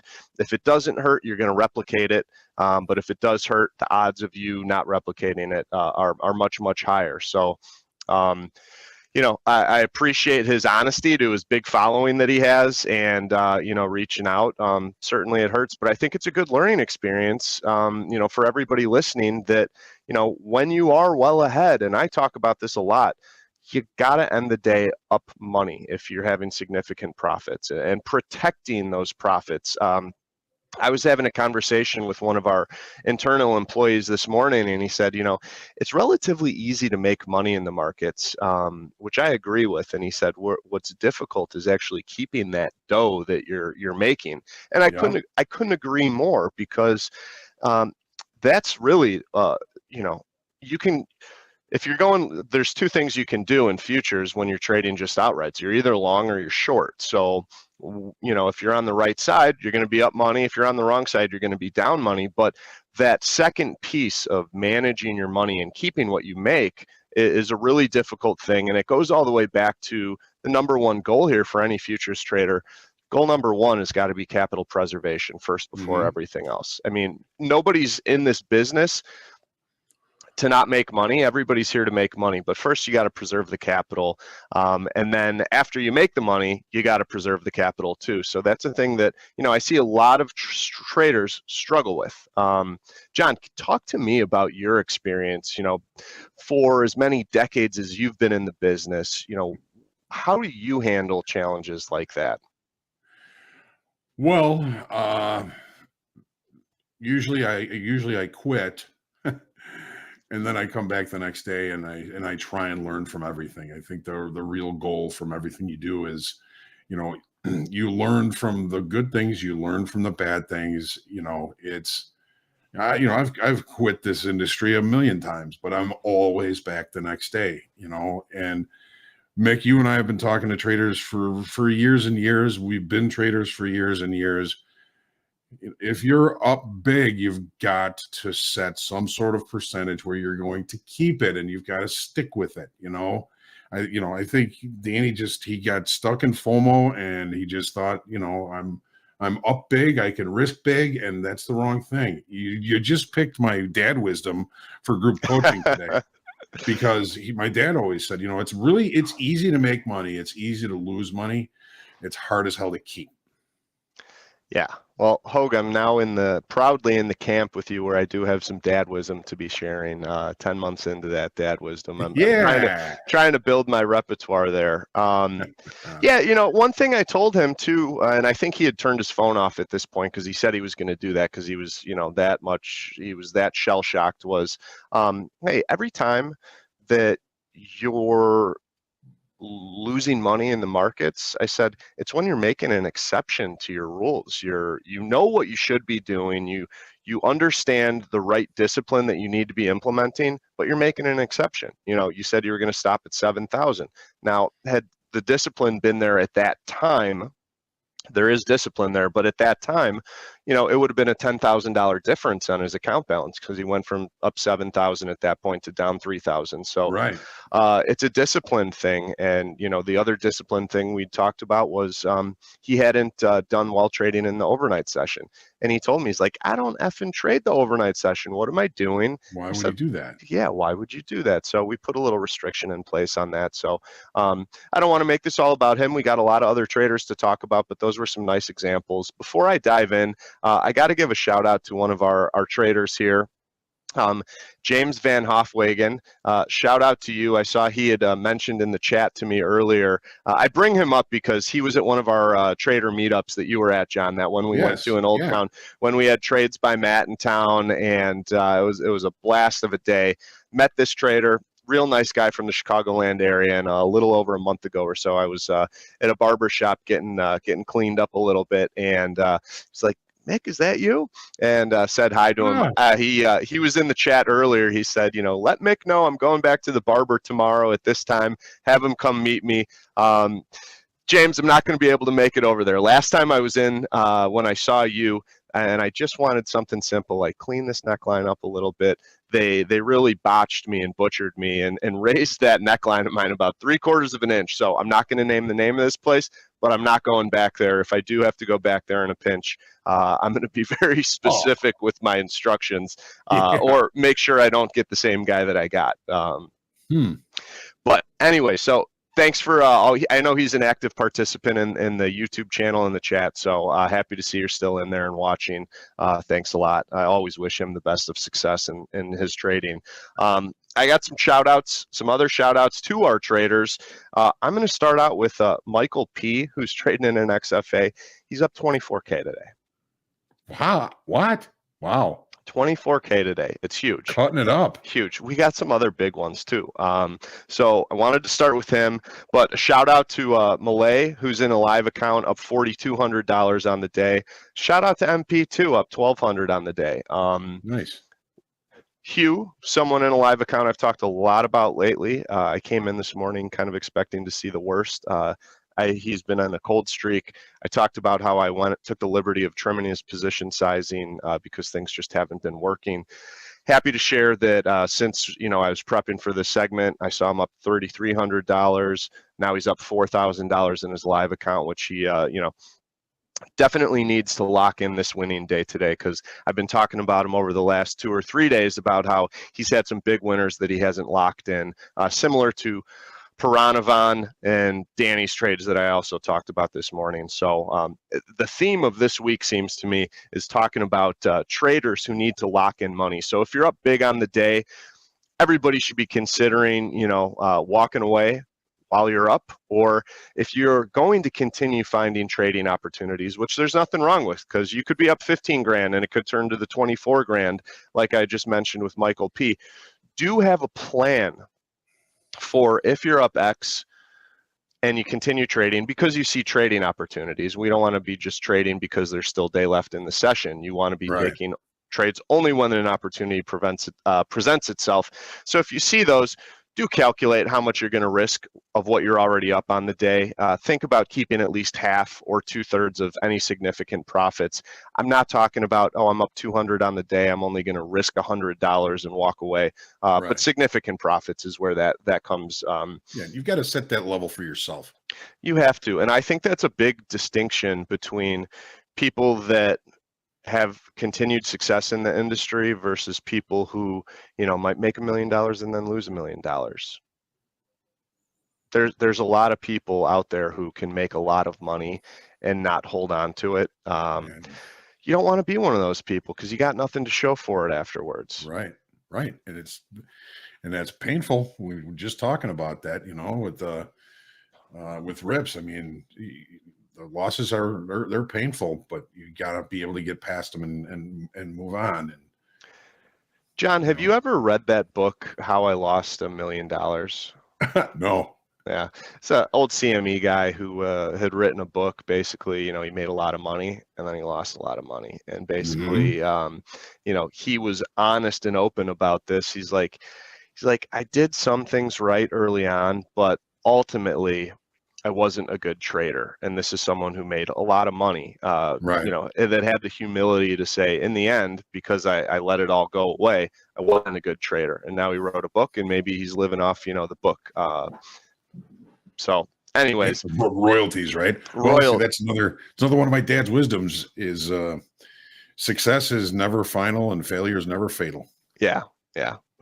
A couple more shout outs before we get into the trading cards and then questions. As a reminder, if anybody's watching this segment in the chat, I know there's a lot of you, drop in some questions. We're saving time at the end of the segment for you to ask Hoag and myself anything and everything you want to. A lot of those questions we've gotten so far are about dealing with, emotions, managing money. That's what we like talking about, at least me. I know John does too, because we talk trading quite a bit. Khalid up 12,000 in his XFA.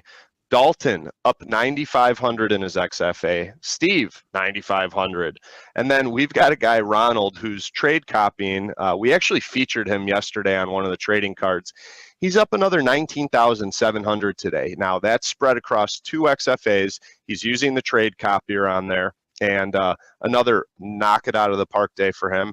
And then Balkaran, who's a name we've been talking about, he's up 15,000 on the day today too. So we're following some of these traders that are continuing to do really good things in their accounts. With that, I want to talk about a guy. Let's pull up the trading card for Justin Y, someone who's done well in their XFA. They got called up to a live account yesterday. Awesome. Yeah. So nice job, Justin. Yes, very happy for Justin. This kind of, I smile when I see these trading cards put together like this because I see the low average daily P&L, $200 and average daily P&L per trade of $280. It's on the lower side, but then I always see these high percent winning days, 84% winning days. That's awesome. 74% winning trades. This is selective trading. They are still putting up 11 trades per day, which is, in my opinion, a little bit on the high side, but they're picking their spots. Obviously, the strategy that they're implementing in these markets is working in this current market environment, and they're doing good stuff, and we want them to keep doing it in the live account. Great. I mean, 38 trading days. And he's taken a couple of payouts. He's moving to the funded account, to the live funded account with a pretty decent account balance here. I mean, $280 every day piles up, man. It piles up.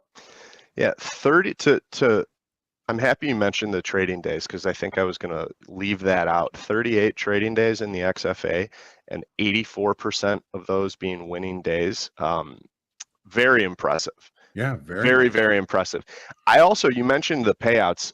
We talk about how, we love seeing traders take payouts. XFA live account doesn't matter. I certainly have noticed a correlation in traders that hit these singles like this, the lower average daily P&Ls, people who, you can see the risk reward down there, are looking, they're making about 109 small amounts on the winning trades. There's a correlation between these people that I will call, hit singles during the day, during the sessions, and the number of payouts that they're taking. These people that are hitting singles are overwhelmingly taking more frequent payouts. Granted, he was in the XFA for 38 days, but I see a correlation there with the people that hit singles and them taking regular payouts.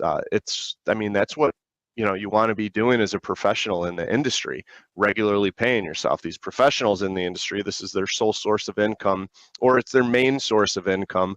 I shouldn't say sole source, that's probably inaccurate, but it's their main source of income. And there's just something there about people that are consistently profitable, taking the consistent profits. I bring up that the payouts help with money management.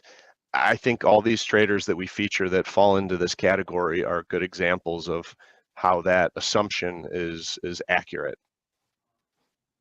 Yeah, I'm looking at, that high winning trade percentage, 74%, is probably saved a little bit by the short time frame of trades, but he's not like trading size and maybe a little bit of over trading. And on some days, yes. Yeah. Yeah, on some days, no doubt. But over 38 days, really good performance here. I was clawing at something to, say that there was an area for improvement. The only thing. Risk reward could be better, Yep. Sure. But, when you're right 74% of the time, you don't need to have that math on your side.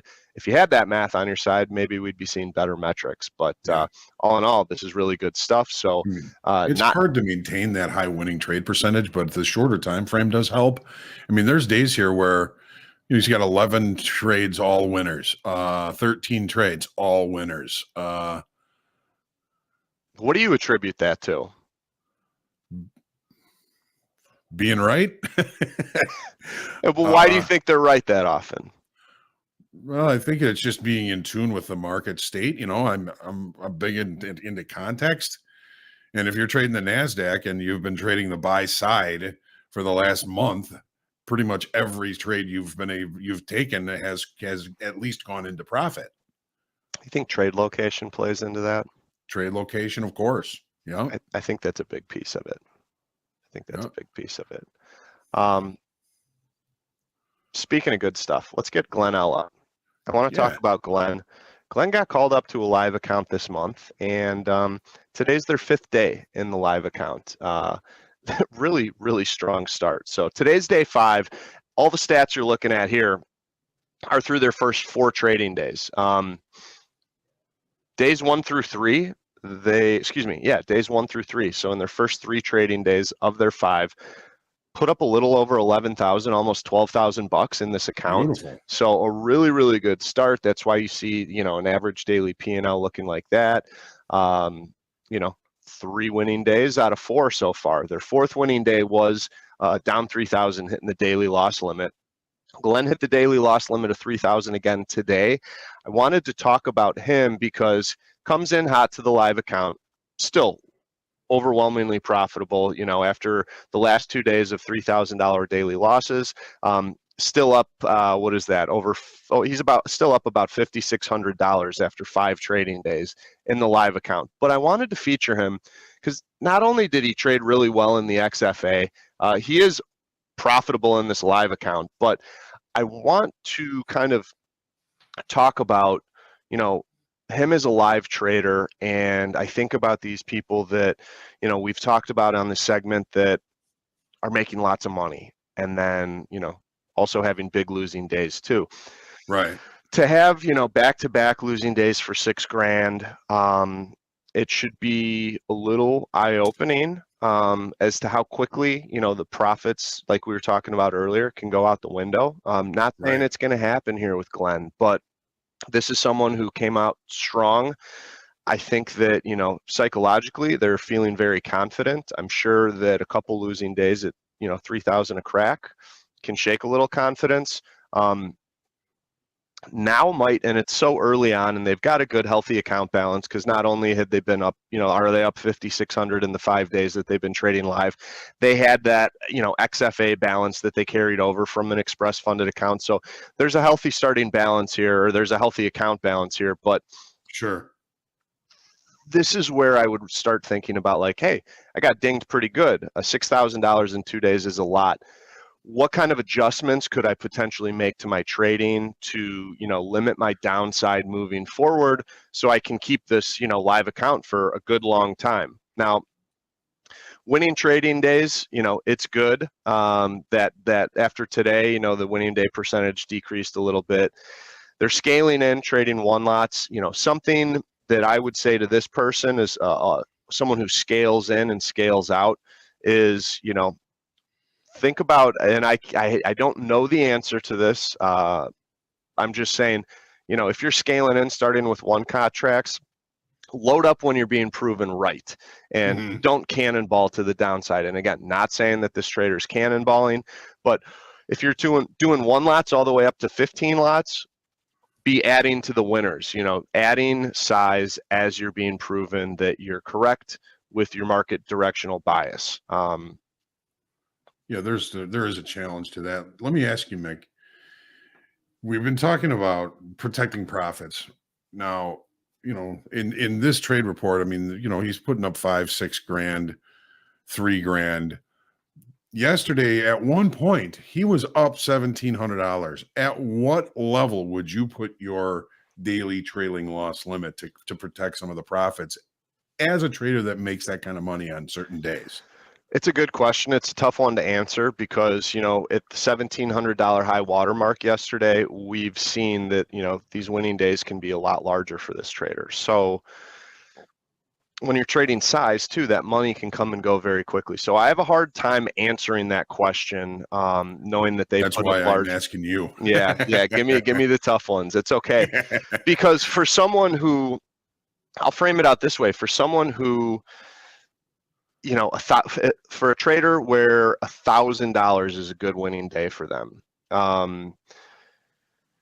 they might want to think about keeping half or 2/3 of that. For someone who can put up bigger winning days that finds themselves up 1,700, I mean, there's no telling that there couldn't be another 10 grand there to make, if you're continuing to trade using the size. So I would, me personally, if I'm up 1,700 on the day and I'm not the biggest trader out there, I'll never pretend to be. I'll never be. I don't want to be. I'm comfortable. I'm comfortable in my own skin. $1,700 is a really good day.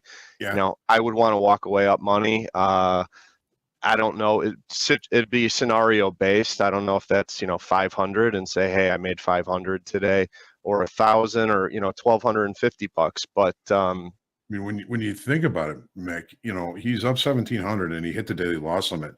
That's a $5,000 swing. Yeah, no doubt. And I can't say for sure, but I'm pretty confident that this was part of that technical sell-off that we were all talking about yesterday afternoon. Right. The market can move and catch people off guard before you can really think about things too much, and that's also a problem when you're in the market and you have risk on, is the time it takes to process your thoughts. One of my mentors has always talked to me about doing the homework, and Hoag, you're a huge advocate for doing your homework. If you're doing your homework, it allows you to react when the market goes to certain places, as opposed to, oh, the market's going to this place, I need to start thinking about what I'm going to be doing with an open position or entering a new position. So, if being up $1,700, well, number one, if I'm up $1,700 and I had exposure on going into that sell-off, you got to have a stop in at some point. For sure. And I would imagine that for a lot of these traders that, turned the $9,000 winning day or the $10,000 winning day into these $3,000 losing days, there weren't stops in place. Have those stops in place on your open positions, because first, you get stopped out. Second, you're like, what the hell is going on? And third, you're like, unless you have a plan to, park some resting bids if there's this nice sell-off. Because I know today these indices are up over 1%, led by the Russell right now. We talked about it yesterday too. I was like, if you're someone who's looking for swing trades, or you're looking at a daily chart, this sets up a buy for the following day because we've been on an extended run up. So,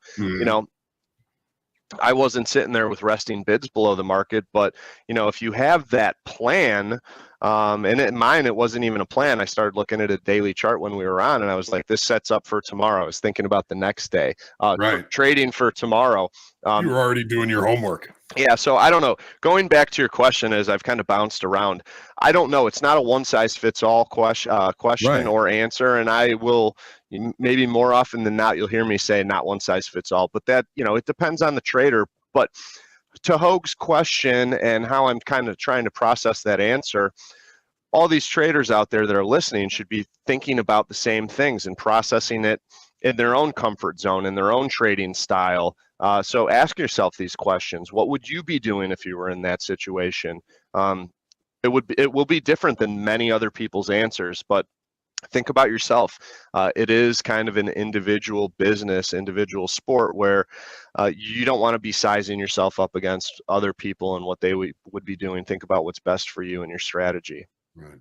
My thought is, if he's up 1,700 and he basically loses it all, just walk away. Just walk away. You're probably upset. You're probably emotional. Well, I mean, I know I would be. I'm just a pea shooter, but this is to lose a day like that and then to lose 3,300 more. That's just brutal. I'd be upset about that one too. And right? As a trader, I've gone through very few things trading that are as painful as turning a good winning day into a losing day. So yeah, maybe that zero, for someone who's looking to take bigger profits out of the market, maybe, ending the day scratch where you started it, $0 P&L would be an answer there. That could definitely be one outcome, because then, yeah, you left money on the table, but you also didn't get hurt. And right. I started this convo talking about capital preservation. So if you're not hurting, if you didn't get dinged on a day, then you're right where you were the day before. And it's good to know that at least at some point during the day, your strategy was working and you had a good eye for the markets to get you up to that 1,700. Now comes in the money management about managing that downside and preserving the capital. I've got another trader I want to talk about, but I do know that we're kind of winding down on time, and I'm hoping that these questions start coming in because we haven't gotten many of them this week. So we do have some questions for you, Mick. Let's go to the questions, and if we have time, if the questions stop coming in, I'll start talking about Dalton, but no doubt tomorrow we'll talk about Dalton. I think actually Brett's taking shoulder tap tomorrow, so Brett will be talking about Dalton tomorrow if he so chooses. But let's go with some questions, Hoag. First off, here's a comment from Fred. Fred says he's learning more than he expected to from the shoulder tap segment. I think probably everybody is. We knew this would be a really useful segment, and hearing mixed observations about trading statistics of others helps me think about my trading statistics. So good job, Mick, and thank you for the comment, Fred. Happy to hear that, Fred. This segment is entertainment purposes, talking about traders that are doing well, traders that have areas for improvement. But what we're trying to get at is takeaways for everybody out there, especially when we talk about what could have gone differently in areas for improvement. My goal is for people to hear this stuff and kind of reflect on themselves in their trading and see what they can do to improve. All right.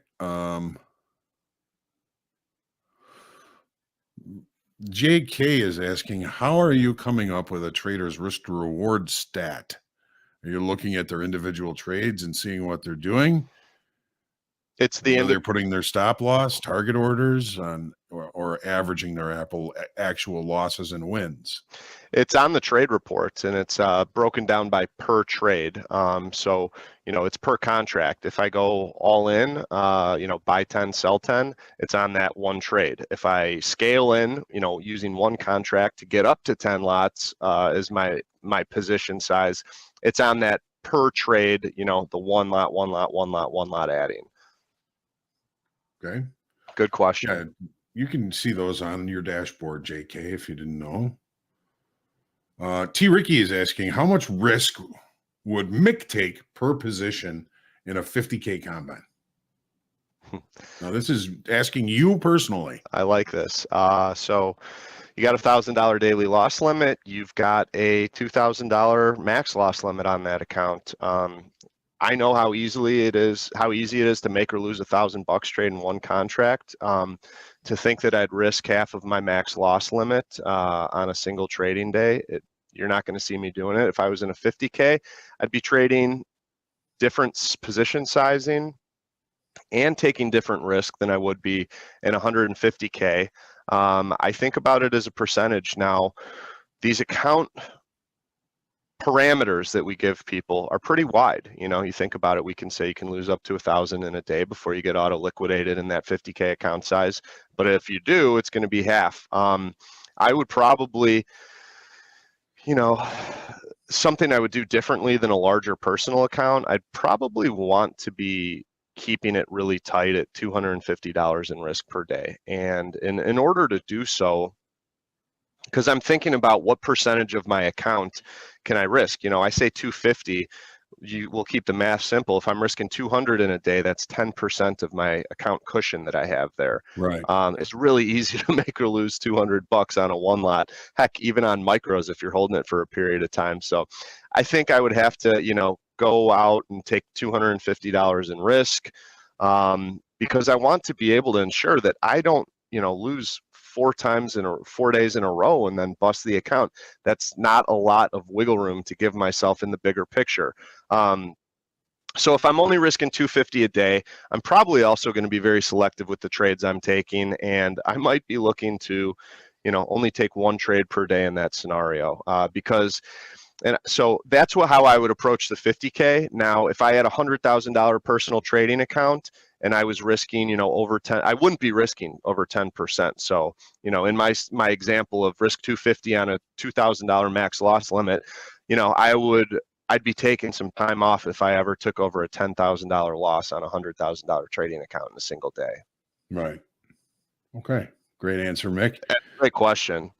Aaron's asking if he's in a live account, why can't he hold his trades overnight? Doesn't make sense, he says.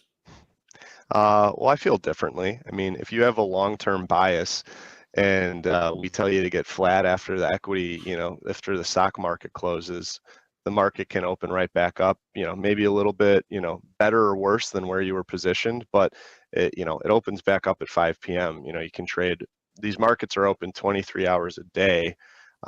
We let you trade about 22 hours out of that day. Are you really gaining anything by getting flat at the end of the day? It's a risk reward thing. You can absolutely manage a longer term position stance, but getting flat at the end of the day is good practice for day traders. What happens when there's a gap, in between the market open and the close and the open, and then especially over the weekends too? What about this gap? You're really flipping a coin there. You can always put the trade back on. Sometimes you put it back on at a worse price, sometimes at a better price. But I like getting flat at the end of the day. If you're a day trader, I don't think you're missing out on much. So that's my answer to that one. Thanks, Mick. Ladies and gentlemen, we S&P has just extended the range lower. The NASDAQ took one little look below that initial balance and has come back inside the initial balance. So just a little market update there for everybody. Yeah, and I want to also follow up a little bit more and elaborate on my answer. Like if holding from session to session is really going to make or break your trading, I think you got other things to be thinking about, because you do have the meat of the trading session during the day, which you can, operate freely in, and you should be making your bones there, not worrying about holding it, for an hour and 15, flattening hour for and an 50 hour. minutes. Yeah. Right. When, Gotcha. when the participants aren't even really there at that point. All right. Patient Trader has asked this question a few times, apparently. Can you create an account minimum balance before shoulder tap? If I have a 150K XFA account, I would hate to have to go live having 10K in the account. What I think he's saying is, can you, if you're going to bring him up to the live account, I think he's asking, can he pad the account a little bit before you make him live? I think is the question he's asking. That's a good question, something to consider. It's also something that we on the risk team consider when we call people up to live. I've said it a number of times. We want to call up people that can stand on their own 2 feet when they're trading in the live markets, and we don't want to call up anybody that's got too small of an account balance where they hit daily loss limit a couple or a few times in a row and could be out. That's not what we want to do, but we're in charge of who we call up to live, and we, try and make the best informed decisions on who we do call up to live. So if we call you up to the prop firm, be happy about it. We obviously see something good in your trading and think that you can continue with that. So that's what I'll say to that. But I like that question. We don't want to set anybody up to, fail in short term. One of our goals here is to keep people in these live accounts as long as possible. Excellent, Mick. Carl Hungus is asking if you would see value in highlighting traders in the trading combine who are killing it. It's a lot of traders to watch. I mean, short answer, yeah, absolutely. There's a lot of people in the trading combine. Everybody in the trading combine, I'll make one distinction. People in the trading combine are honing their skills and they're looking to get funded. They have a profit target to hit. So I know that, and I don't, think this is the greatest thing, but they're trying to reach a certain number, call it 9,000 in the 150K. So their trading could be different than the trading that we see from our funded traders that are, hey, here's your account, do your thing, make the best of it. You do have money on the line because you can take payouts. There's a different level of management that goes into that. The risk team focuses on the funded traders. There's too many trading combine accounts for us to look at. We do check in and see, not to go without saying we don't see what's happening on the boards all over the place with what's going on, but our focus is on the funded traders. Mick sees everything. Sometimes. Solid Traders asking why can't we pass the trading combine in one day? You got a good momentum, you can pass it in one day, but you gotta trade 2 days. Why is that, Mick? We need to see consistent profitability, and in my personal opinion, everybody's going to hate this. 2 days isn't even enough to see consistent profitability. I could flip a coin, heads I go long, tails I go short, and I could make 15 grand in a day. It doesn't tell you or anybody else how good of a trader I might be. So that's my short answer to that. All right. Well, Mick, we got the extension on the shoulder tap. We got to move on a little bit here. Yeah. So thank you very much, Mick, for your knowledge and experience. Thank you, John. And thanks for everybody who submitted questions. I liked doing these. They were good ones. Awesome. So, all right. We have the Power Players segment coming up here very shortly. Looking forward to that. Looks like I may get a little bit of a break, maybe. And then I'll be back for group coaching. Make sure you get your questions in. Don't forget Back to the Futures and Power Hour later. We're going bell to bell today, babies. Mick, have a great rest of the day, man. Looking forward to getting in the same room and, maybe emptying some beer cans or something one of these days soon. Likewise, we can do that. All right. Stick around, everybody. All right. See ya. Thank you.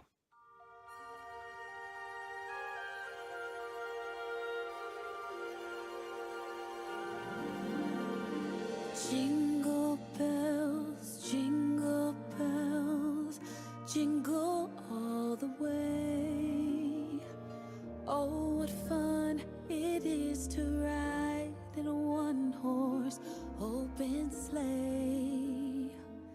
Jingle bells, jingle bells, jingle all the way. Oh, what fun it is to ride in a one-horse open sleigh, dashing through the snow in a one-horse open sleigh. O'er the fields we go, laughing all the way. Bells on bobtails ring, making spirits bright.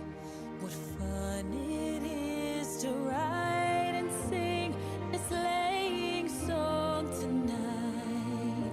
Oh, jingle bells, jingle bells, jingle all the way. Oh, what fun it is to ride in a one-horse open sleigh. Jingle bells, jingle bells, jingle all the way. Oh, what fun it is to ride in a one-horse open sleigh.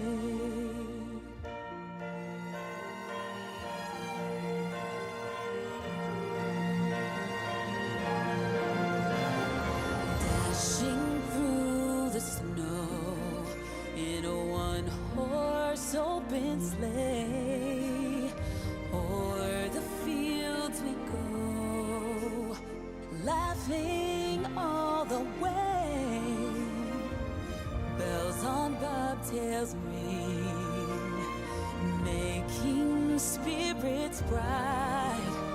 What fun it is to laugh and sing a sleighing song tonight. Jingle bells, jingle bells, jingle all the way. Oh, what fun it is to ride in a one-horse open sleigh. Jingle bells, jingle bells, jingle all the way. Oh, what fun it is to ride in a one-horse open sleigh. Oh, what fun it is to ride in a one-horse open sleigh.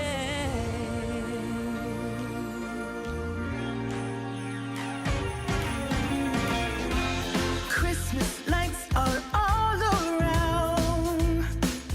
I can see them now. It's like they spell your name. It's insane. Now we're back here once again.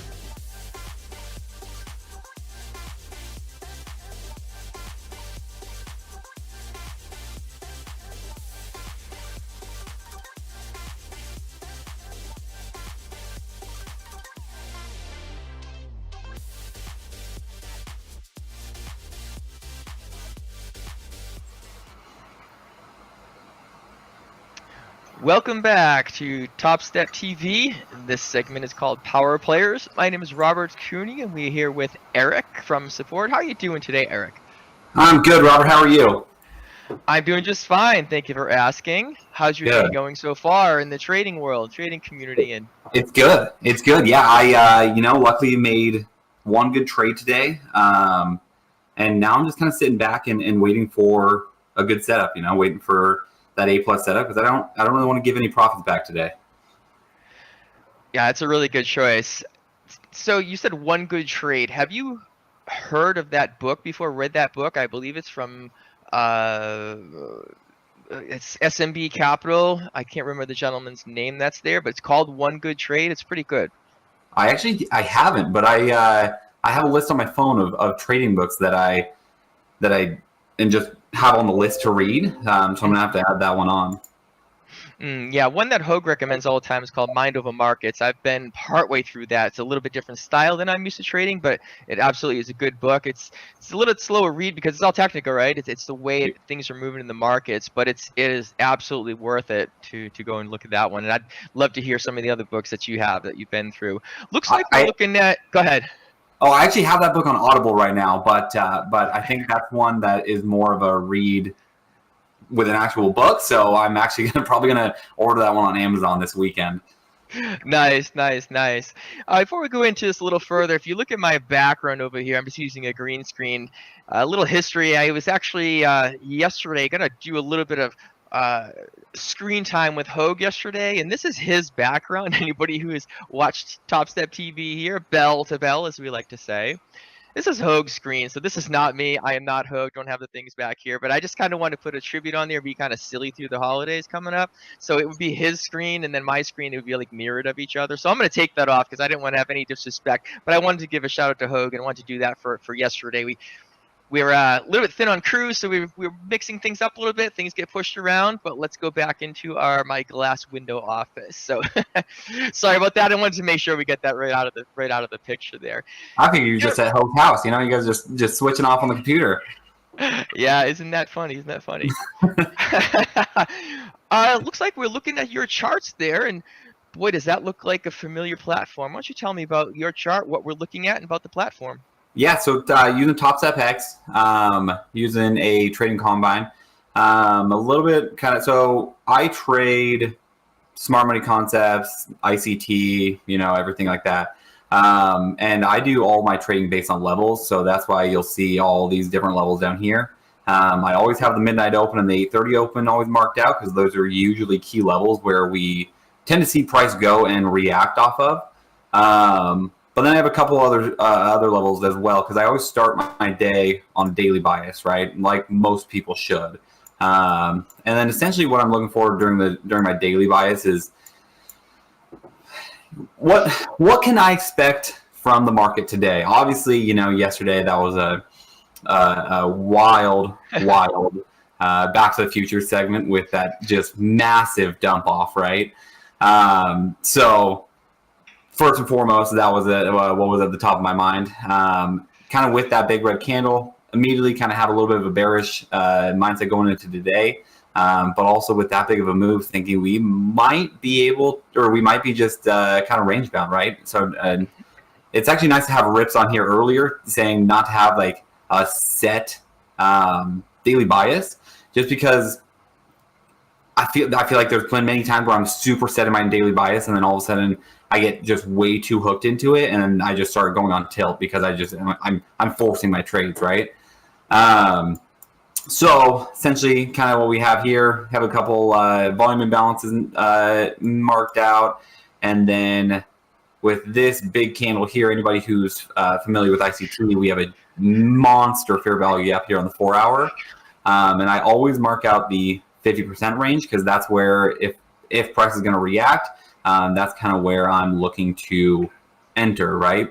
So I talked earlier about getting into one good trade. Again, having that bearish bias for the day, but I had a feeling that the morning would pump. So what I did is I just waited, right? Waited till this red line here, that's that 50%, the concept of encroachment of that 4 hour fair value gap. Waited till price got up into there, and then that's where I took my entry. So for all you ICT traders out there, what I did was I marked out this fair value gap here, where once I saw this candle start rejecting, I was planning my trade around this fair value gap being flipped to an inversion gap and then no longer supporting price but rejecting it, because we had absolutely no respect to this fair value gap with this candle here just plummeting right through it, right?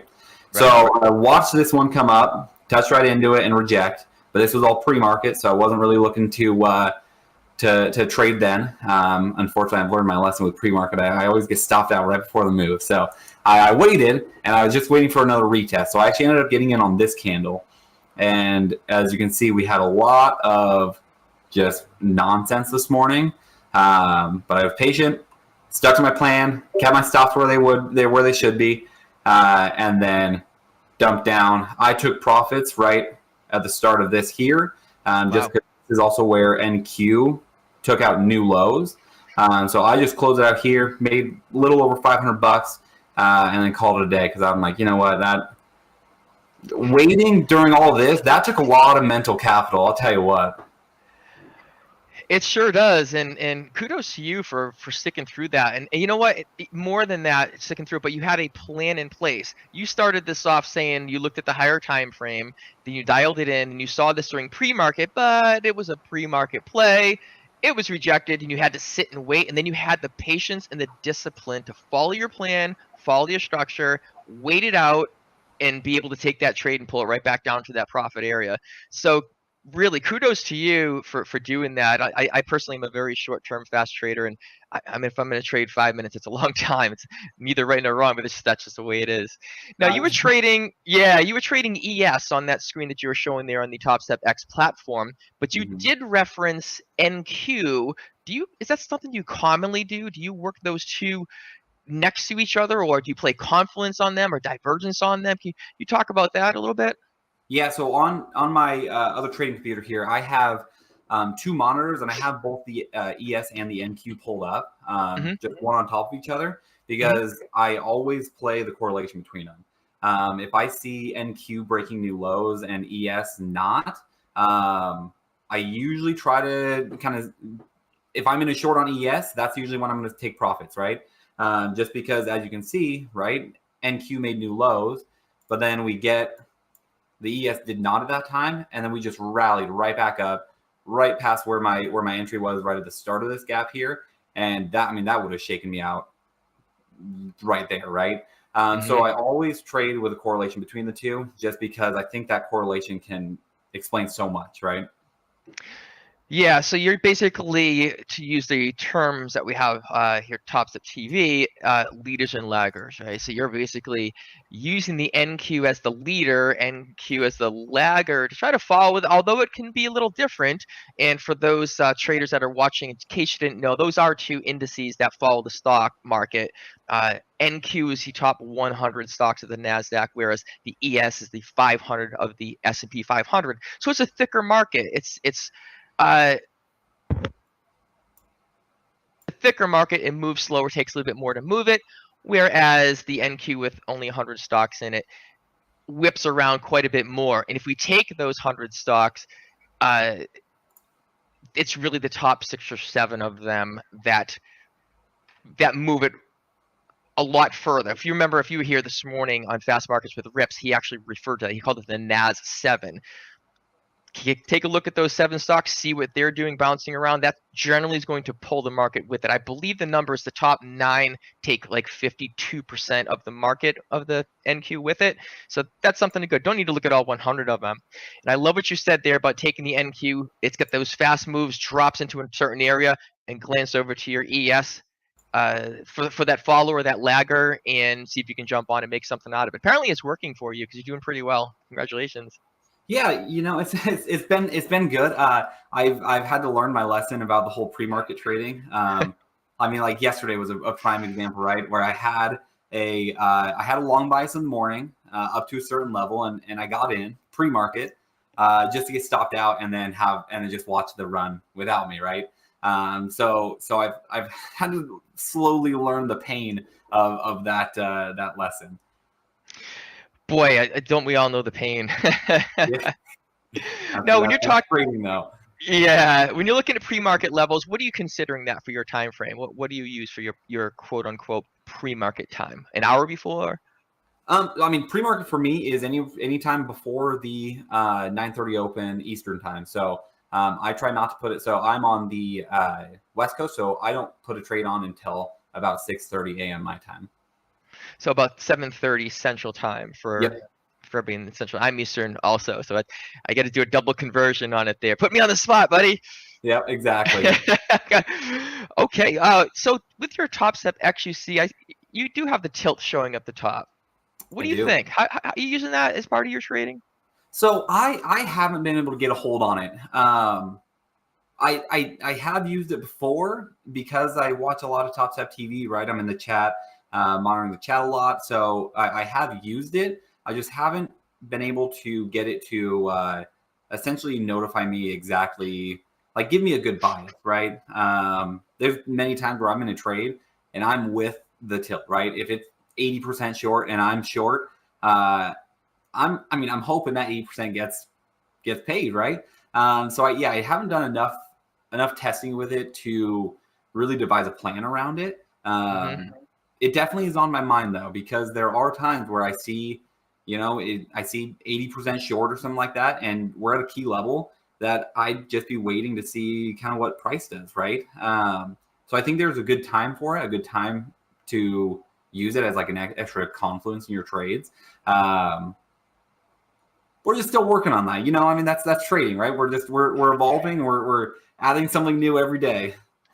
We do, yeah, absolutely. And with the tilt, just to throw out there, it's just the aggregate for all of the traders in Topstep that have an open position.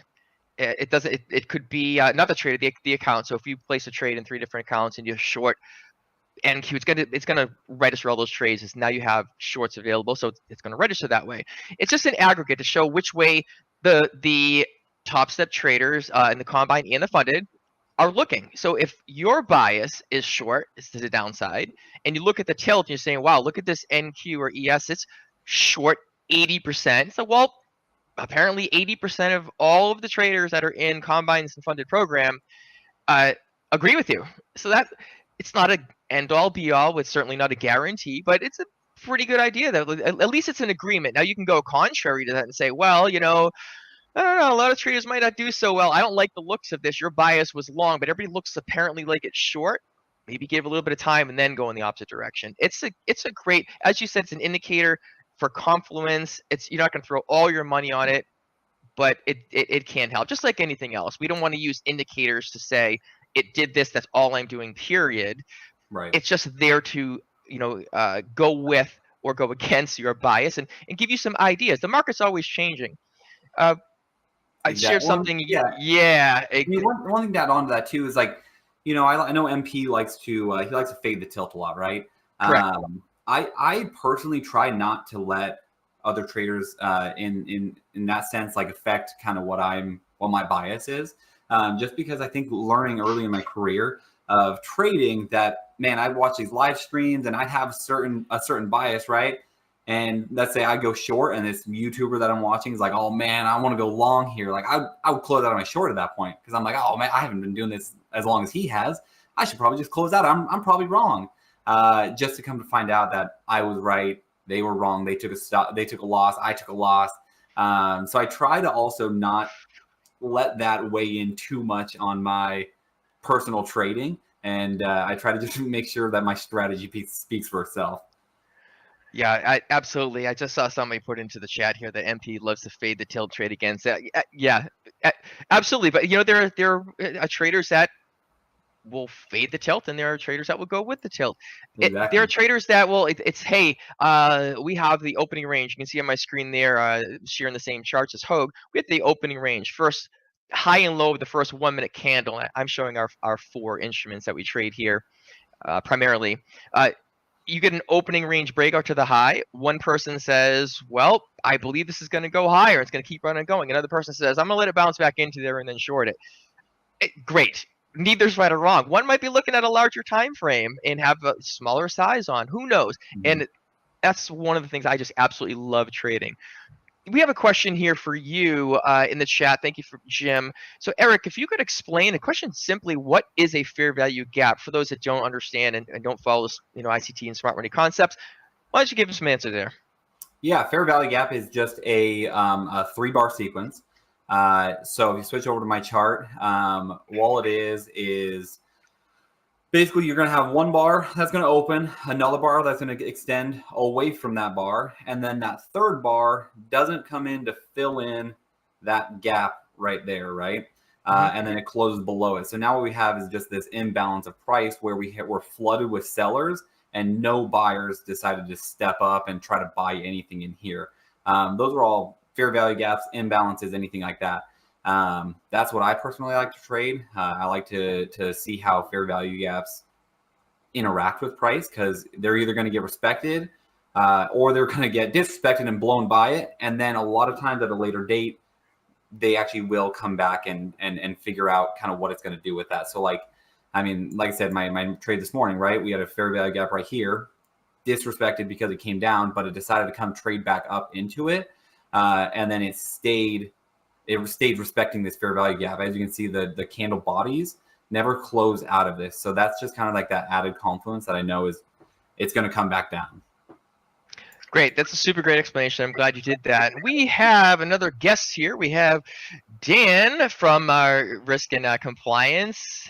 Welcome to the show, Dan. I haven't seen you on here in quite a while since we started way back. How you doing? Good. Yeah, it's been a little while since I was on here. Good to be back. In a new location. I've moved. I'm back in Chicago. I can look out my window and almost see the Board of Trade. And looking forward to wrapping up the year. Well, hopefully it was a good year for you, and appreciate the opportunity to be on screen here with you again. I remember those first like week or two when Topstep TV was first coming out. We had a lot of stuff going on back and forth, and boy, has it come so far in these last few months. And thanks to the viewers for help pushing it along. But good to see you again, Dan. I work off of the NQ. Eric, he just showed a bunch of stuff on the ES, but you're a crude trader. What do you think of the crude markets these days with everything going on in the Middle East? Robert, that's a great question. I'll be honest with you. Over the last couple months, for me, my approach going into end of year in general, and usually going into Q4 when it comes to my trading, depending on what I have going on personally, professionally, trading wise, I'm pretty cautious going into tail end of year. I really do want to look at crude oil in the sense of, there's a lot of political factors that are going to be at play here over the next year that I'm going to be paying attention to. I like the location that we're trading. I don't think we have a ton of downside room with, external factors outside of the United States right now. That's going to be an interesting key. We've got elections coming up, which we know that, inflation, cost of living here in the United States, crude oil, gas prices, winter time, we got natural gas going on. I think those are things that we're going to be paying really close attention to. And that's really what I'm paying attention to right now. I like the location of crude oil. I think it's been opportunistic. I'll be honest with you, I haven't traded in about a month. I've wrapped up my year. So I feel pretty happy about that one. And I don't have to think about it a whole lot right now. My focus, and this is what I do every December. I try and be done by Thanksgiving. I go into December and it's really a retrospective of what have I done over the last year? Am I happy with my performance? Not necessarily the financials of it, but rather did my execution do what I wanted? Am I in a place where, I felt confident in my my decision-making skills? If I didn't, what do I need to work on going into the new year? And then just start managing my expectations going into the new year. The hardest thing to do in trading in general, in my personal opinion, is have a good year and then think you're going to be able to duplicate that the next year. So manage that expectation is the one thing I'll tell everyone going into a new year. It's a good time to reset.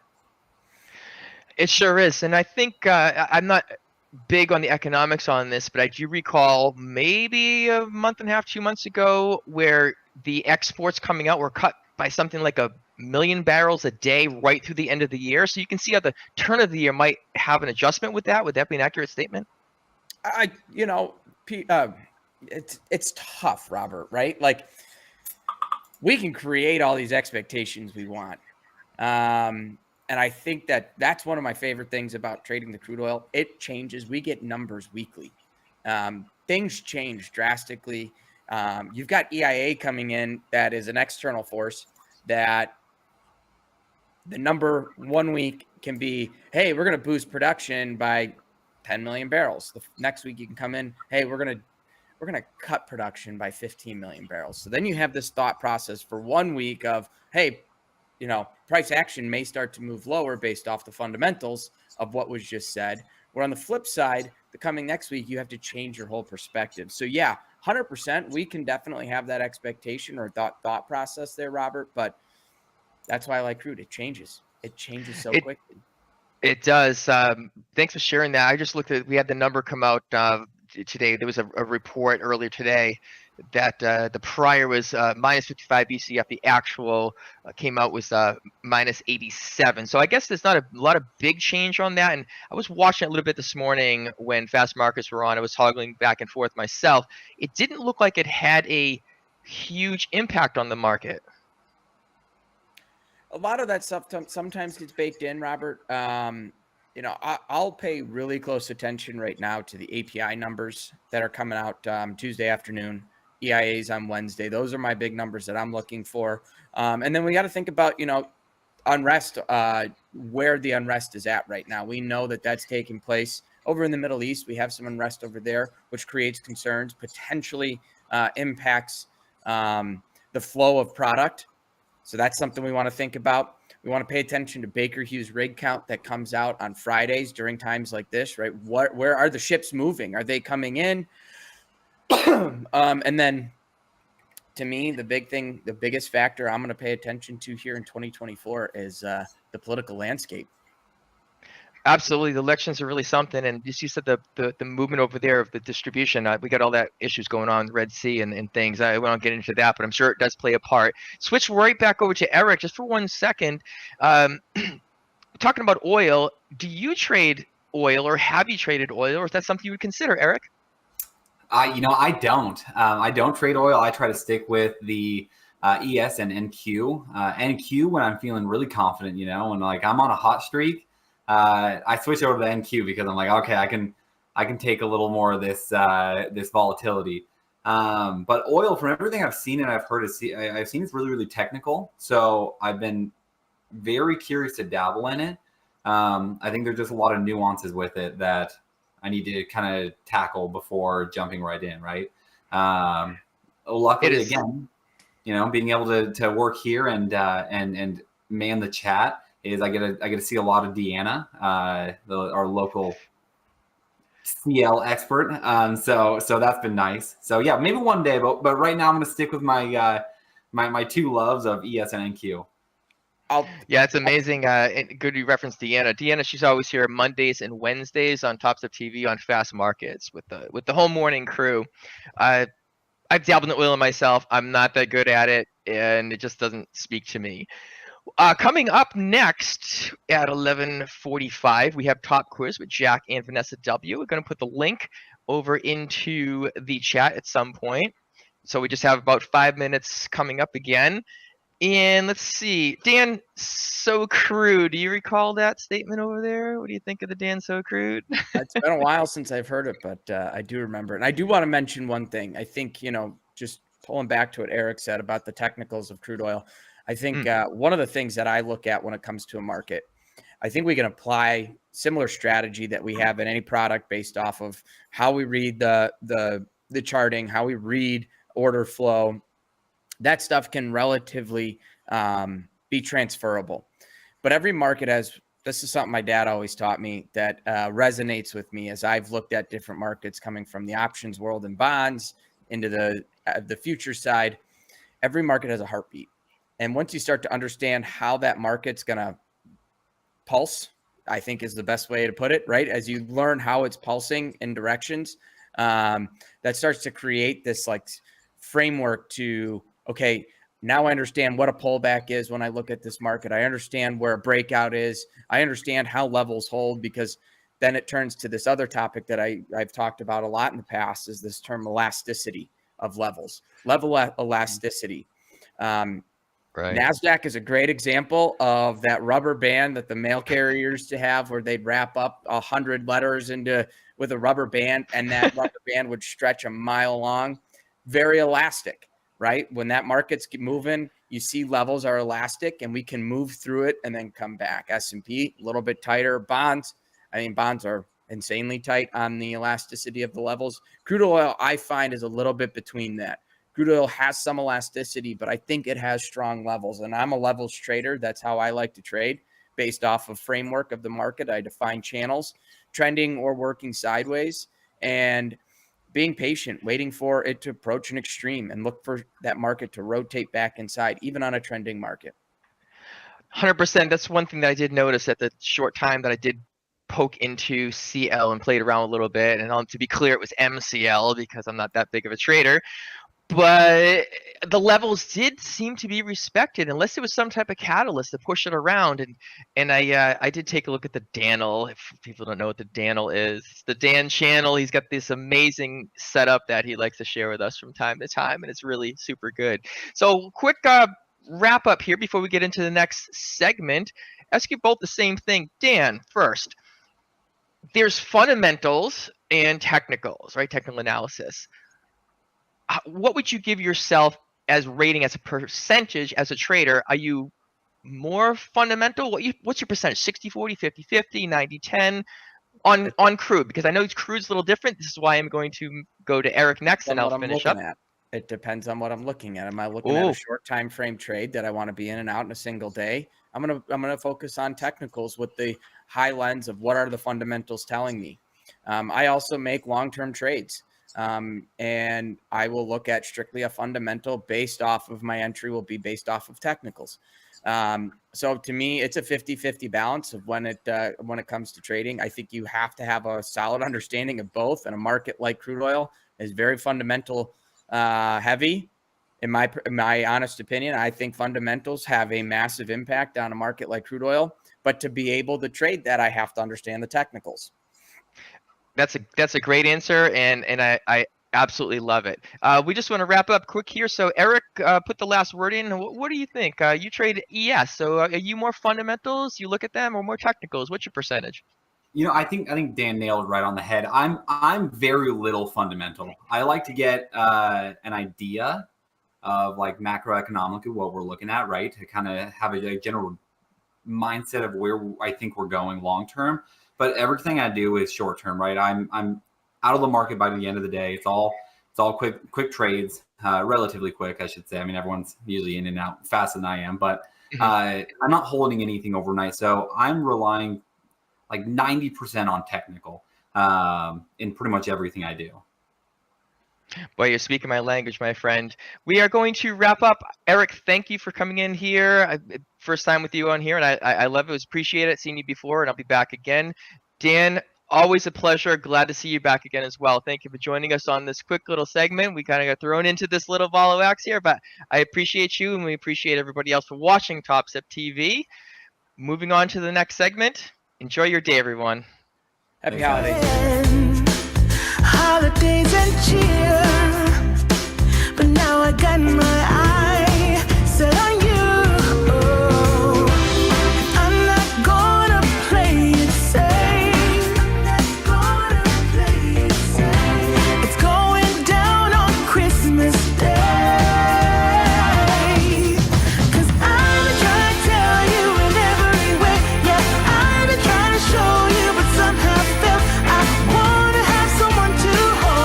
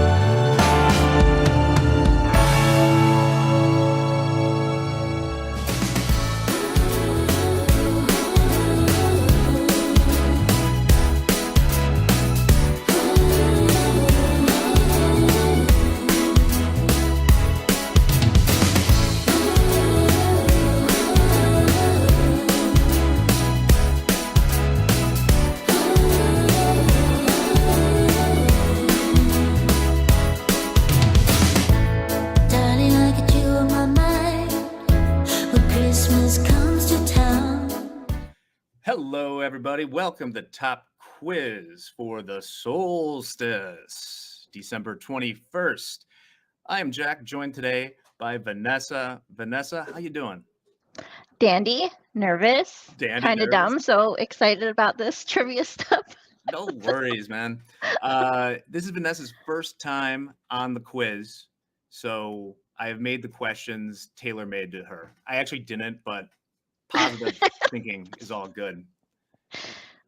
I'm also doing this from the office. Mick just finished a meeting, so I'm producing it and doing it at the same time, so I might be a little slower than usual. If this is your first time, 4 questions, multiple choice. If you get 3 or 4 right, you get into a random drawing, of which we will give away 30 resets that you will be emailed about later. Remember to answer the questions on your device because we're on a delay here, Vanessa. So we'll talk about it, but don't wait for us. I also saw in the chats that somebody has on their top quiz underwear. So, Same. I want to know what that is and what that's like. We saw Boomtown, Nascrack, Kenty Jr. We're going to get started really quick. Whoever's working the chat, if you could pin the top quiz link to the top here, I'll give everyone another minute or so. They just posted it there. If you're not in the whole brevity thing, you can go to kahoot.it and enter that pin at the top. All right. All right, Vanessa, there's been one perfect score on the show by a guest, and it was Bonnie. It was not her first time. She's done it many times. So whatever happens, just have fun with it. Got any big holiday plans? No. You could have fooled me. You have a Oh, sweater man. on. Well, I mean, you have to put on your ugly sweater for Christmas time. Yeah. With Santa on a skateboard. I'm really excited. I love this one. Yeah. Somebody in the chat says Jack is a bot. Am I, or are they just trolling? Please let this be one of the questions. All right. Well, it is time to get started here. So last person in will be Andre, Frodo Baggins, Yong. Okay, let's do this. You ready, Vanessa? Ready as I can be. Somebody asked how many Vanessas there are at Topstep. How many are there? 2? 2. Just 2. There's the one in the chat right now who's insanely nice, and then there's Nice. me. All right. Well, here comes the first question. Which of these economic releases does not occur every month? Is it the FOMC rate decision, non-farm payrolls, CPI, or PPI? Vanessa, what do you think here? The trading questions are for the viewers. You can guess on this one. I'm totally gonna guess. I don't know. The triangle? Yes. Well, I mean, I got it. That's the last Oh, time. right. So you're I had to actually- figure out what shape that was in the first place, but You're actually playing. You're the first guest to ever say the shape as opposed to the answer, but triangle is correct. The FOMC is every 6 weeks, so it is not every month. The rest are. Let's see the bragging board here. Hari wins today, maybe. Ratch. This third one, I have to read in my head before I say it out loud. I can't even pronounce it, but sometimes when you see that, Vanessa, it's something that they get me to say something that I shouldn't. I know those things. Yeah. There are some traders with some chargebacks that I brought up the other day, and I was like, I'm not gonna say it here, but I was like, that's funny. That's a prank call. That's funny. So. All right. Well, second question. You're 1 for 1 already. So let's see what happens here. What is the most populous country in Africa? Is it Egypt, Nigeria, Ethiopia, or South Africa? The diamond? Okay. I have to wait. So I have to wait until the end. Okay. Because, you're right. Took me a second. The diamond is Nigeria. That is the most populous country in Africa. Okay, you're cooking. You got to stay with These are shapes. pure guesses. Zero idea. So you're 2 for 2 so far. All right. Whew. Let's see. Okay, here we go. Oh, first is the board here. Let's see who's up here. Black Swan. Black Swan. Just getting it. Black Swan, just a LeBron and Jordan combined. I had no doubt that he would know that. Okay, here we go. Third question. How many $1 billion of revenue did Apple make in 2020? Was it 146, 242, 394, or 670? I'm gonna go with maybe the circle. Nothing really high, but not very low. That is correct.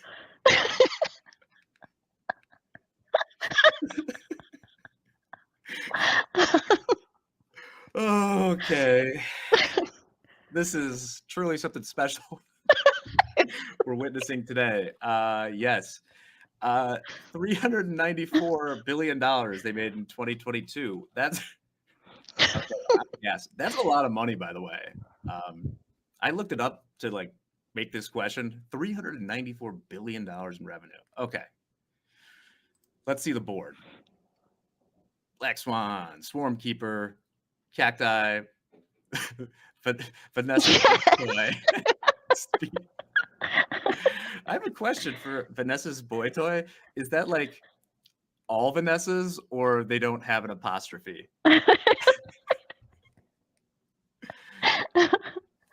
I'm gonna vote all of them. Chat Vanessa. We're gonna see him later. We'll find out. I want to know Or where. her. I mean, it could be her. Oh boy, wait, boy. could be. From our YouTube statistics, I'd say there's a 92% chance that it is not a woman. All right. Let's go. Last question. Let's keep it up. How many times does a winter solstice occur on Earth each year? Is it 1, 2, 4, or 8? And make sure that every single one of those words means something. What do you think? A triangle. Oh, the fire's out. There are 2. One in the northern hemisphere and one in the southern hemisphere. So close. Oh my goodness. You know what though? You would have qualified today for the drawing for a free reset. Can I get Dang you a it. reset, Vanessa? Totally. Just throw it on my account. We'll see the podium right here. Naz Crack, get the bronze. Maria M, the silver, and the bragging board winner today is, how appropriate, Santa's coming. Well, thank you very much, Santa's coming, and thank you all for playing Top Quiz. Vanessa, it was great having you on. I hope you come back sometime because you're a natural competitor and you're good as a host. Great Totally. Thanks. All right, have a great one. Yeah, we're going to take a quick break right now and be back with group coaching. So get your questions ready to ask Hoag anything. Now, I'm producing this, so I have to switch this shot. This is behind the curtain right here, Vanessa. Oh. All right. Get the holiday music going. All right. We'll be back with Hoag after this. It's getting cold, baby. I just want you close. I got all this joy in my heart, and if it's getting dark, yeah, we can go inside. Baby, won't you hold me tight? I don't need any presents, 'cause I know I have you. I just need you and me, and I know it will be a magic holiday.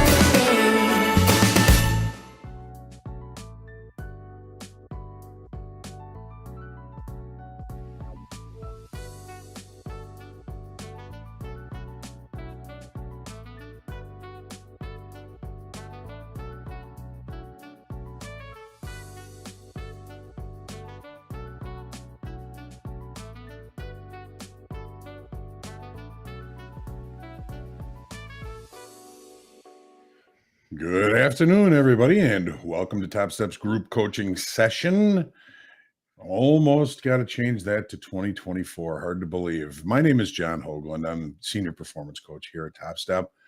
40 years of industry experience, 31 years as an active trader, migrating to screen trading in 2009. Since 2011, I've been here at Topstep, hopefully improving your trading knowledge and performance. This is the CFTC disclaimer. It states that there is a lot of risk in futures trading. These are leveraged products, which means you could potentially lose all or more than any initial investment. Therefore, we should only be using risk capital to trade with. To me, risk capital is money that I can afford to lose. We're not going to be suggesting the purchase or sale of any product. Remember, everything we talk about here is for educational purposes only. It also states that hypothetical and simulated performance results have certain limitations. And to me, the biggest limitations are the fact that you don't have any skin in the game. No rules, no consequences. And so we don't really know how we're going to act until we have a little bit of skin in the game. The trading combine puts you in that seat. Succeeding in that will put that risk capital up for you. So I'm going to start with the questions. And as always, I've got with me Robert playing the part of God. How are you, Robert? I am doing wonderful today, John. We're having a blast. Awesome. We ready to get to some questions there, sir? We got a great response from our viewers. Yes, sir. All right. Do you happen to catch the last section and see that background that we kind of put on there? I don't know if you were around for that. What's that? That last section, I kind of stole your background. I kind of threw that on you. I think you're on break there. All right, enough of that. I did see that in the chat. That's pretty funny. We'll have to do that side by side one of these days. We will. I will. Here we go. Question from Megs. Thank you, Megs, for asking. For the TPO, do we use the entire day or just the regular trading hours, meaning excluding the overnight electronic? Great question. Myself, for the TPO charts, I like to separate the extended trading hours from the regular trading hours. Most of these profiles I have that I bring up here, here's just the regular trading hour session. Here's yesterday's big drop. I'm sure everybody remembers that. And then I'll have another one where I will have the overnight on it. So this one includes last night's profile, today's, yesterday's, the night before, the day before. So there's not really a whole lot of information that I kind of gleaned from the overnight profiles other than overnight high, overnight low, and where the point of control might be. So that's a great question. Overall, the most of the information that I look for is during the regular trading hour session, because I mean, frankly, that's where the majority of the volume is. So that's where I'm getting most of my nuances from the market profiles. Great question.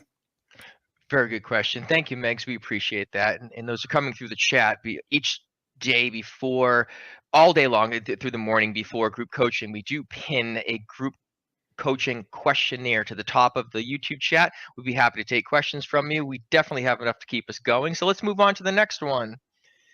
Speaking of the volume, this is from LP. And LP asks, when RIP said that he watches the volume to see if it is dropping or increasing to validate price points, which volume indicator specifically is he watching? Okay, we weren't able to see his charts. And I get this question. It's a really good question. But from what Rip was talking about, what he was saying, I think that he's really kind of focusing on the volume profile. So, oh man. So, in the NASDAQ, here's the volume profile for the NASDAQ. I got to kind of shrink this down to get the whole range in here. But what he was really kind of looking at is where the majority of the volume is and was, and where some of those kind of, he called them ledges, where volume kind of drops off. Now, again, I can't say for one thing or another how he's doing it, how he's looking at it, and he seems to be a pretty short time frame trader, which is fine. It's to each his own. But I'm pretty sure that because he was asking about the Dalton books and because he was looking at volume ledges, I'm assuming that he's looking at the volume profile. It's a great question. Definitely a great question. We appreciate that. Thank you, LP. Hope you got the answer you're looking for. And Hoag, I saw that section. Yeah, I agree with you. That's what he's looking at. Mm-hmm. Can we have a big picture overview of what you mean when you say auction? Like, what is it and how does it work, Hoag? Yeah, great. And I know there was another question similar to this further down the list. So, and Rips was saying the same thing that I always say. These markets are auction processes. Price is going to move higher until it's viewed as too expensive, where buyers can't or won't pay for it anymore. That's going to be the end of that upside auction, and a new downside auction is likely to ensue. You know what I'm going to do? I'm going to take a trade here. We traded right down to the base of this late spike to the downside yesterday, and it's kind of small risk. I'm going to risk about 5 points on this. We got 60 down there that's got some volume on it, so I'm going to go. Since we're all doing double and triple duty here, I just happen to look at your chart. I'm going to enter this in on the code here in the back end. Okay. 4764.5. Is that what you're at? One long? Okay. Yeah. Locked in. I'm going to get the best trade location on that, but I'm kind of looking at the idea that the rejection of the base of the late spike, which, to be precise, I said it this morning, 47 where was that? 47. Well, here I can tell you the base of the late spike is 47.61. We haven't quite got there yet. We stopped a little bit short of it, which sometimes what doesn't happen is as important as what does happen. So we're going to see how this trade plays out. We need to get above these single TPOs right up here, up around 47.71 for continuation to high of value. Got to get back into value. All right, enough of that. The auction, the anything that can be bought or sold is part of an auction process. So, we have buyers and sellers, and those buyers and sellers have different motivations and different time frames. So let's start with the daily chart in the S&Ps. Well, we can see on this chart that for some time, this auction has been directional to the upside. Prices have been accepted at higher and higher and higher prices. At some point, the market is going to run out of participants that are still willing to pay those high prices.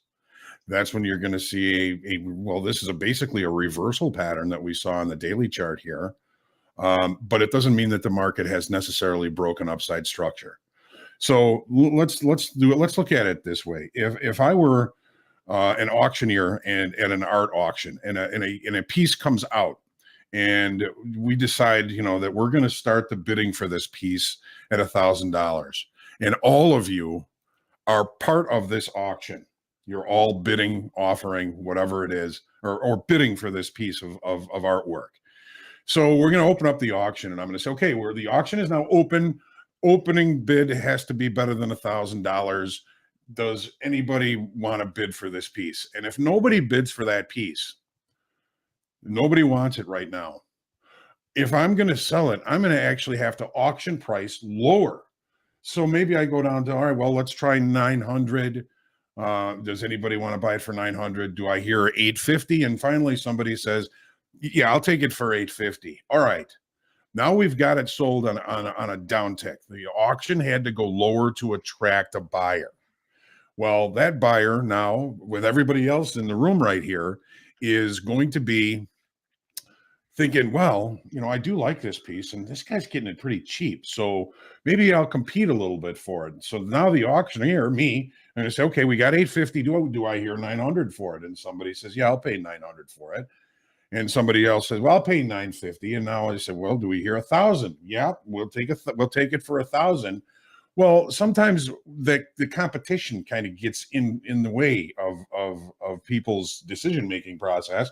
Pretty soon, we've got a really robust upside auction where people are kind of jumping over each other to pay a higher and higher price for this piece of artwork that initially nobody even wanted for $1,000. So we're up to 1,100, we're up to 1,200, we're up to 1,300. Bids are coming really fast. And as we get more and more expensive, those bids are, some people are going to say, all right, I'm out. I'm not paying that for this. So you're going to see, the auction go quickly initially, but as price continues to move higher, fewer and fewer people are willing to pay it. All right. So we get to let's say $1,550. And now I'm the auctioneer and I'm going, okay, do we hear 1,600? Anybody 1,600? And it gets quiet. Nobody does anything. So instead of closing the auction right away, I may just pander for a while. This is a very important piece by this artist. Look at the colors, look at this, look at that, look at all these, just trying to talk up the piece, right? Because I want somebody to pay a higher price for it. I'm the auctioneer. That's my job. So finally, it looks like that there's nobody else that wants to buy this piece. So we're about to close the bid at $1,550. Somebody from all the way in the back says, I'll pay $1,700 for it. He jumps the price higher. He wasn't even bidding for the piece. Everybody in the back of the room is going to turn around and look at him and they're going to say, what does he know that we don't know? Well, that auction that looked like it was going to just kind of die out at that level has got new life to it. People start bidding for it again. Now we're up to $1,750, $1,800, $1,850. Finally, the guy in the back gets it bought for $1,900. Nobody wanted it for $1,000, but we were able to get a buzz going and get price moving higher up to $1,900. He buys it for $1,900. Now, sometimes new buying begets buying, right? That's how traders. That's what's so difficult about an upside auction, is because if you want to get in on that auction, you have to pay a higher price. But when that last person buys it, if he turns around and says, yeah, I just paid $1,700 for this piece, but I'll sell it to any of you for $1,800, nobody's going to even bat an eye. They're not even going to think about taking it. If he wants to sell it, he's going to have to auction price. He's going to have to advertise price lower than he just paid for it. He just bought the high tick, right? So that's kind of how the auction process works. You get a perception that value of something is going to go higher. Price continues to go higher until it gets too expensive. Buyers won't pay it anymore. The sellers come in and they move the market from an upside auction to a downside auction. And everything that can be bought or sold can be considered part of this auction process. Think about a car dealership, okay? A car dealership is basically a scalper, somebody that's just trying to take a little bit of profit hundreds of times. So the car dealership gets the car from the manufacturer. The manufacturer is the long time frame trader. The buyer of the car is a long time frame participant in this auction process. Okay, so they deliver the cars. The dealership pays a certain amount for the cars. We just got stopped out on that trade. All right, so now we know. Basically the dealership buys the car from the manufacturer. The manufacturer builds the car. They sell the car to the dealership at enough profit where they can continue to operate as a business. The dealership then raises the price a little bit so that they can make money, and then the longer time frame buyer, which is the person who is going to buy the car, it will buy the car. Now, what happens when the car dealerships, when the car manufacturers have trouble manufacturing the cars? Okay, maybe there's chip difficulties for some reason. They're not able to deliver the cars. Well, the dealerships are going to know this. They're going to raise the prices of the cars that they already have on the lot because they know that there is scarcity in the marketplace. They're going to raise prices. Buyers are going to have to pay higher prices for those cars. And kind of the opposite as well. if for some reason nobody's buying a particular car or cars, in order to attract buyers, they're going to have to advertise price at a lower level to attract those buyers. It's the same thing if it were brooms. You know, if you have a store and you sell brooms and you price your brooms too expensive, nobody's going to buy them. They're going to buy them from the guy down the street. If you price them too cheap, you'll probably run out of inventory because everybody's buying them up. So the market is an auction process that finds the collective perception of value at that given time. That's kind of a term that how I look at it, is price is just an advertising tool. The current price is the collective perception of value from everybody that's involved in the auction process. Wow, that was quite the explanation. And every time I hear you talk about that, I learn something new. I really, that's amazing. I super appreciate that. Yeah, it's amazing. My pleasure. I wish Yeah, we get the names on. Yes, we get the names on there. So that was from an anonymous trader. Otherwise, I would give them a shout out. That was great. Thank you. That was great. Good. I hope it helps. Yeah, looks like that trade just kind of backfired on you there a little bit. Yeah. I mean, what I was looking at, there was reason and there was risk management on that trade. So we look at this as a late spike, as in price auctioned lower at the end of the day and closed there. Didn't have time necessarily to show acceptance, and we opened above it. So there was a kind of a similar situation yesterday where we opened below a late spike to the upside, and we actually ended up closing well below that, but we had to take out the overnight high first. So anyways, that's exactly what you had talked about this morning, and lo and behold, we have Hoag following his plan. Way to go. Cheap trade, gotta love it. All right, moving on. I'm going to switch over from a technical aspect to a mental aspect. This trader writes in. Actually, there's two of them. They're both anonymous traders. They're very similar, so I'm going to run them together here. I have been trading since 2020 and learning it all myself. I have all the techniques and I know how to read the market, but I'm struggling mentally to have the patience and discipline. What path would you suggest? Second piece is to how you manage your emotions when you win and lose. I think those kind of blend together. How about speaking on that for a moment? Okay. Where is that? I can't find that. I want to just make sure I'm reading it. Third one in the list. Oh, okay. Okay. All right. I can only see a certain amount of that question. So yeah, click on it. It'll open up a full box. But it's basically this trader knows the techniques. He's reading the market pretty well. So the trader is reading the market pretty well, but they struggle mentally in patience and discipline. And the other one says, how do you manage your emotions when you're winning and losing? And I think that kind of falls into the same realm, but go ahead and take it away. Okay. All right. Good. Thanks. So you've been learning your techniques on how to read the market. You already know what to do, but struggling mentally. My question for you is, do you really believe in your techniques and how you read the market? Because if you have been, doing this for a number of years and you feel confident in your ability to read the markets and see what they're doing, see there it goes. Son of a. Yeah, that was the same problem I have, Hoag. Right, but early. Yeah, I should have probably waited. There was some liquidity down there at 60 that we just took out, and I'm going to see if I can't squeak back into this, but it looks like it's running away from me now. All right.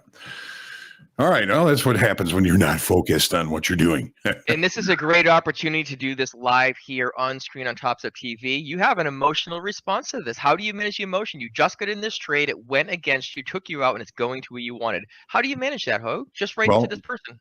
My emotional response is, I know that there's another trade that's going to come down the pipe at some point that I can catch. The risk management on the trade I thought was good. I mean, it did go considerably through my stop level, but now it's showing signs of excess or rejection below the base of below the base of this late spike in the S&Ps. So I've got an order in. I'm going to see if I can catch a pullback on this, and then I'll manage the risk if I get filled on this. So we'll see what happens. But I can't get upset off of one loss. If I get upset off one loss, what am I doing here? Right? Okay. So back to the question, you feel like your techniques and you know how to read the market are well, and it's struggling mentally on how to do it. It's hard to get the patience. You got to do this one step at a time. Anonymous trader, you're not going to all of a sudden be able to say, well, I'm going to be patient, or I'm going to be disciplined, or I'm going to, you can't just say that. It's something that takes practice. So, I could very easily, because I just got stopped out on that trade and I believe it's now still a valid trade, I could very easily just try and get into this trade right now, be impatient, and end up with a bigger loss if it doesn't play out. Instead, I'm trying to be patient. I'm trying to get in on a pullback, which will help limit the risk on the trade. And if I don't get it, I'm going to be okay with that because I have to be. There's nothing I can do about it. We don't know what's going to happen. So get that patience and one step at a time. It's doing what I'm doing here. You don't want to just jump into the trade because that's just going to expand your loss, your potential loss. See if you can't get into the trade a little bit smarter. Let the market come back and see if you can't get filled on a bid, and then see if the market goes your way. Because if I buy it up here and my stop has to be 10 points away, I'm not doing myself any favors. I'm just increasing my risk. So, the patience is always an issue. Discipline is always an issue. It's not something that you can just say you're going to have. It's something that takes patience. So the next time you're feeling FOMO and you feel like, oh my gosh, I'm going to miss this whole move, and you want to jump into the trade right away, see if you can't be patient a little bit and wait for a pullback. There are going to be times when jumping into a trade is the right thing to do. It's not very often. I can tell you that much. It's not very often. You want to try to get into trades in a smart way. If you're buying, you want to try and buy dips. You want to try and buy it when it exhibits weakness. If you're looking for a short, try and sell it on a little pop. Try and sell it when it exhibits a little bit of strength. And if you don't get it, you don't get it. There's always another opportunity. And in doing that, you'll probably, and I'm hoping that you're going to find that exhibiting that patience and building that muscle will pay you handsomely at some point in the future. The mental game of trading is something different. We all have I think most of us, I would say the vast majority of us, have our brains wired the wrong way to be successful traders. Mentally, emotionally, nobody likes to take losses. So we have a tendency to try and wish the market back in our favor. We don't want to take the loss, so we default to, well, I'll just wait. The market will probably come back, and I'll get out of this at break even, or maybe the market will even pay me. So we become, I forget who kind of coined this, but maybe it was Tom Hoagland in The Best Loser Wins. We become hopeful when the market's against us and fearful when the market's going our direction. It should be the other way. It should be the other way around. We should know, and we should be able to hypothesize when a trade is wrong and be able to take the loss without thought. We should also recognize when we have something good that we're looking at and be able to reasonably and probably expect a decent profit from it. Otherwise, you wouldn't take the trade. So part of that patience is waiting for the good trade location. Part of the mental game of it is getting your brain kind of rewired to deal with risk and reward in the kind of the opposite way that most people are wired. I think people that come into trading, they have a hard time accepting losses. It's one of my dad's wisdoms. It's one of some of the old guys on the trading floor. The first thing they said was, hey, congratulations. Hope you do well. Make sure you learn how to take a loss. Most important thing is learning how to take a loss. So, and each loss that you take, even each win that you take, it doesn't say anything about you as a person. Now we all have things that are in our brains, things that we think about when I don't think that there's anything that is quite so what's the word I'm looking for? Trading is going to bring out things in your personality and your psyche and your psychology and your mental side that you might not be able to find in another way. The trading tests us so much that it lights up weaknesses and things in our past that might affect our decision making into the future. As an example, I've mentioned this before, but I used to go to the Board of Trade with my dad. I was a little kid. They allowed little kids on the trading floor. And I was going up to the office or something, and there was a gentleman there, very well dressed. I must have assumed he was rich, but he was mean to me. So at that point, I said, boy, if that's what being rich is, then I don't want to be like that guy, which somehow in my twisted brain got morphed into money is bad. You don't want money because you'll become a jerk, right?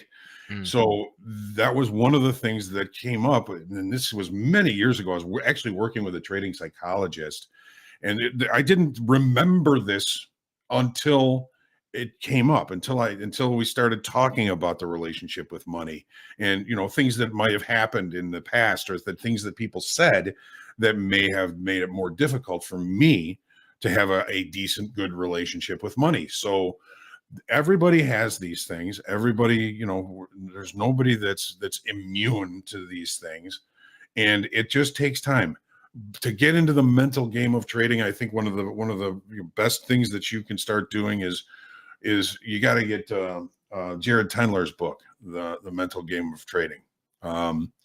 There's actionable items in there that will help you ferret out some of these barriers that we all seem to have in trading, some of these barriers, right? And there's lots of really good books. The Best Loser Wins, Tom Hoagland. The Mark Douglas books, the Disciplined Trader and Trading in the Zone. These are all great opportunities for you to learn about, how the mind works, how your brain works, and to start working on your mental difficulties. This is never going to be easy. We're always working on beating these things that we put in front of us. So hopefully that's going to be a helpful answer for you. And nobody knows everything. I certainly don't. I'm not a psychologist, but I've had the benefit of working with several throughout the years.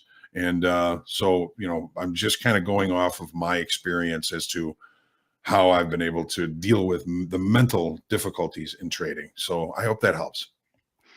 Yeah, it sounds like you. Thank you, Hoag. It sounds like you covered both of those answers quite well. And speaking of the mental game of trading, your trade is taking off on you there. Yeah, So, I know it is. I know. yeah, that's how it goes. And there's a gentleman called Yogi Berra from years ago, and he said something that we can switch right to trading. It was about baseball. And if you know who Yogi Berra is, he talked kind of interesting. He says 90%, baseball is 90% mental. The other half is physical. Right. Yeah. Which is an interesting concept if you like math, but yes, he was a classic. Absolutely. It's like All right. deja vu all over again. Exactly. It's a beautiful one. Okay, Eric K has a question, and I would love to hear the answer to this myself, Hoag. Eric says, or asks, excuse me, when the market makes a new all-time high, like we've seen over the last several days, what levels do you use to target that next move higher? And I got to jump on that bandwagon. Usually, you're doing a measured move. You say the market went up here, down here. There's a naked point of control over here. Well, guess what? There's no point of control above the market high, right? So along with that Right. question, what do you use to get the next target higher? Robert, you nailed it. Measured moves. Measured moves. You know, here. There, I know there's a question about the weekly kickoff levels, and I'm going to give you a little bit of a secret that's only part of the calculation of those. But because we're looking at new all-time highs, how did I come up with a 48.50? And this is a large reason why I chose that number, that level. So I'm going to take a trend line here, and I'm going to go from this low to this high. Then I'm going to go from this low to that high. Measured move. Just twice the distance from the last low to the recent high, then twice the distance from the recent low to the extension. Very interesting. I saw that Mhm. message down there from hopefully Kevin. Thank you for the second half of that question there. He was asking about calculating the weekly kickoff high and low, and it's a little piece of it there. Yeah, I mean, Little chicken bone, right? we don't want to offend Rooster. No, we do not want to offend Rooster. So that's what you do for Eric is to do the next move higher. You're simply going to use part of it. You'll use a measured move to get that next one over. Right. Yep. Yeah. I mean, believe me, this would not be the weekly kickoff high if I didn't kind of think that the upside move was over on Sunday night. You know, the auction was still performing relatively well on the way up, even though we just came out of rollover. It's difficult to gauge that. Mm-hmm. So that was really the idea of the measured move. I mean, you know, the markets are visual, and so we'll see if that pans out. Yeah, well, that's part of it. So, like, just to reiterate, that won't be the weekly kickoff high. You're just kind of showing a little piece of one of the components that you're taking. Yeah, I mean, when there's no data in the past, when we're at all-time highs, then I have found in the past that measured moves tend to be where traders focus, and when traders focus on a level, they have a tendency to bring price there. That's great. And we're looking forward to, we'll see if it makes more all-time highs, or if it doesn't, see what happens in the rest of this year. Here's one, speaking of closing the markets and where we're going to end up. This is a mock order, a mock imbalance. This is from Johnny D. It says, regarding mock imbalances, I noticed the market makers initially fade the imbalance and then ultimately take the other side of the trade. So they buy, sell imbalance, and vice versa. What's your take on this? All right. So the MOC imbalances, I've never really been able to get much of a handle on what to do there. I don't really participate typically that late in the day, and it seems like that there's sometimes if it's a large imbalance, there may be an opportunity there. What the market makers are doing, what the algos are doing, is they're just trying to kind of envelop the market, sell on high ticks, buy on low ticks, and just knock the market back and forth. If they recognize that some shorter time frame traders, some weaker hands traders are executing, they'll try and knock them into their stops. So as far as our MOC imbalances,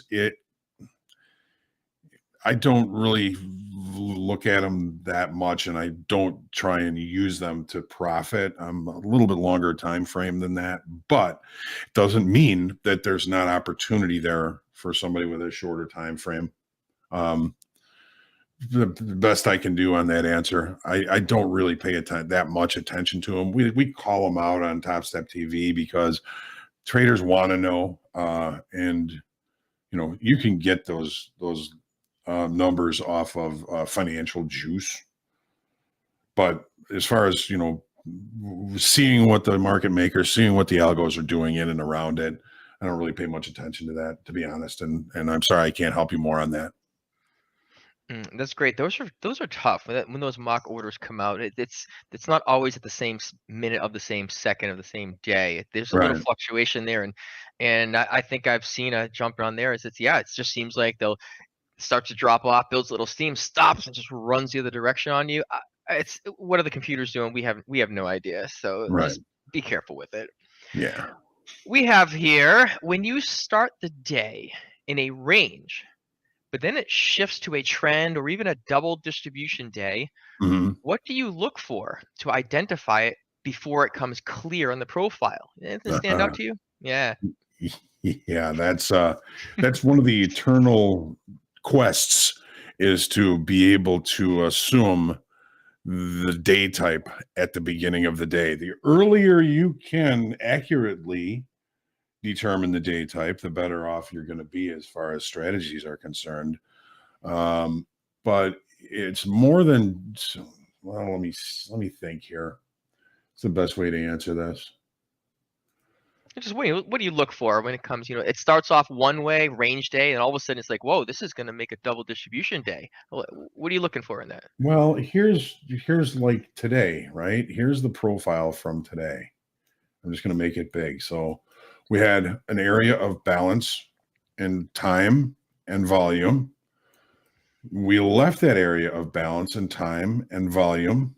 We left a single line of TPOs right here. We just now took those out. We have an anomaly up here as well. But so what I would be looking for is if it looked like we were putting together a double distribution trend day, I would be looking for this little excess area here, no volume, not a lot of time spent here, to remain there for the rest of the day. So I could then take the lower distribution, see if I can sell it here and buy it here, and sell it here and buy it here until something changes.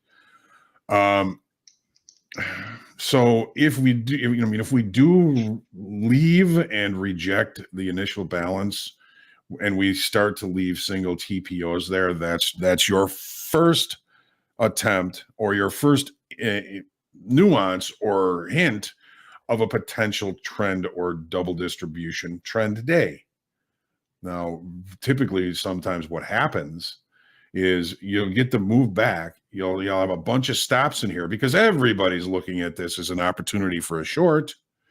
So if we take out those single TPOs, it doesn't necessarily mean that the move to the downside has changed, but it does change the idea of the double distribution trend day. So if we don't take out lows, we could rotate back higher and kind of create a normal variation day.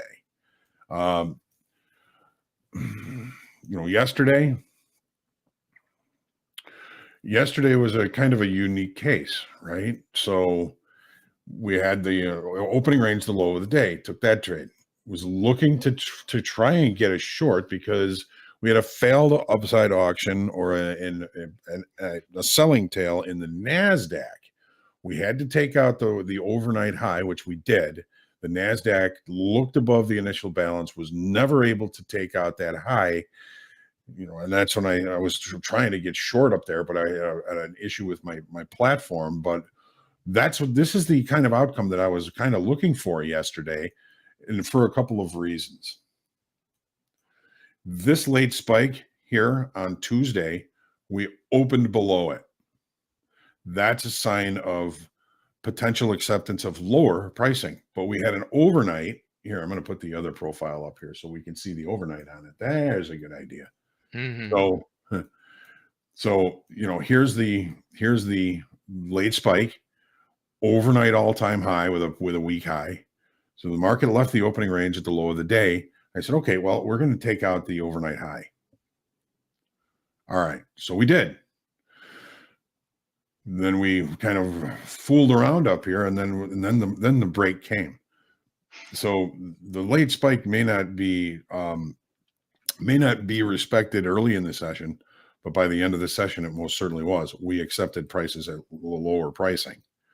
So I think there has to be some sort of anticipation of the potential day type.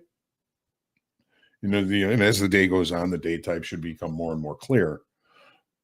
But do I go into a traded day saying, well, this is going to end up being a double distribution trend day, in the first hour? No. But if I could, I would be a genius, but I'm not. I am not a genius. So I got to trade what I see. But, Dalton says, the earlier you can determine the day type, the better your chances are of being profitable that day. It's not easy. It's a great question. And there are days when I'm able to kind of say, all right, you know what, this is going to be a kind of a hangover day. We're going to set a range, and we're probably going to range the better part of the day. And then I can trade to that. If it's wrong, it's wrong. I can get some good trades, maybe take a couple of bad ones. Doesn't really matter. Today, I was kind of looking at the S&P and the NASDAQ as potential repair days, hangover days after yesterday. Now the NASDAQ has been much more range bound than the S&Ps, actually. I mean, it did extend the range lower. We have excess at the low. We did not trade to the base of the base of the late spike here in the NASDAQ. It's basically a relatively range bound day. We extended the initial balance a little bit, but now we're back in range. We're back in value, the range bound day. So the day type that I was expecting in the NASDAQ, it turned out to so far be a truth. So that's what I would do. I would look to fade the extremes on a range bound day. That makes sense. I think you pretty much covered that question. Okay. All right. A few more to go through, but yeah, no, that was fabulous. I certainly got the gist of it, and pulling up the other profile was very, very helpful. We got about 10 minutes left here. Grab another question here. This is about like actively trading, not mentally or not pre-planning, but this says, how do you guys size into your position efficiently? Do you base it on like a per point or a point per candle basis? And what's your thoughts? Say again. I'm sorry. Where's that? Sure. How do you guys size into positions efficiently? Okay. So there's two ways: all in, or accumulate an inventory in a zone. So if you're all in, let's say you're, for example, looking at an opportunity where in the S&Ps you have to risk 4 points. Okay. So that's $200 per contract. And your account size and your trading plan says you're allowed to risk $600 on every trade. So you're looking at risk of $200 per contract at a max loss of $600 per trade. You can trade a 3-lot. Now there's a million ways to skin a cat, right? I mean, you could look at that and say, okay, well, I'm gonna buy one, and if the market starts to go my way, then I'll buy 2 more. And that's going to expand your risk a little bit on the trade. But position sizing should be directly related to the amount of risk that you can take, that you want to take. And sometimes it's volatility based. If it's a very volatile period of time and you're normally trading 5 contracts, with the volatility, you're going to be risking more for every trade. So maybe you size down to 3 contracts. It's all based on risk. If you've got a plan that lets you risk $600 per trade, and you're looking at a $200 risk per contract, you trade 3 contracts. And that's really kind of a simple way to do position sizing. I'm not a big trader. I trade 1s, 2s, 3s, maybe once in a while a 4-lot. I don't feel as though I have to be, and it's where I'm comfortable right now. So, I've had a long career, and last thing I want to do is blow it up now. So I'm not going to be over trading. But it's a really good question. It's an important question, especially if you're going to be trading multiples. You base it on the risk that you can take. If you can risk $600 for an entire trade and you're only risking $200 per contract, you trade 3 contracts. True words have never been spoken. And I wrote that one down that you just said position size is directly related to the risk size of your account. That's beautiful. I wrote that down while you were talking there. That's gold. Thank you very much. I hope that helps. We have a question right above that one from My Life Chris 101. And they write, I noticed that I get close to the daily loss limit a lot. And when I get close, I switch to micros. Then I go back to minis and tend to break even on the day.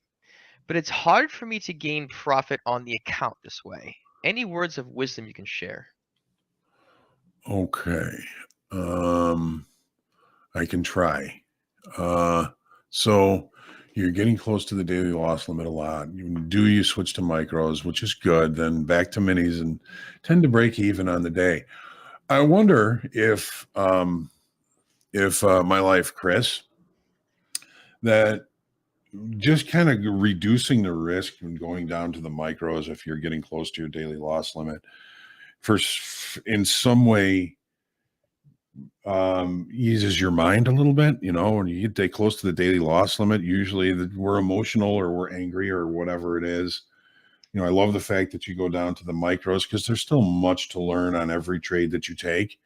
And then, trading the micros, maybe getting a couple of wins there calms you down, gets your vision in the right place, and you're able to continue to kind of get back to break even on the day. If you're able to do that and you've kind of accounted for that you're able to do that, I think that's a wonderful thing. Of course, you can't count on that every time, but I think if you may have found yourself a nice little groove or a thing to do when you're having a bad day is size down, get right with the market, get right in your head, and then take a look and see what opportunities come later on in the session. So, no, that sounds great. Also, we're gonna grab one more. We only have about 4 minutes left, and this is one last thing about that question, if you don't mind, Robert. Absolutely, take it away. Just because you find it hard to gain profit on that day. I mean, if you're you're near your daily loss limit, you're down 900 with $1,000 daily loss limit, and you go to the micros and you get your head straight and you get back to break even, that to me is a winning day. Don't worry about, trying to make big profits after something like that. If it's hard for you to gain profit on the account, but you're able to bring the account back to break even, that's a big victory. Don't discount that. Don't discount that. That you're saving yourself $900 or $1,000 in money you have to make the next day. I think that's just don't discount that. I think if you're able to bring your account balance back to the beginning of the day after being down, that's a victory, man. That's a victory. Don't discount it. And I found that, sometimes when I get to that, I should have stopped there because things start heading the other direction. It's, all of these questions and situations that we're getting in here, I can probably put myself in every single one of those situations. We've all been there. Every one of us been 100%, there. Right? I want to add one thing to that. To this gentleman here, My Life Chris. I shouldn't say gentleman. I don't know. My Life Chris 101. How about starting with micros? If you find yourself doing that all the time, jumping in and you're on the minis and you're almost at your daily loss, and you put micros on, you build it back up. You can obviously trade. So how about starting with micros? I'm just saying, if you're finding that as a common situation to find yourself in. For example, if you're doing trading, you're always losing on a Monday, you can increase your profitability by don't trading on Monday. This guy's step one. Right, so that would be my take, is to start with the micros and go from there. If you start doing well, throw the minis on, drive it home. You don't have to build it back, but like Hoag said, you don't discount it. It's super, super good. Yeah. Okay. Great, This is a real quick one, Hoag, because we got to get running here. I work full time, travel extensively with 8 days working, 6 days off. I feel the pinch to hurry up and complete the combine in 4 days. I catch myself swinging for the fences, and I'm in the 50K. What do you think is a good approach? Okay. A lot of traders have jobs, we all have responsibilities and things that we have to take care of. But just be careful not to trade just because you have the time to trade. Let's say you're working, you've got an hour in the morning right after the open of the equities with which to look for trades, with which to have trades come to you. Try not to have that feeling like you have to do something because that's the only time you have to trade. You know what I'm saying? It's like, I've got 2 hours to trade today, so I got to make some money. And that 2 hours of the day, that 2 hours may be a lousy time of day to trade. The market may not be offering opportunities in that particular 2 hours. So just try not to be in a hurry, number one, to get the trading combine done. Don't feel as though you have to finish it in 4 days. And just try and I don't know your experience level or how much, what kind of tools you're using and anything like that, but just try not to force trades. And I feel like people that have limited time to trade, they force trades and a lot. So try not to do that. To just trade well. Stay in process, stay in strategy. Have that process and strategy in the top of mind. Make sure you do your homework. And if there's no opportunity that day, then you don't take that. You don't have to trade that day. Try and get over that idea that you want to get to a certain price or a certain, you want to finish the combine in 4 days. That puts the pressure on the time base that you want to get done instead of focusing on what you should be focusing on, which is the markets and the opportunities at hand. Where's the wisdom? We see that too often, swinging to the fence to try to pass a combine in 4, 3, and even 2 days. You don't have to do that. But so, echoing words of wisdom, my friend, we are going to wrap up here and need to give you a little bit of break. I think you're on consistently now to the end of the day. Mm-hmm. So I appreciate this, Hoag, as always, this group catching. I love it. Love these questions. Thanks to our viewers for sending them in. Next up, we have Back to the Futures. We're talking in the strategy lab with Anne Marie. Hoag, you're going to be on chatting with her. Quick little preview of what you guys are talking about, and then we'll sign off for a quick little break. Yeah, we're going to be discussing the failed auction. What is the failed auction? Got a great example of it from yesterday in the NASDAQ. So we'll take a look then. Absolutely. Okay, we'll see you back here at 1 p.m. Central Time. Thank you very much. Thank you, Robert. Thank you all very much for the great questions. We'll see you shortly.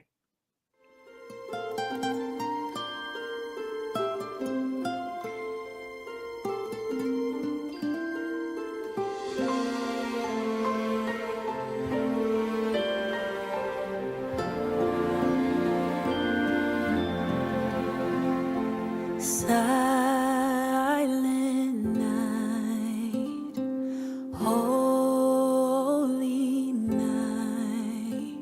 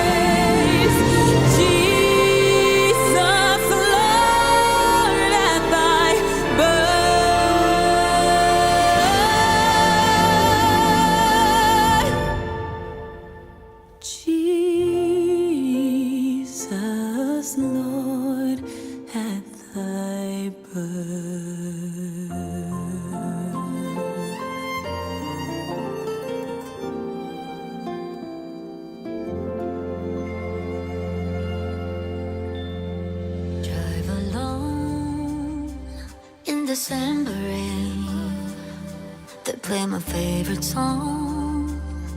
I see a snowflake melt on the deck. I'm awful cold and longing for the holiday. Counting days until you're here. I've been waiting this whole year. Dear Christmas, Christmas, Christmas night. I know you may suffer light, but together we're alright. You know we're ready for Christmas. Can't wait to head back home. When the sleigh bells call, I hit the road. Baby, let it snow. We're ready for Christmas. Why you so far yet close? I think I hear them call. So baby, let it snow. Deck the house. That's when the snow starts falling. I pick all the presents up for you. Decorate the fireplace for two. I keep waiting all night. Wish upon a starlight, starlight. I sleep under the mistletoe. Wake me up with a kiss on my nose. It feels so magical, yeah, look, when we were small. Someone's been here and there. The stockings were all. Christmas, Christmas, Christmas night. I know you may suffer light, but together we're alright. You know we're ready for Christmas. Can't wait to head back home. When the sleigh bells call, I hit the road. Baby, let it snow. We're ready for Okay, welcome to Back to the Futures. Thank you to everybody who joined for the group coaching session. And I love these sessions because we have Anne Marie with us. How are you today, Anne Marie? I'm doing well. I'm doing well. Londoners, they eat very late at night. And so eating early has been great. It means we can get into all kinds of restaurants that otherwise would never have bookings. But they eat way too late around here. Like 11:45, they're still making dinner reservations. Really? Yeah, it's insane. My goodness. Yeah. Anne Marie is in London right now. Are you going to be spending the holiday there? I am. I'll be here until the new year. Oh, nice. Yeah. Yeah. Doing a considerable amount of traveling. I Very know. nice. I am looking forward to unpacking my bags for more than a week. So, yeah. Well, you got one of your kids over there working, so. Yeah, that's right. We do. Humping out. All right. Oh, I wanted to talk about, before we jumped into the failed auctions, Mm-hmm. I wanted to talk about what happened this morning on the 1 minute breakout. S&Ps? And how, yes, and how it broke the top, and then it didn't do it quite as well, did it? Where are we? I did Yes. not. Oh, yeah, I did not take it. It was hard. It was a hard opening minute, and so a lot of times. Yeah, it was a little big, a little more risk Yeah, on it because I of the heard you start of say the open that. range. Yeah, the one thing that was super important to me, why I didn't take it, was because we had a broadening formation open up just before that 8:30 number. We were sitting, and then we had the GDP number. It expanded really wide, and then Right. it started giving everything away.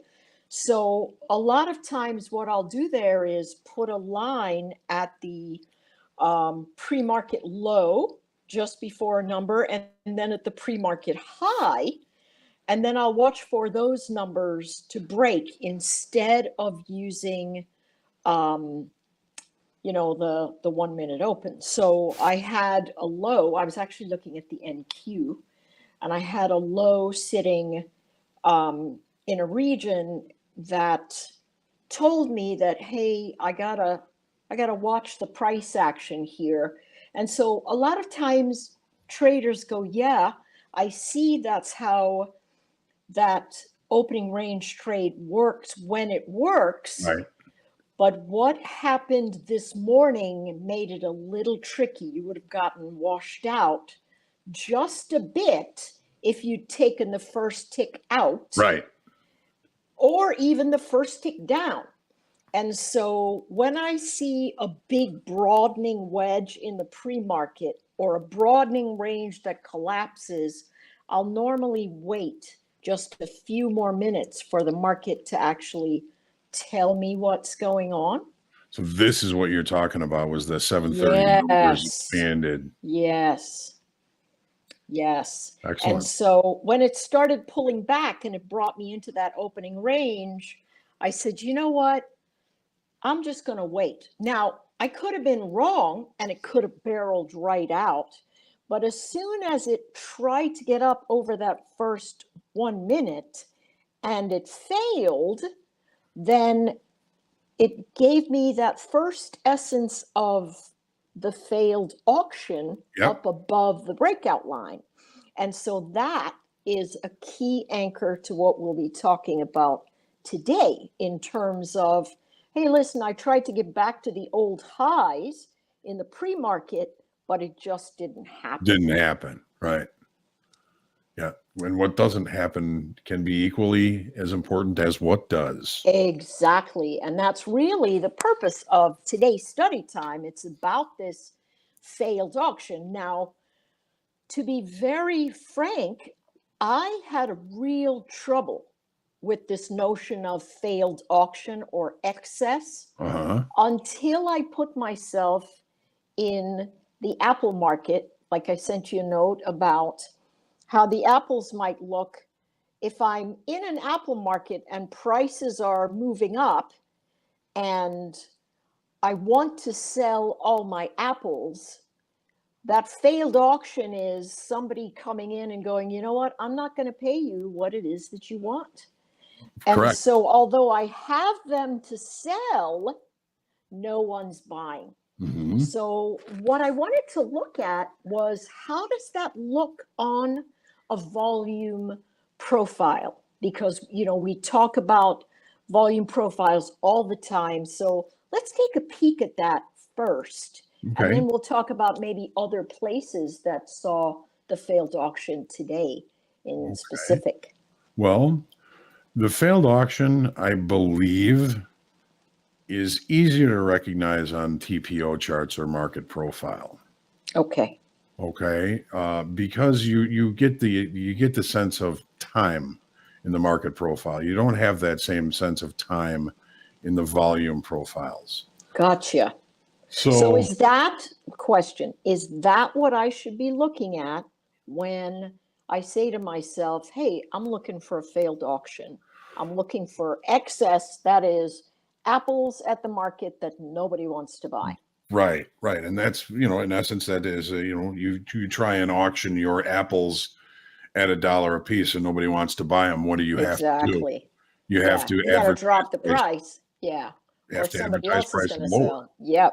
Absolutely. Okay. Absolutely. So, and you can see it on the volume profile if you have a chart that matches or lines up with your volume profile. So this is the high in the NASDAQ yesterday. Okay. So opening range was the low of the session. We rallied. We took out the all-time high, which was in the overnight session the day before, the night before. So we took that out. Now, the failed auction yesterday was great because the initial balance had been established. Okay. The next 30-minute bar, the third 30-minute bar, looked above and then came back inside the initial balance. So this little excess tail up here gives us the possibility of a failed upside auction or a finished upside auction, if you will.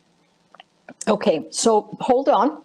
We have two things that we have for definition. We have the initial balance, which is the first hour of trading. First hour, And- right? And then we have the time price opportunity tool. How is that different to a volume profile tool? Okay. Great question. When you look at the TPO charts, okay, now this is the profile from yesterday in the NASDAQ. The volume profile, the variable is always price, right? Right. The constant is the volume. Now, volume changes and moves, but we have to have something with which to create the bell curve. So the price is always the variable, and the constant is volume. Okay, now it's kind of hard to say that the volume is the constant because it changes with every tick that trades. Every time there's a trade, that changes. But we have to have the price always be the variable. Okay, so this actually means that the only way the volume profile chart is built is by the prices irrespective of time. The volume profile doesn't really take time into effect. Okay, excellent. It's the You know, market profile for that takes time into effect.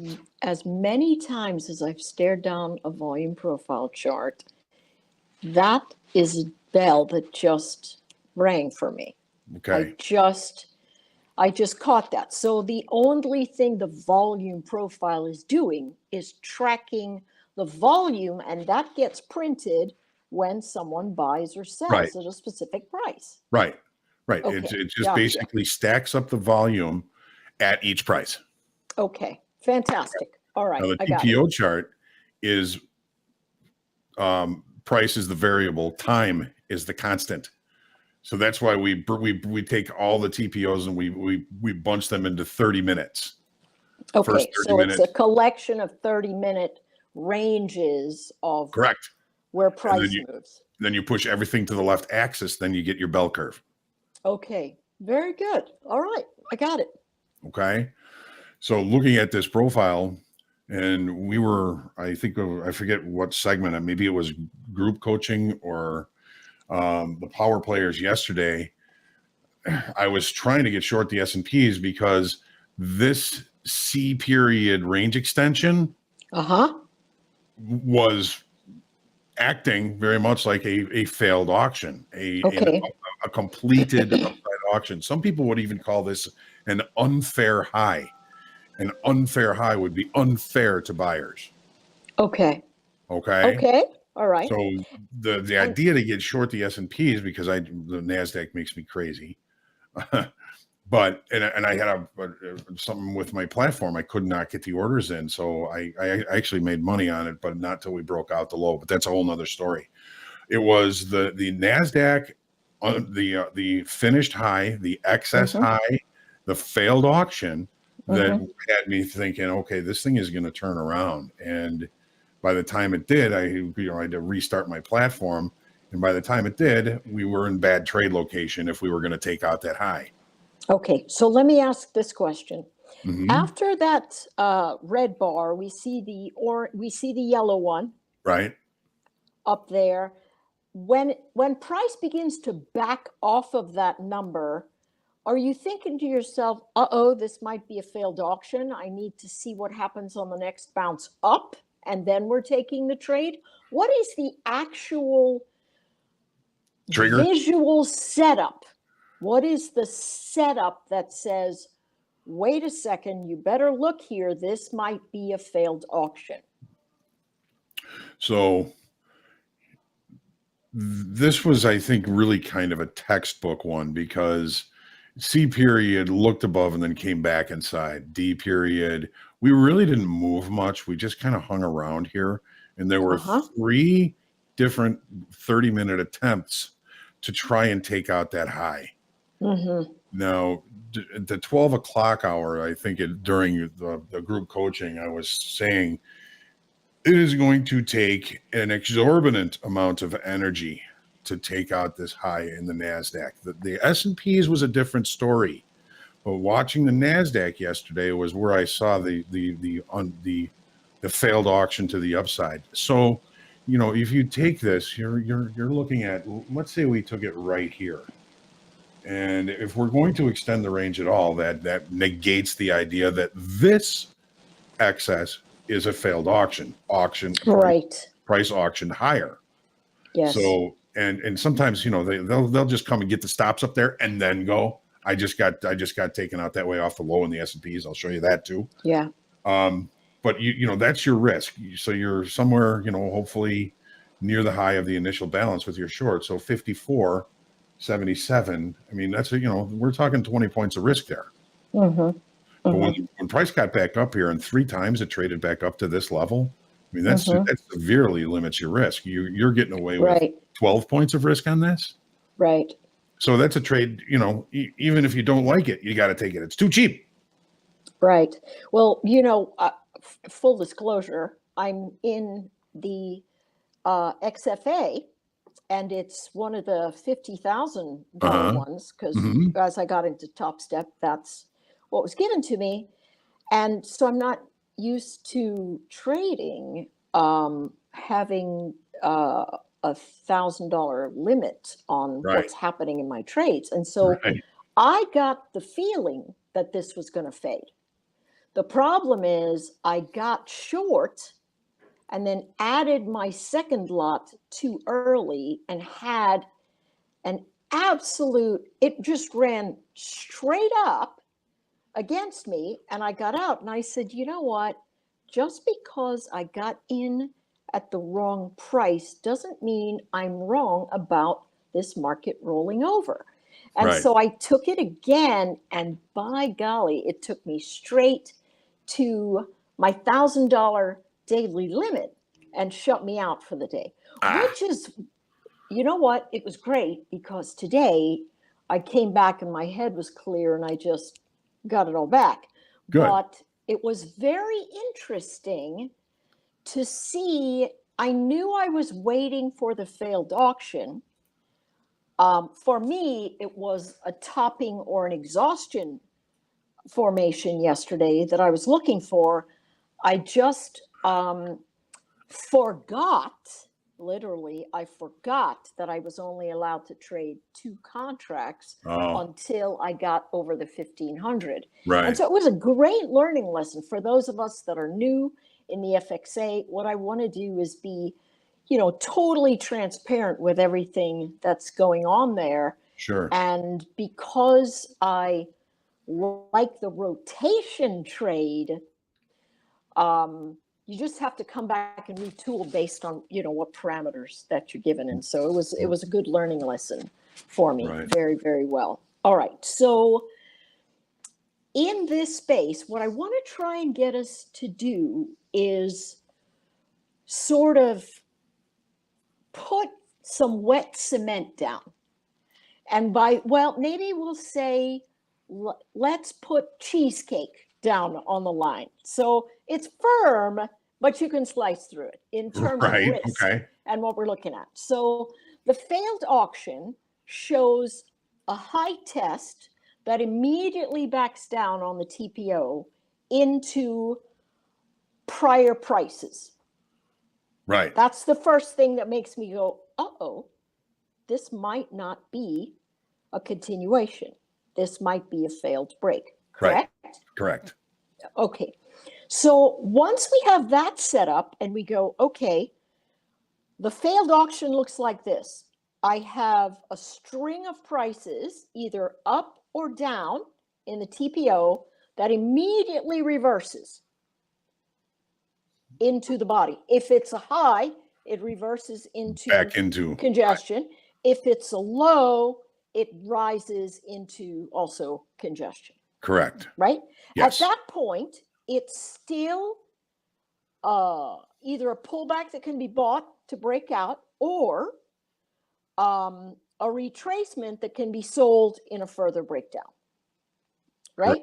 Correct. So we have 2 gates. Right. The first is the site The second are the gates. Right. So at any general point, we don't quite know which one it is. So what we have to do is pick one and then manage the risk. Would we Correct. say that that's correct? Yes. Yes. Okay, so let's suspect that the speed of movement, I don't know what you think about this, but every time I see massive speed to the upside, I sit back and go, okay, let's see if this is a bunch of shorts just getting clipped Mm-hmm. or a bunch of longs just getting their stop hit and things move back to normal. Right. So if we were to say to the trader, hey, listen, we're looking for the failed auction. The second thing that should happen is a retest that is lower than the high, if we're looking for long, like our Right. picture showed, a retest on your TPO. It showed a retest that was a lower high. Right. And that's where you said that the risk got cut in half. Right. Literally. Yes. Right? Right Yeah, there. right there. Right? So as you're looking where those yellow and green ones are, right? And the Right. yellow and greens are just separated by time, correct? Right. Correct. Each color is a different time, a different 30-minute trigger or Correct. event or whatever. Right. Okay. Yep. So if we're looking at that top, that's what we need to really see. If we're looking for absolute sweet spots, we want to see the bounce to the lower high. That's the sweet spot, correct? Yeah, that would. Yeah, yeah, that would. In a perfect world, that would be good. Yes. So we're looking at perfection, Right. and then we'll look at the squigglies, right? Because Right. nothing's ever perfect, but if the perfect thing does show up, we can go, oh my gosh, that's a textbook failed auction with a failed retest because it's failed to retest the highs. Right. Yep. Yep. Okay. So that would be the ideal next setup.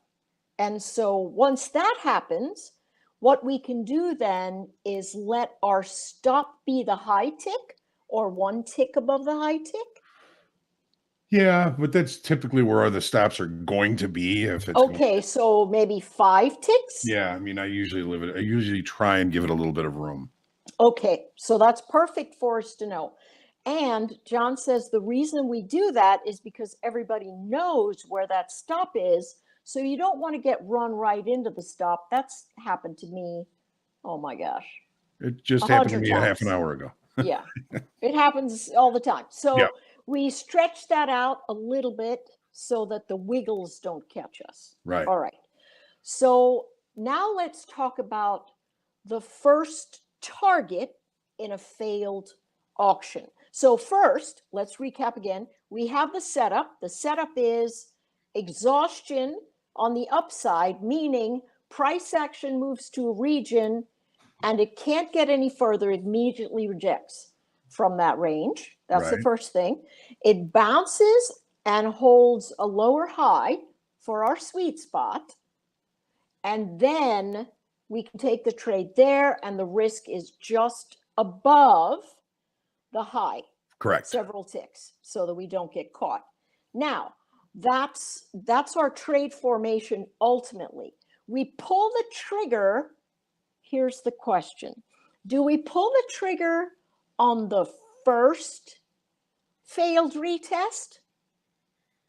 Like when it comes up. Now let's go to some candlesticks. What day is this? Where is this? This is yesterday. Yesterday. Let's look at yesterday's NQ and maybe on a 2 or 3 minute chart at that breakdown area. Yesterday's high. Yeah. 3 minute. Yeah, 2 minute, 3 minute, whatever. Yeah. So there it is.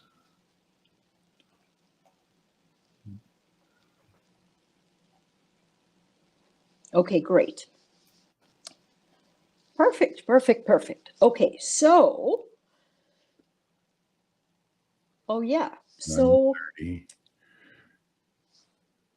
Yeah, there's Yeah, the so it was 9:30. the extension was right at 9:30, Mm-hmm. and it came back down. And here's the 10 o'clock high. Okay. Here's the 10:30 high. Okay. 10:30 is right here. So here's that Mhm. bar. Now here's the 11 o'clock. Mm-hmm. It comes all the way back up. Noon. Into the 1 minute candlestick, right? Yeah. Into the 1 Well, minute I mean, opening. almost. Yeah. Yeah. Yes. Yeah. I think Right. that's the first time it kind of takes out Right, because that's the 1 minute any part right of there. the excess high. Yeah. Right. So there's that high. It comes off of that. So really, we have two opportunities to take this failed auction trade if we are looking at it on resistance to support. It came right into that yellow line. What is that yellow line we have right there? That pale yellow? This here, Yes, sir. VWAP. Okay, great. It comes right into the VWAP. Yep. Bounces, VWAP's flat. My vote on the VWAP is as long as it's flat, it tells you you're going to trade above it and below it because it's at equilibrium. And when you've got equilibrium like that, a flat VWAP tells you do not look for trend until it breaks and confirms. And so it hits there, comes up. So you literally could trade the failed auction at the very top when that first 1 minute comes in and you see the failed retest on, looks like about 6 candles later, 1, 2, 3, 4, 5, 6 candles later for the entry point. That's Here? about, no, that's way back there. Yeah, one more candlestick over to it's before 10 o'clock, way before 10 o'clock. I'm saying at the first pass. Here. No, yep, right there. Right there. 942, what it gives us is a break of support and then a failed bounce that gives us another lower high. Right? Right here. Right here. Yes. So in that space, if you're just looking at raw candlestick formations, you can see that lower high, this is my favorite trade to take, right? I say every time, 1, does it fail to head higher? 2, does it break support? And 3, does it bounce to give me a lower high? And all of that is certainly there because I would call the support action really that area right around that zone, right? So it bounces, gives me a lower high, and so I'm able to go short in that region. The reason that I executed poorly, oh yeah, great. The reason that I executed poorly is really threefold. 1, I didn't know all my parameters in terms of how many contracts I got to use. 2, I underestimated the retest of the formations. And then 3, I had $1,000 cap on an unrealized loss. Right. And so those things together, and really, I'm in here doing it so that everybody will know absolutely transparently. I have nothing to prove. So I'm super happy to go, no, here's what happened to me, and here are the reasons that it happened. So from that space, you can take that failed auction on that tiny time frame, or if you're looking at that 30-minute chart, it's all the way over at that maybe 12 o'clock. Yep. Right? That's your second time that it comes in and says, okay, I'm not headed higher. I'm not headed higher. Yep. And so again, I get to use those same mechanics. Even if we're looking at pure trade formation, the answer is always the same. 1, am I failing to hold higher? 2, am I breaking support? And 3, have I tried to head to a higher high and not gotten it? I have a lower high, and that really breaks down at what, maybe 12:30? Is that about 12:30, 12:40? Yep. Yeah, right there at And the then 1 end o'clock, of it starts heading yeah. lower.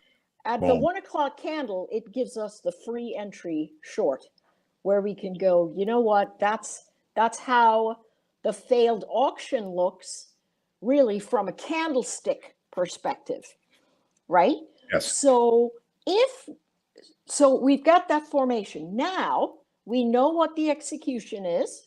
We wait for the failure of that support zone, a lower high to be tested. So we've got established risk, right? And then we get into the trade. Let's talk about where we set the targets. So in a perfect world, let's go back to our TPO Okay. to help us. You want the NASDAQ? Whichever one. Here's the NASDAQ. Perfect. So if we go to our TPO, Mm-hmm. what should we be looking for as first targets? Heavy congestion? Or do we end up trailing it? Where's the first place that you would go to take a profit? Okay, so my in an ideal world. My hypothesis yesterday, I still got my notes right here, Love it. is that it was actually yesterday morning. Hang on a second, I gotta find it. This was Wednesday.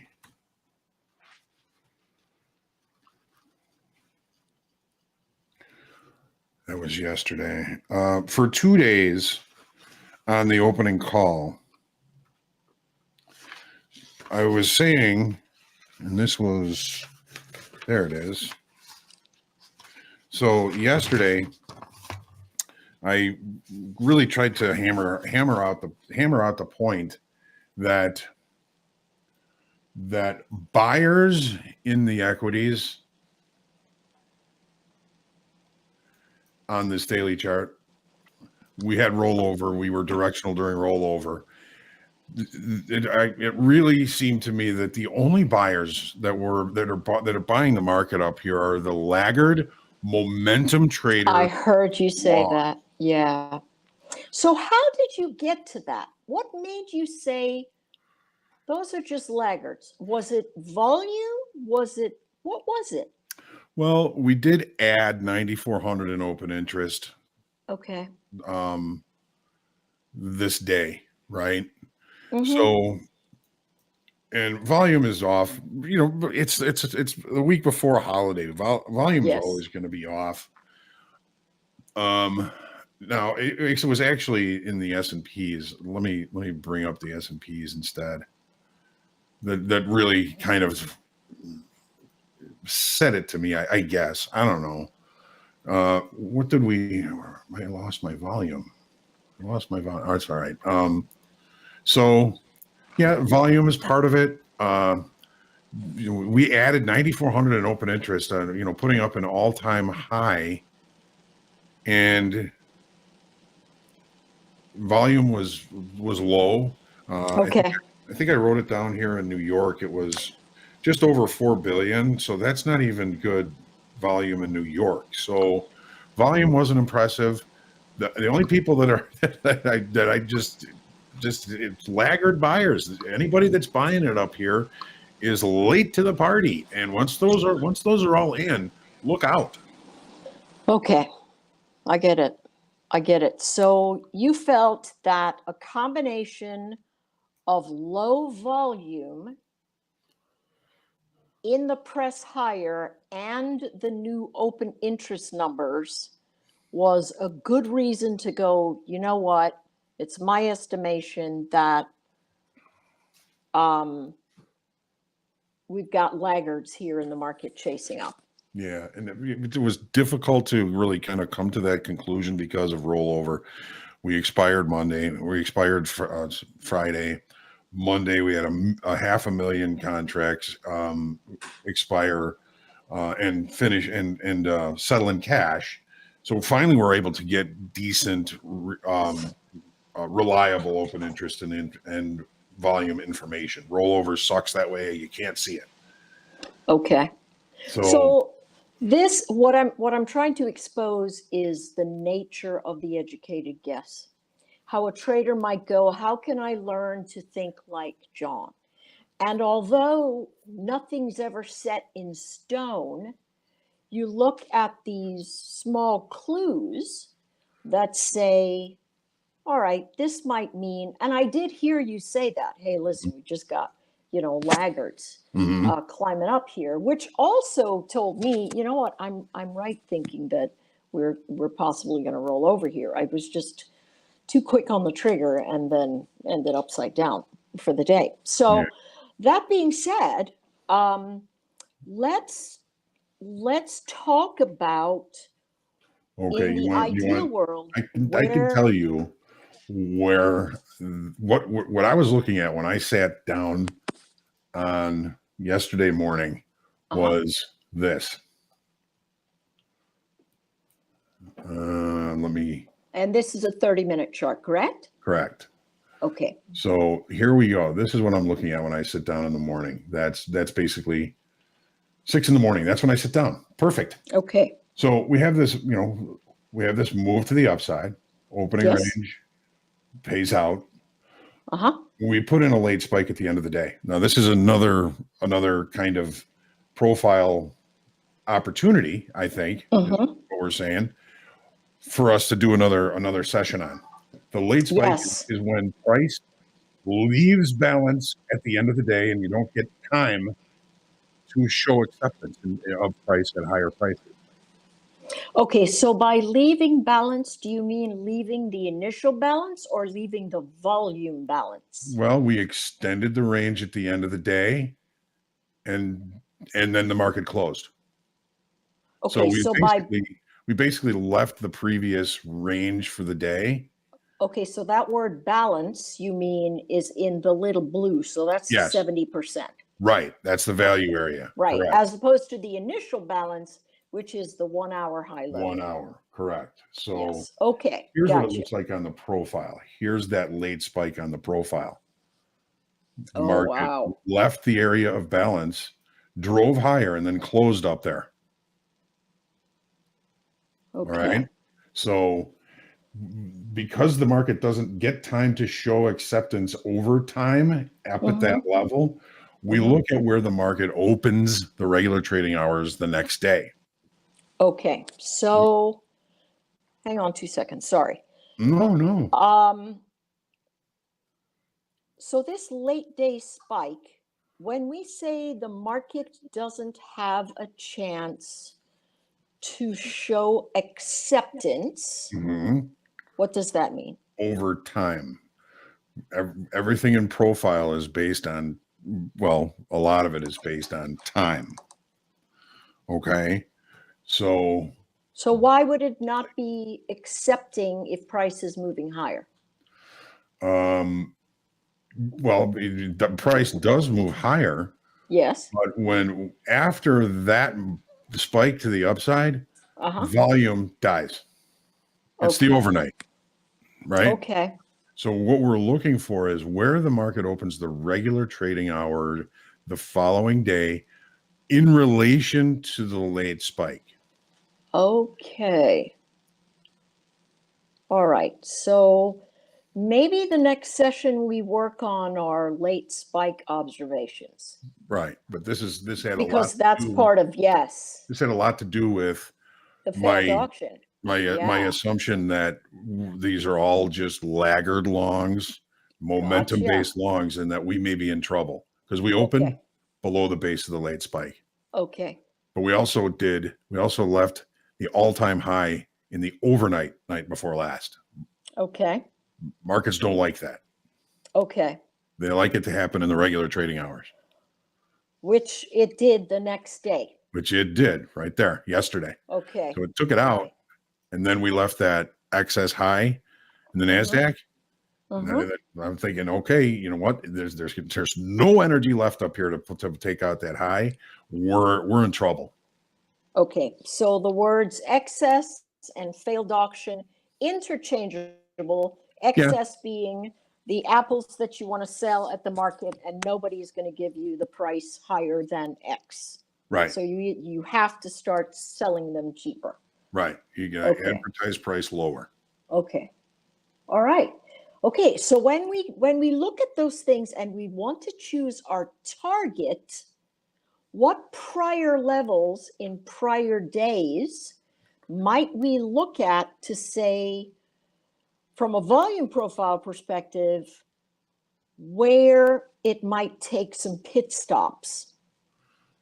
Okay. So the points of control from previous days that have never been revisited in regular trading hours. We had one here that we barreled right through. We had another one right here it should be, that we barreled right through. How did this get moved? I don't get it. Okay, that's where that one is. We barreled right through it. The next level, and I think what's going to prove to be an important level if the price continues to move lower, and it really looks like a minuscule level of something that people probably wouldn't even think of, is the afternoon pullback low from CPI day last Wednesday. Okay. Right there. Yeah. So, and then there's gaps, there's naked points of control, all these visual levels for price to seek.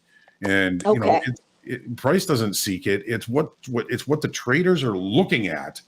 They're going to bring price to. Okay. So a couple of things happen in this kind of environment that I really want to share. Number one, we've been running up constantly. So you might have noticed on the tilt, a lot of people were buying the dip. And so one of the nuances of using the tilt, now that I'm sitting on Topstep X, is that let's say you see the tilt and it measures 65% long. And then you look down underneath to see, well, what price did they go long at? And then you see how much profit they have and what the next line in the sand might be for them. And I noticed yesterday that all the longs that went long were underwater moments after they got in. Like they get in, things would be okay for 5 or 6 minutes, and then they'd all be underwater. So even though the tilt looked big, everybody was sitting on the wrong side because they were all buying the dip.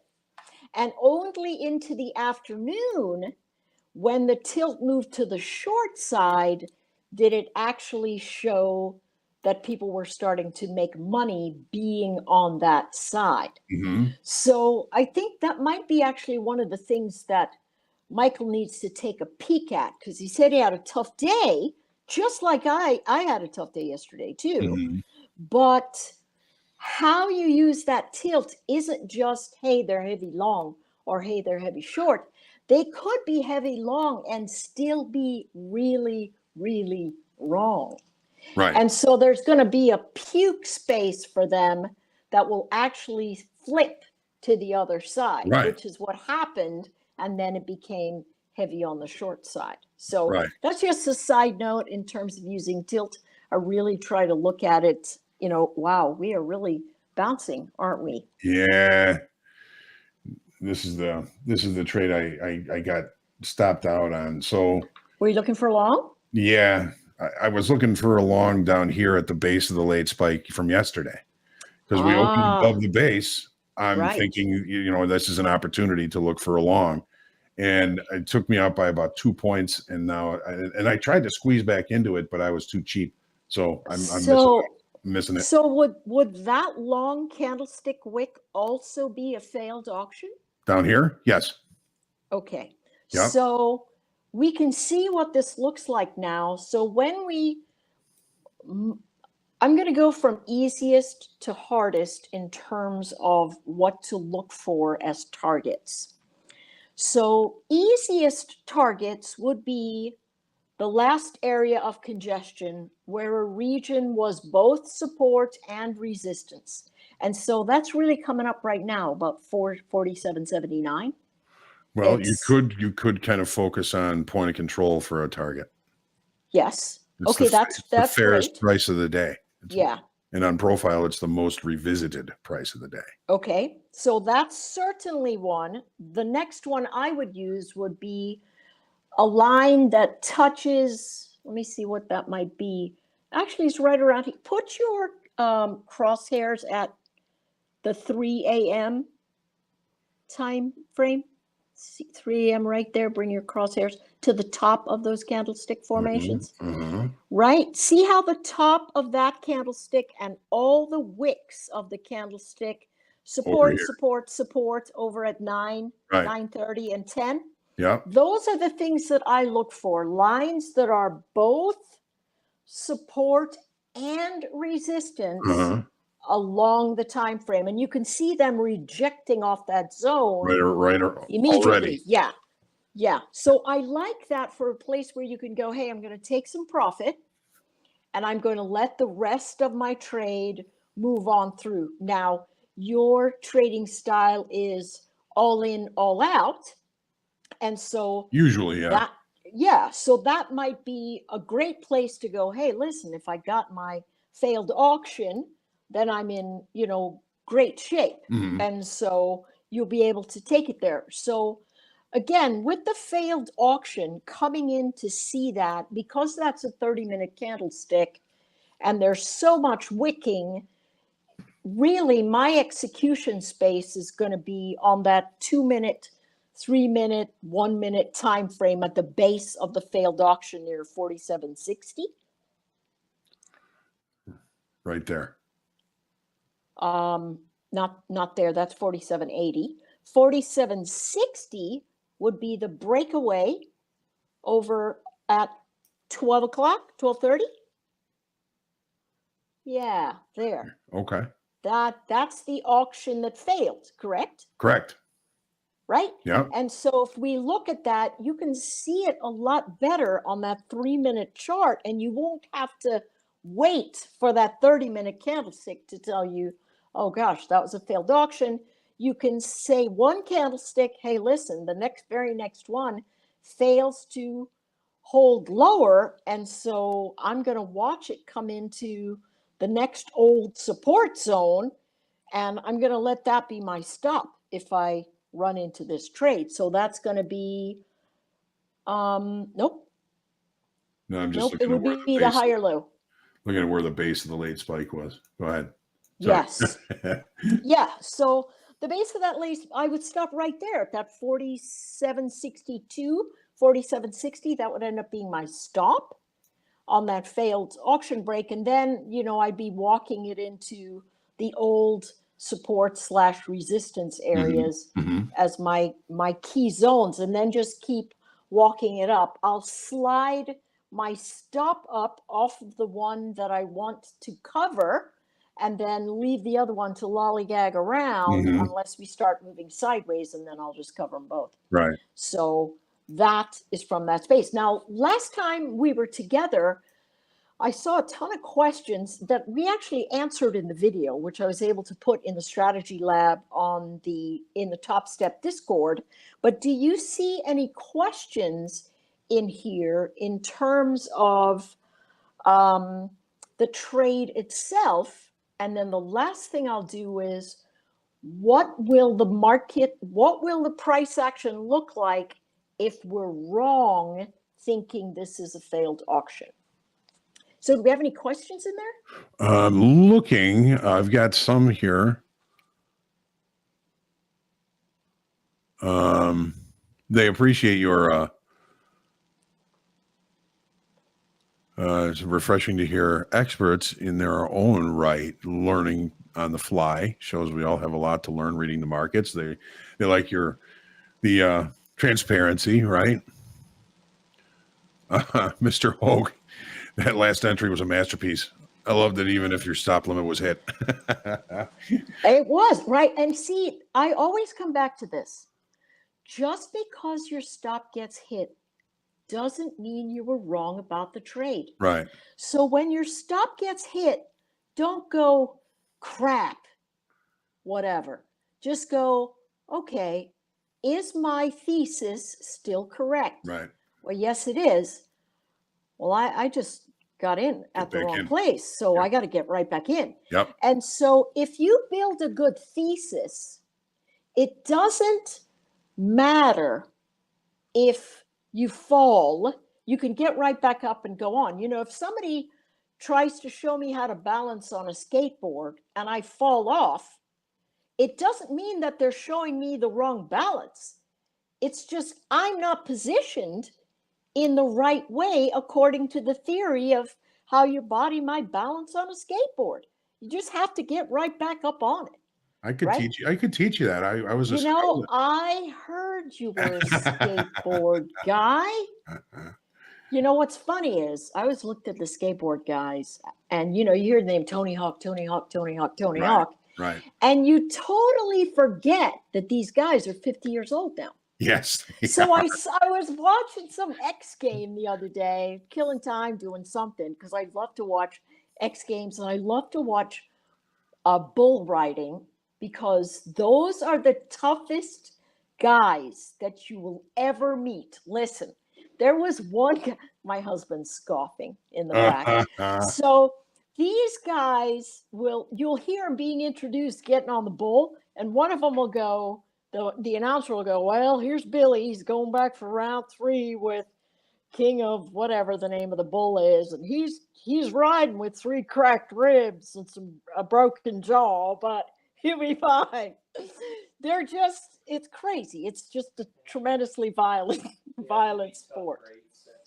He says they have to be tough for 8 seconds. Well, yes, but those are some really big 8 seconds. But in any case, that's a big animal.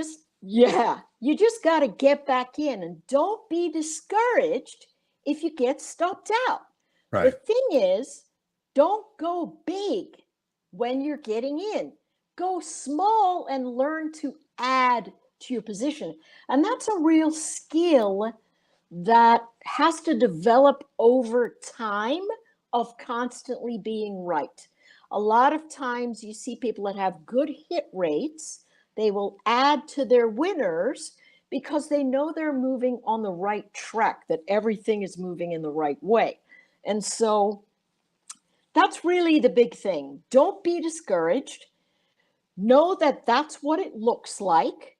And if it washes you out, go, wait a second. Isn't this what I thought it was? Yes, it is. Now, let's say you get washed out, but it turns out that this is not a failed auction and you get acceptance at higher levels. It's super simple, or lower levels, as in this case. Right. Super simple how that looks. You're going to break your low congestions, and that's going to be the first warning sign. So what do I mean by low congestion? If you look at this chart, you're going to see 3 candlesticks on the 30-minute time frame that open within just a few points of each other, or close within at the very bottom. It would be a close and a close. It would be the ones below here. Yes. Right? They all either open or close right in one area. Mm-hmm. If you take the bounce and you go, ooh, this is a failed auction, I'm taking the long. If it loses that congestion area, put yourself on high alert, because that's a signal that says, you know what, the body of my candlesticks or my wicks should not be in there. And I like to choose the higher low at the bottom of that thing that looks like a doji a little bit, that higher Right low here. there. That's where I'll put my stop. I'll put my stop just under there, and I'll say, you know what, if I get shaken out, that's okay. I'm going to wait until it recovers and looks better for me to get back in. I will not stick around after it loses the congestion of those bodies. I simply will not. Sure. I gotta straighten something out here. I was afraid Dee was going to yell at me about this, but Dee would classify this as more of a, she says, an auction fade. IB breakouts that fail. She considers those to be the real auction auction failures. So Okay, so anything with yeah. excess, I kind of view as a failed auction. Okay, so I know you're going to let's yell at me, take Dee. yes. So here's the thing: there's nomenclature, and then there's something that the trader just looks at. Mm. So for me, I've never learned the name of a candlestick. I think Doji is the only one I know. Well, no, I know Maribozu, right? So the Maribozu has no tails, and the Doji is just tiny with lots of. So I'm not a nomenclature gal.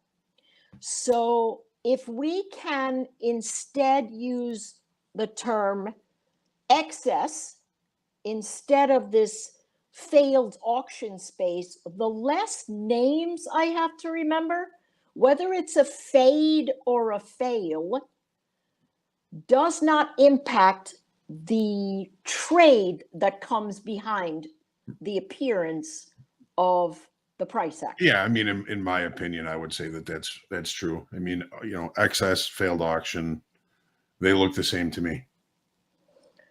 So I would never be the person that would be the one you would come to in terms of proper nomenclature, because I don't like cluttering my mind with things that are gray that will not impact execution events. And so some people are not like that. They're much more exacting about, no, that's Sure. a whatever. And it might mean that a fade might look different overall in some places, but all I'm looking for is, where's my execution event once I see the setup? Where's the setup? Where's the execution event? And then where do I complete the trade? Yeah. What would you call this? Pickup sticks. You have your own name for it, right? Yeah, it's just a mess though, Yeah. right? We've got a 3, for the guys that use the Strat. We have a 3 there, and we're working on a 1, right? So we have an outside candle and then an inside candle. And so tomorrow will very likely give us the continuation of what we've got here. My suspicion is, as long as we hold the lows, we'll chop. If we break the low, I think we head to test lower edges, because we'll have the formation of a lower lows, and those lower lows tell me that price acceptance is going to continue to be lower. Yeah, I mean, I think we have space for it. It's either going to range for a period of time, or we're going to see further pullbacks, in my opinion. Yeah, and the Santa Claus rally starts tomorrow. So the question is, did the Santa Claus rally come early, or are we going to have another leg up? And I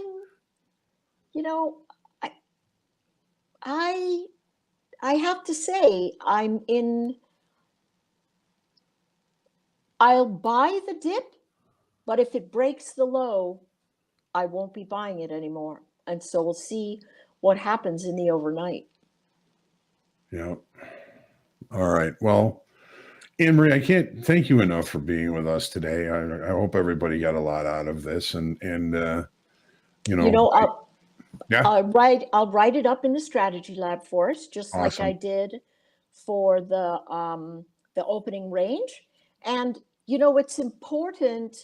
Like, I would love it if Dee would come in and go, you know what, I would call this an auction fade. Right. And then say, here's how a fade is different to a failed auction, to give some nuance to the trader that says, I want to dig a little bit deeper. But, for me, I really am a Forrest Gump trader. I'm like, I'm gonna look at the pictures, and whichever one tells me to go, I'll go, because I don't want any more cluttering up my head. Trading's like a box of chocolates. Yes, sadly.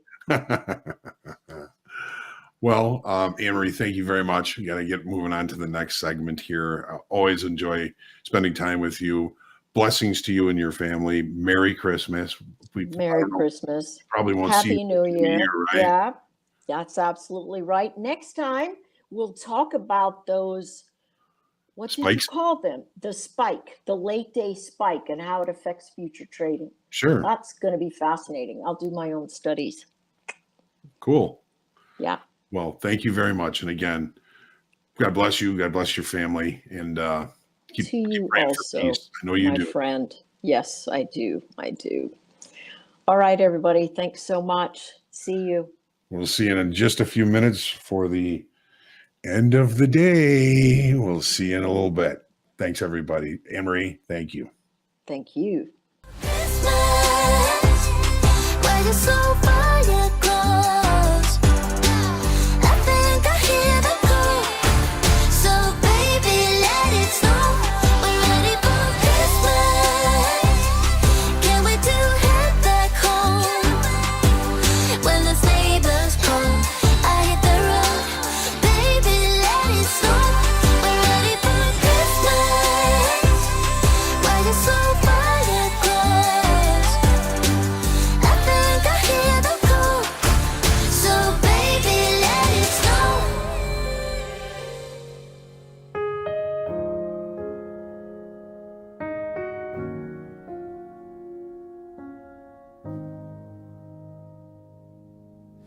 Oh, come, all ye faithful, joyful and triumphant. Oh, come ye to Bethlehem. Come and behold him, born the King of angels. Oh, come, let us adore him. Oh, come, let us adore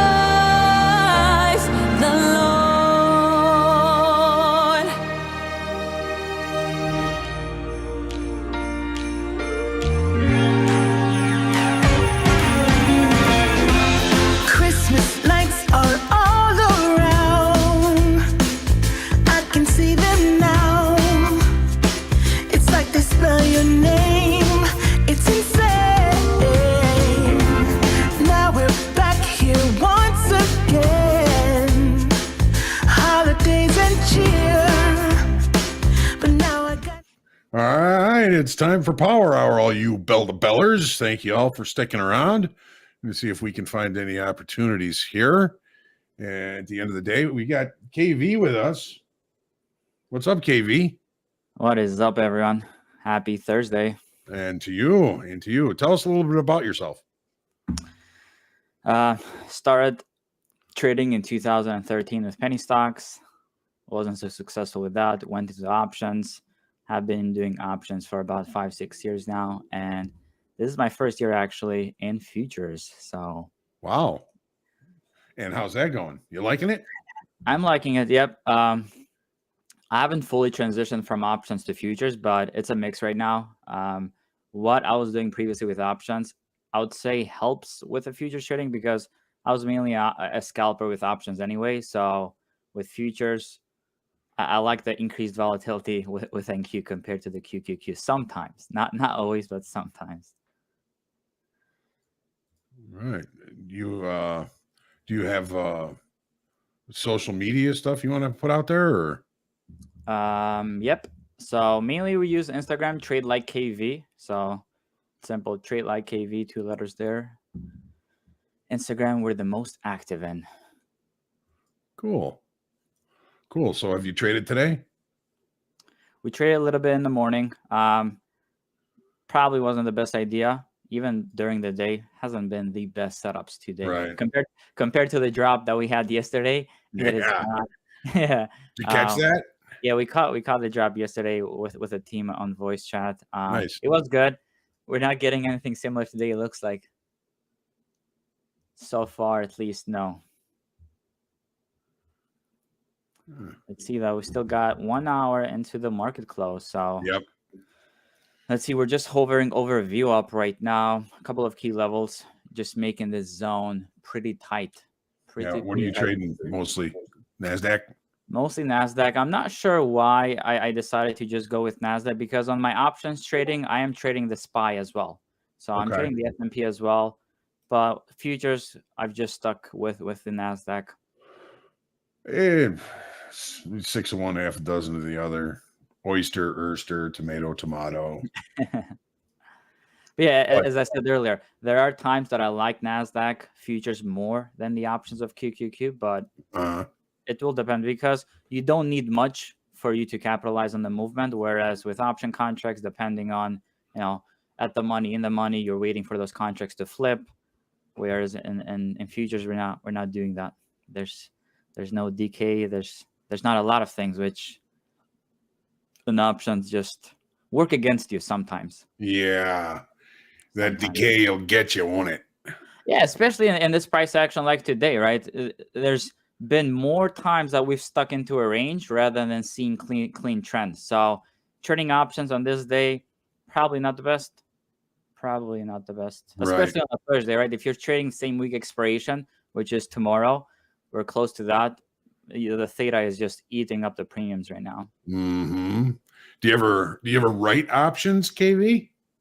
I do not actually. The last time someone asked me about this, literally a few days ago as well. The last time I was dealing with writing options was back when I was in corporate in the equity sales desk here in New York.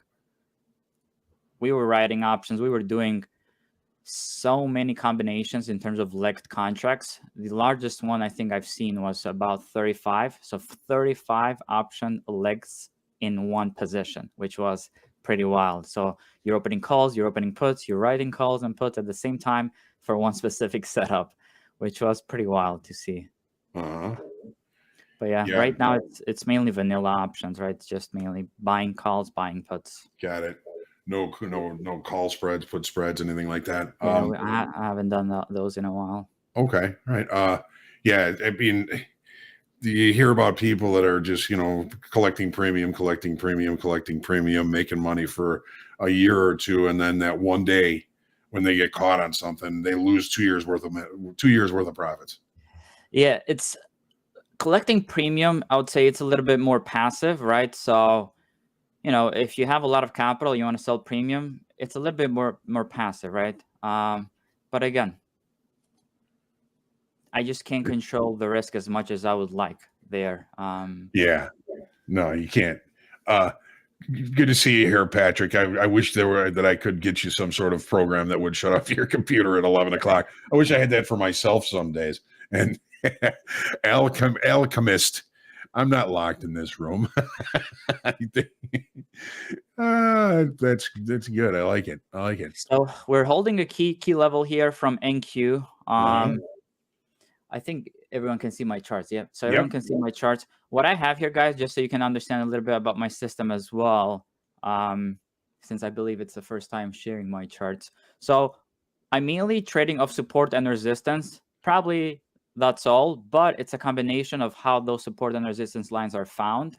The first ones, which you see on the screen here, all these lines, guys, are fully automated. So I used to do manual levels for a long time.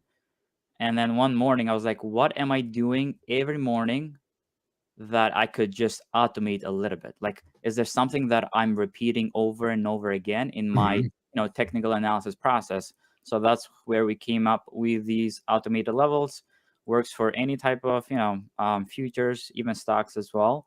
And the beauty of this is they get updated every morning, so it's not like they'll be outdated anytime. They're always extracting new data from the markets, which because the volatility changes as well. So like S1 to S2 is this far apart right now, but for example, on some days where there's less volatility, they could be a lot closer. They could be closer with each other. But at S2, put in that low down there. That's pretty nice. I was long down there. I got ticked out, and then I missed the bounce right here was pretty good. Yeah, the morning at the blue level. This is what I like to call the magic level, because it works like a charm in the morning. 10:09 right there. These are New York times, guys. I'm in New York, so it's New York timings here. Now this is your programming? Yes. Yep. So these aren't just like simple, like we used to call them floor pivots. No, this is my formula. It is my formula. Got it. Yep, it is my formula. It is taken from previous day and also previous 14 days price action, and there's a formula that spits all these together. I have here the key levels, like today's open. I have previous day close, previous day low. Like I have the key ones, but you also have the proprietary ones, which now, did you code all that? Yes. I'm not fully into coding, but I would say it's a hobby right now. So I like to mess with it sometimes. Yeah, if I try coding, I'll mess up everything. Hey, Robert's with us. Hello, Robert. I heard. Gonna say, did somebody mention coding here? Welcome, hello everybody. Just happened to jump in at the last second. We had a little schedule change. Welcome to Power Hour. We're gonna bring the power this time. It is Power Hour, right? Make sure I get the schedule right. So one other way that I've seen a lot of people ask this, especially when they start futures trading, and this is what I asked myself when I first kind of made the transition from options to futures, is okay, at any point of time, what's my risk? Because everyone's talking about the profits, but it really doesn't matter if you don't know what the risk is. Risk first every time. Like this right here, this could blast off to day high, but does it make sense for me to enter right here, looking at the risk? Because this could drop back to S1 here and bounce again, which is too much. Like from here, 95 to 67, about 30 points right there, which I'm not comfortable with, for example. It's all risk now. And it's all risk. So the way I like to do this, another coding of mine here. So I have this small table at the bottom. Not sure how great it's seen on the screen. Probably it's squashed a little bit. Yeah, it's a little bit squashed. But basically what this shows me right now is at this moment of time, my risk is 9.11 points. So at this moment in time, if I'm entering a position and then I'm putting a stop loss, which is lower than that, it's too tight. It is too tight. I'm probably going to get stopped. I'm probably going to get stopped out of it. And this just helps me a lot because today it's 9 points, or at this moment of time, it's 9 points. If you were looking at what was happening Monday or Tuesday, which was very slow, this was around 4 to 5 points. So it makes me adjust my position sizing based on how the market volatility is as well. So usually what I've seen on average risk on NQ is about 8 to 9 points. So right now we're at the average. Anytime it goes above 10 points, I size down at least half of my position. Okay. Anytime it's below the 8 points, I could get in full size or even higher. Now, Because what kind of size do you trade? I usually like to trade, and this is what I recommend people as well, with the contract size that Topstep gives you. I would recommend trading with 1/3 of that for a full size. So at 150K, you'd say 5 lots. 5 to 6 maximum. That's my maximum, like 5 to 6. Okay. And then again, on decreased volatility days, I could increase that. And on days that are more volatile, like this morning, if I click replay, but if you see the price action in the morning, much more volatile right now, the risk was 18 points.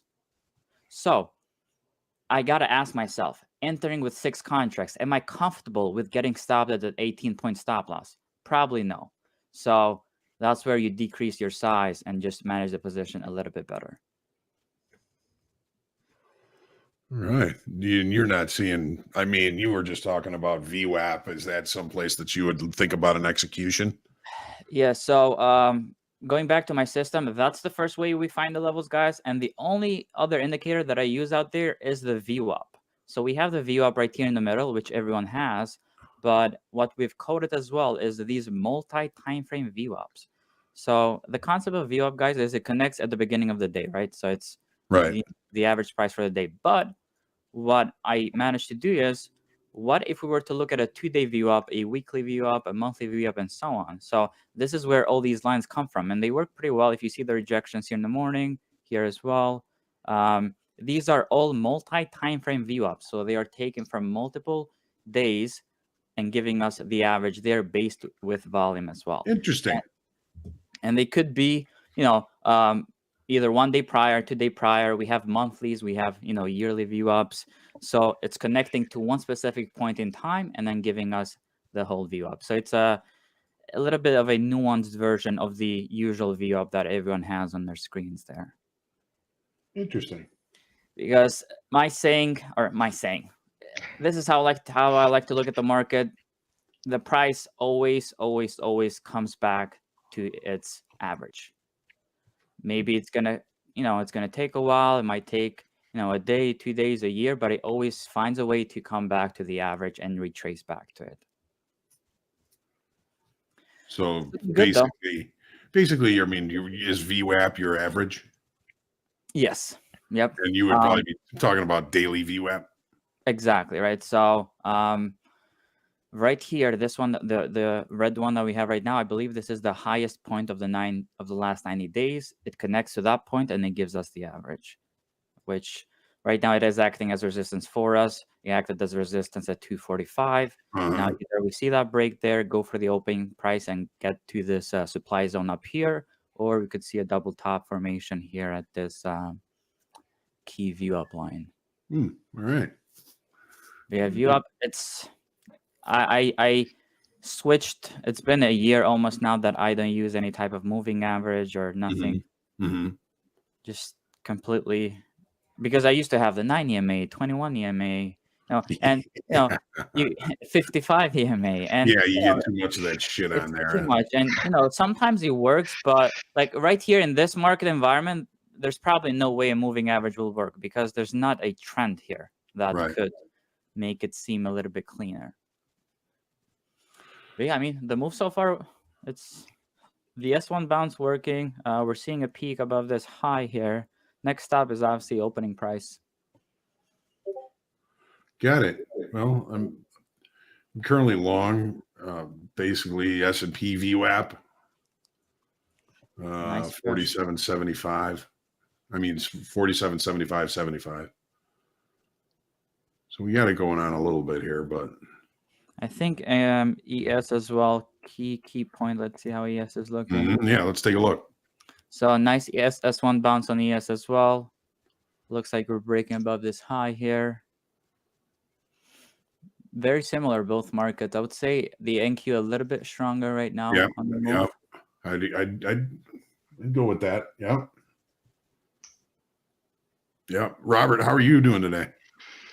I'm doing all right. We've been like a lot of us here in production, just a lot of hats. Wearing a lot of hats these days, so we're all kind of bouncing around and making the show go on as it should.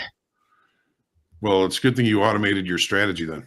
Isn't that amazing? I just happened to look at it because I saw this thing starting to move up. I'm like, great, it just popped that, took that pop, and we're all good to go. Nice.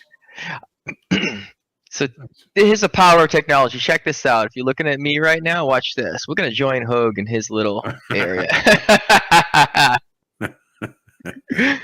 I am all about the technology. That is beautiful. I think that's great. KV, that's good stuff that you're talking about. I'm glad to be sharing that with our viewers. Everybody trades differently, and everybody has a little different view of VWAP. And I want to ask you a question. You had mentioned that you don't use any type of moving averages, and I want to ask you a question. Do you not view VWAP as a moving average because it is a weighted average price, but it's weighted by volume? How would you differentiate between the two? That, like a newer trader, they'd be like, well, I don't know about that. And clarify that for me. Yeah. So volume for me is very important. I've seen traders out there who do not use volume whatsoever, even remove it from their charts. But to me, volume is very important. So I'd rather use VWAP, which gives more weight to the candles that have higher volume, rather than just a moving average, which is just taking the average price and that's it. Plus, a moving average is always continuous, whereas a VWAP, again, anchors at specific moments in time, right? So a daily VWAP is only taking into consideration what's happening right here, connects from the open, and that's all, whereas a moving average is always continuous.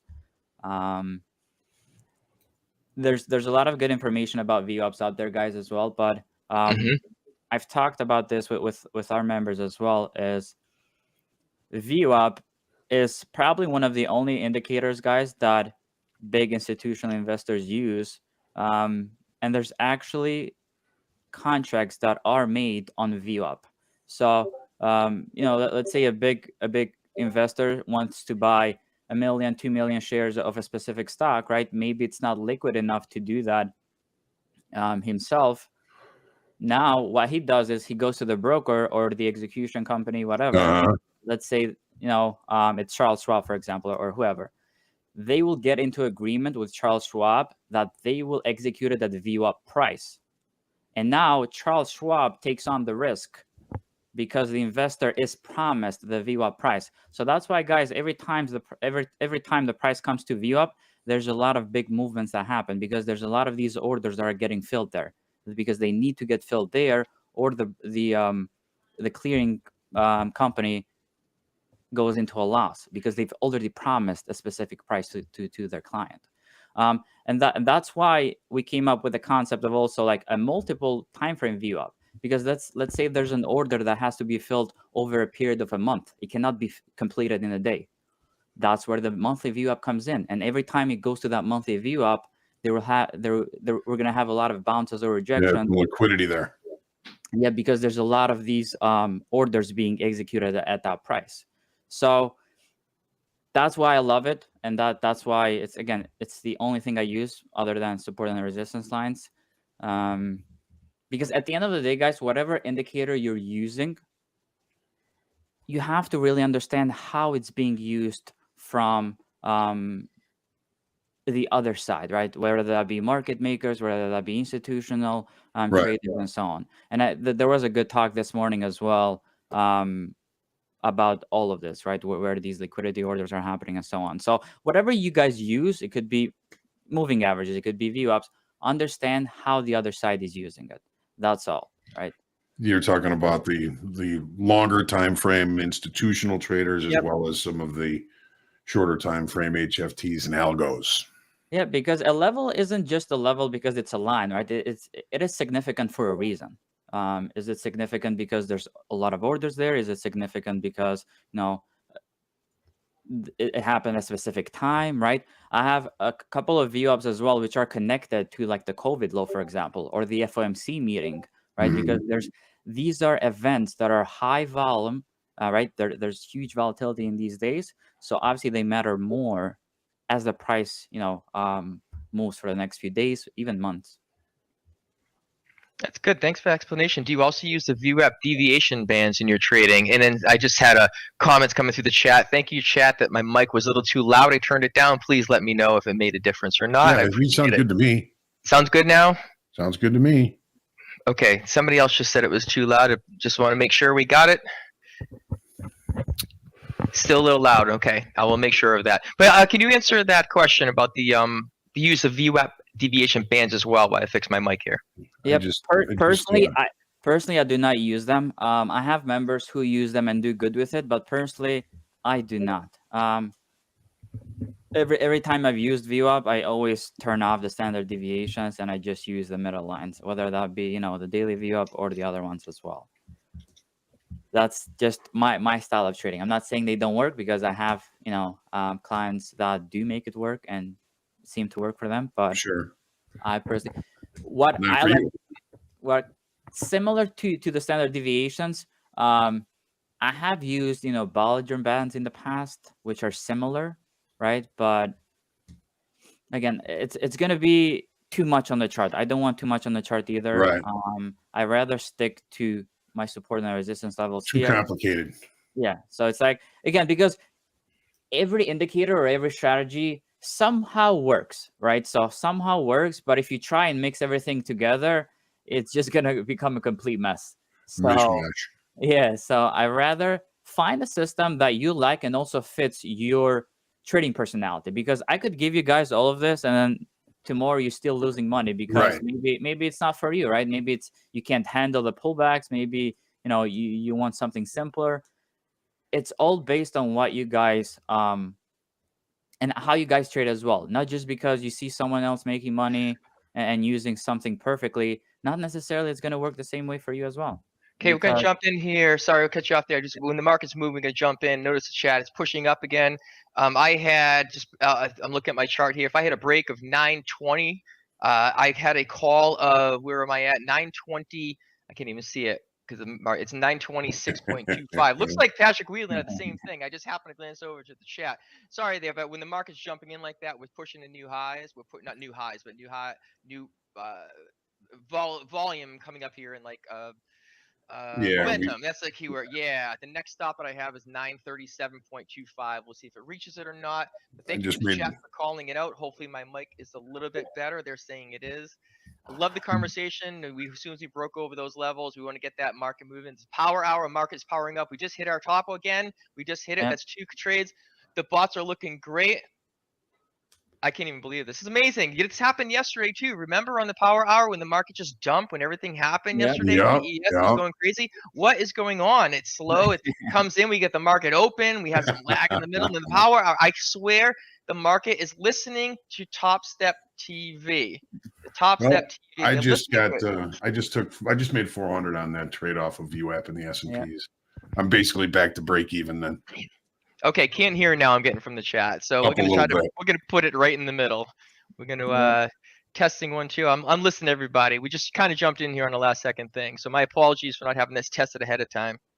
It seems like they exhaust traders all day long, and then power hour, right? They pump it. But yeah, key zone here, guys. As we see, we have 1 day view up right here, which we're hitting at a pause. If that breaks, next stop is day high, probably R1 there as well. But yeah, we're having a pause here. Again, as we see, there is strong supply, but candle closing in 1 second here. This is the next 30-minute candle, guys. Last 30 minutes of the day. Last 30 minutes. ES as well, hitting a key zone here, guys, right? If you're watching here. Let's wait for the levels to update. S1. This is looking great. And thank you for the chat and everybody sticking around here for this power hour, trying to make it as enjoyable as possible. Yeah. Looks like the market is going along with us. Trade like KV is here talking about his strats. Yep, I'm probably gonna take with you guys a trade next Friday. I'm in for the opening session, which cool. I love the opening bell more than the close. Yeah, as do I. As do I. Typically, I don't really trade that much unless there's, something like that happened yesterday. Power hour has been good yesterday and today, right? So it has been good. It has, and look at the way this is recovering over here, right? We started off, we had that drop down from yesterday. we've almost, let's see, I'm just going to kind of mouse over the area here. It looks like the drop was around, obviously it was off the over 17,000, but it looks like the break was around 17,020. And I am talking a little bit more to make sure my mic is good, so you can shut me up there in a minute. NASDAQ, right? 17. In the NASDAQ, when that break came, there was a kind of a strong resistance point where it was bouncing around there at 17,020,020. And it came down, at the end of the day was 17, I'm just rough numbers, I'm just mousing over it here, 16,760 was where it came down to, and we're at 16,935-ish. That is more than halfway up. Yep. Nice recovery. But yeah, we're taking a pause here, guys. As I said, there would be huge supply and sellers are definitely coming in. Will this be a short-term pullback, maybe down to opening price, and then we see a bounce there? Maybe, right? But we just went right to the opening range high right there. Mm. That's where the sellers started coming in this morning. So, yeah. Yep. Yeah, so that next level up, then looking at if we cross it, I just saw my screen briefly on the chart, but yeah, if we end up going to 16,949, there's a calculation of 16,958. I know that's a little bit quick, but you can see it is up there on the screen. There's this green area right here. It's basically breaking off the pivots, and I just have a calculation I put in there. It's not that difficult. But this is great. This is great. Keep it going. Keep it pushing up, rocking and rolling. Yeah, push. Are we going for 17,000? I don't think we're gonna make 17,000 today. This is not trading advice. This is my opinion only, in case we didn't get that disclaimer out. I don't believe we're going to 17,000 today. I'm seeing people in the chat ask for the indicators. I'm happy, guys, to give you access to the indicators for like 7 days so you can try them on as well. And then if you want the risk table as well, we give it to our members for free, so you can get that for free as well, so you understand how the risk is moving. Just DM me on Instagram, Topstep, so I know you came from Topstep, and then I'll give you guys access to the levels. You don't have to. Right. Just very generous of you. Yeah, put Topstep and also your TradingView username, just like we can just give you access, guys, right away. So far, price is holding here. Looks like we're hanging around here a little bit. Those charts, for those who are seeing here, it looks like a trade like KV looks like it's a TradingView 1 minute chart on the NASDAQ, whereas when they have mine displayed a second ago, it's a range chart. They're a little bit different, so they're similar because if you look back and forth, there might be something that's a little off, but they're a little similar with the 1 minute, and tick charts are the same. But just for clarification, for those who haven't seen it before. Yeah, I have to give those a try. I haven't actually. I've seen you, Robert, that you talk about them and use them. I haven't tried them. I haven't tried them though. You know what? Go ahead. Mainly, I'm waiting for 5 minute confirmations and then taking the entries on the 1 minute, and that's really it. That's awesome. And if that's working, you should absolutely do that. The biggest reason I use the range bars is because it takes time out, right? Because I trade price movement, not time. That's just, okay, yeah. It's theory, right? So like if I look, and this is a personal preference, if I look at a 5 minute candle, I come to the market right now, I walk in, I look at the last 5 minute candle, I have no idea if it was 4 minutes and 55 seconds in the first 2 points, and then the last 5 seconds it shot up. I don't know that. It's a static candle, which is, if you're looking at a range area, it's not going to plot a candle until a certain amount of up and down movement has happened. Not number of ticks up and down, but price up and down. So just as an example, if we're using this as a 40 range, and I chose 40 because it's 4 ticks per point, so I'm looking at a 10-point candle. It works with my head. Every candle I look at is 10 points. So the market has to move 10 points and a tick before the next candle plots. And by looking at it, if the candles are, we heard the term barcoding. If they're just barcoding, in this case, white, black, or green, red, I'm not going to touch it. Do I know where it's going to go? I have no clue. I'm absolutely horrible at that. But what I do know is that if it is barcoding, I know that it's not going to stay there. I don't know if it's up or down. And if it finally breaks up, I have a pretty good idea at speculation as to where it's going to go. I'm generally pretty good at that. And you can see that on the chart. All of those levels are just marked on the chart at the start of where that area is. That's the time in daytime that it's actually marked. And you can see that those were marked, those 2 levels that it just broke through. 10:38 this morning and 10:45 this morning, those two areas were listed, and I'm just going to wait until it gets close to there, put a trade on when it gets close, and it just blew right through them. I don't have the right answers. It is not all the time. Like they're small trades. It's a high win rate, small trade. But it's just the way I do it. Everybody's different, and I love it. I learned so much. I'm learning a ton of market profile that Hoag does, especially with the when he's talking in the Back to the Futures and with Anne-Marie, just every single person on here. We have 4 professional traders in fast markets in the morning, and every one of them does something different. It's amazing. It's why I love trading. I just freaking love it. It's unbelievable. Yeah. Cool. What do you think? Are we gonna keep moving higher, or are we gonna just kind of cap off for the rest of the day here? I mean, to me, as long as we're holding, right? As long as we're holding this zone here, yeah, it's gonna push higher to day high. So you got we're taking out the high of the opening range in the Nasdaq now. S&P's already did. It looks like we're gonna test that high from the of the initial balance here, and if we do that, I mean, the odds are we'll probably go back to range, but because we took out the low of the initial balance earlier. Yeah, John, can you go over that? I've heard a lot of times. I used to work with the opening range and play those breaks and fails. Now, one of your rules was if the opening range comes out, market breaks out of it, kind of retests it. That's pretty much an up day. How do you handle the days where it comes over, it comes back to it, and goes down? Do you now take shorts at the bottom, or are you just done for the day? I mean, of course, it depends greatly on context, right? Robert, everything's based on context. So this morning when the opening range opened up, when the S&Ps opened up, here's the profile for it, Robert. So here's today. The opening range was relatively large for the S&Ps, which just increases the risk on it. That and the fact that we had the volatility yesterday, I said, you know what, I don't think that the opening range is going to be successful today, and it was not. So I didn't take it today. But sometimes you'll get ahead of yourself. Sometimes if you take the opening range trade and it gives you a little bit, and then takes out the low, and you get stopped out, then you think, well, maybe I should go go short then. But it rarely works that way. I've tried that probably a couple of hundred times, and it's not very effective. So you've just got to, if it takes out the low of the opening range after taking out the high of the opening range first, you got to be patient. You got to let the market kind of rotate, and then figure out what kind of day type that you're probably going to be looking at. We looked a lot lower.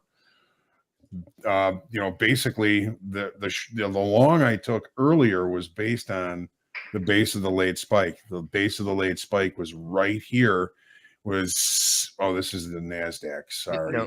Nasdaq didn't even get down there. So the base of the late spike was right here, like 47.61, 47.61. Remember that? Yeah. So I was looking for that to hold, and my stop was just a little bit too tight. I got stopped out, and then I tried to squeeze my way into it by looking for a pullback. Tried that a couple of times, didn't get filled, but I just made all my money back and then some on this trade above VWAP to the highs. I see that. I remember that from earlier. I think we were on the call there when doing the group coaching, when you put that trade in. And isn't that something that when you put that trade on, goes against you, ticks you out, and then what did it do? Went after, it's a 60, went 30 points after that. Isn't that amazing? And Anne-Marie was saying, just because you get stopped out doesn't mean you're wrong, right? Yeah. If I was a little bit quicker and paying attention, I probably could have said, oh, now this looks tasty. We weren't able to hold below the base of the late spike. Let's try that long again, and we could have had a pretty tasty little profit off of that. I mean, we're talking, let's say we bought it at 63. Well, we're almost to 93. That's 30 points, right? Right. That's the short I took out of the move down yesterday. 30 points. Yeah, and it kept going, didn't it? Look at that big red bar on the left-hand side. Not big red bar, big red bars.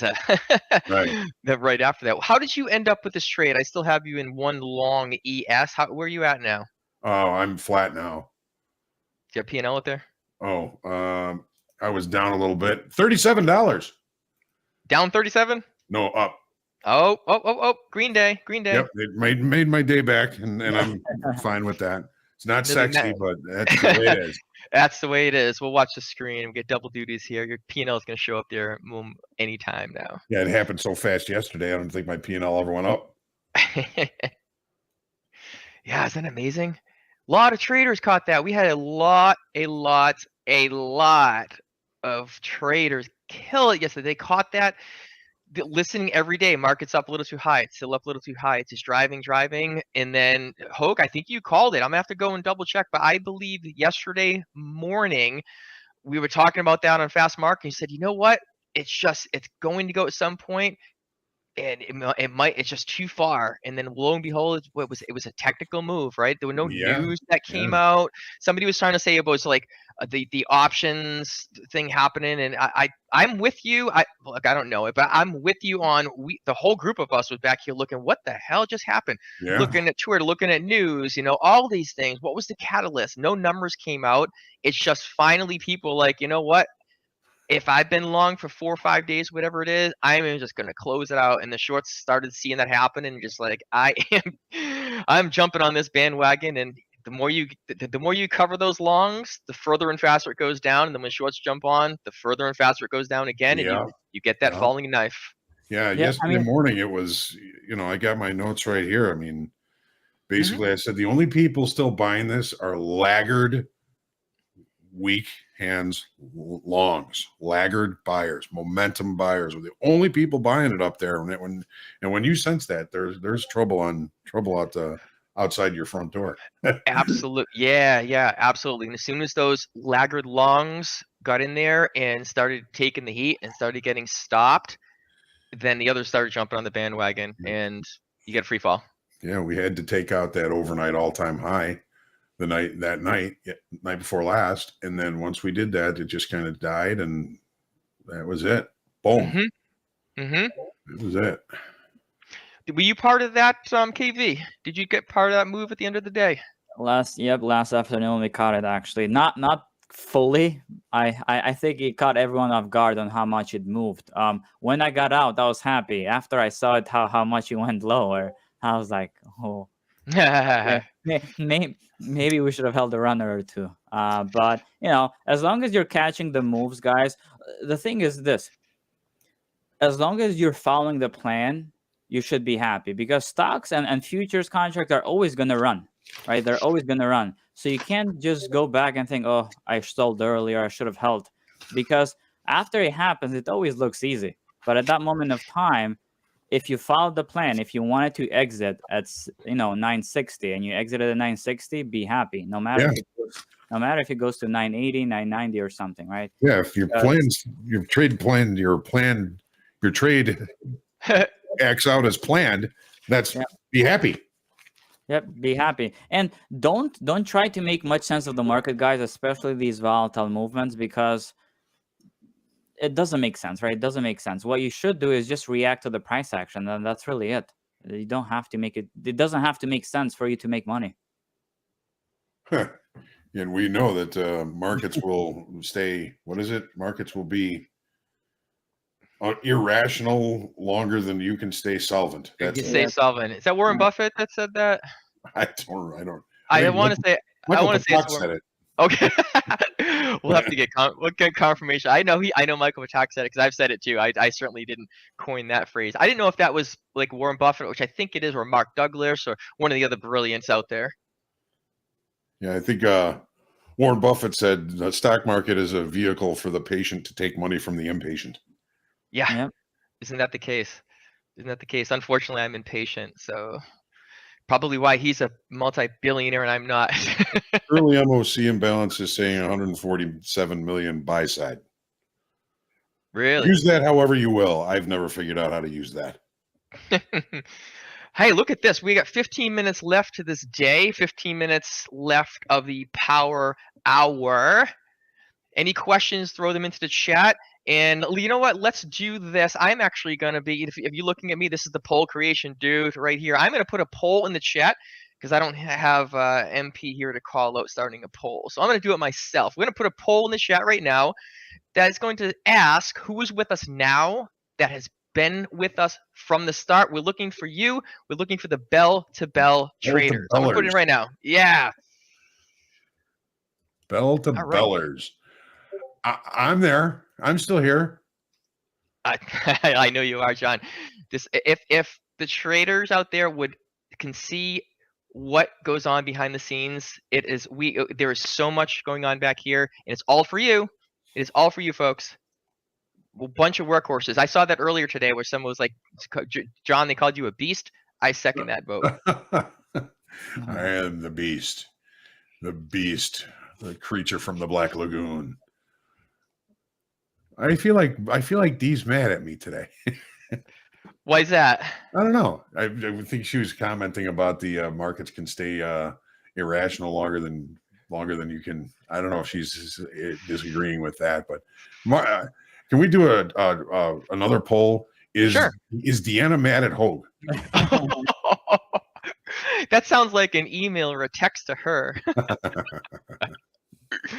Oh, we get this time of the day, we do get delirious, don't we? But it's all for fun. I got a poll in there right now. The question is, who has been with us since the open? You can choose me, meaning yourself, halfway through the day, or just joined. 83% so far. We've only had 300 votes so far. Boy, we appreciate that. Boy, do we appreciate that. Thank you. Yeah, wow. A lot of folks, huh? Yeah. Absolutely. There's a lot going on. We have a lot of offerings, and wait till you see 2024. It's interesting for your little behind the scene thing. If let's just say we do something Monday, for example. I'm just fictitious. We launch something on a Monday. We didn't come up with that Monday. It's been in the works for 3 weeks. So we're working on stuff now and have been working on things that's going to bring us into an awesome 2024. So make sure you stick around, spread the word, get the likes, get subscriptions, follow us on all your socials. We love it. We got a lot of stuff coming on. That's my story, and I'm sticking to it. Very key level for ES here as well, guys. Not sure. It's last week's high. It's the high of the session today. Overnight high is just above that. That's up at 47.94.75. I have R1 there as well. I have a 2-day view up here at the same place. So also the morning rejection there as well. Everything is just packed in here, guys. If you can see the ES chart, it's right there. Could go for the R1 break, but we got 10 more minutes left, so I'm not sure if would you get into a position right now with 10 minutes? I hate the last 10 minutes because either it makes you a lot of money or you just give up everything that you make for the day. Right? There's nothing in between. It's either good or bad. Yep. Such as yesterday, if you wanted to catch it and try to take the run up thinking that mock order was going to drive it through the roof, you were done. But if you decided this is too long, the mock order is going to dump everything, you were right. I mean, again, yesterday, right? You saw the drop, and you can't just think, okay, it's going to bounce here or it has to bounce. Every time you say to yourself, it has to, it doesn't happen. The market doesn't have to do anything. That's true. So it has to do this. Oh man, I can't even tell you how many times I heard people say that in trading bet. Isn't that amazing? You're long 10 contracts, 10 points higher, but the market has to go higher. Of course it does. Oh, well, I would stand there and wait for him because you're long. Low. Exactly. Way to go. The market has to do this. It has to. Oh, really? Somebody asked if we are streaming tomorrow. Yes, we are streaming tomorrow all day, baby, bell to bell. We have to make up a chant for that. It's like I'm gonna sound like really silly right now. Like bell to bell, like bell to bell. Like the football games or something. Maybe we'll ask the group, we'll ask the chat on that. Let's see if anybody is out there. Yeah. TopstepTV, bell to bell. Nice. MOCE imbalances 2.2 billion to the buy side. Really? I mean, we're going up. I still say we're not going up to all right, target hit. I don't know if you can switch to my screen real quick Nice. momentarily. Nice. We'll see exactly what I was talking about here. I want to share this with our dedicated, wonderful viewers.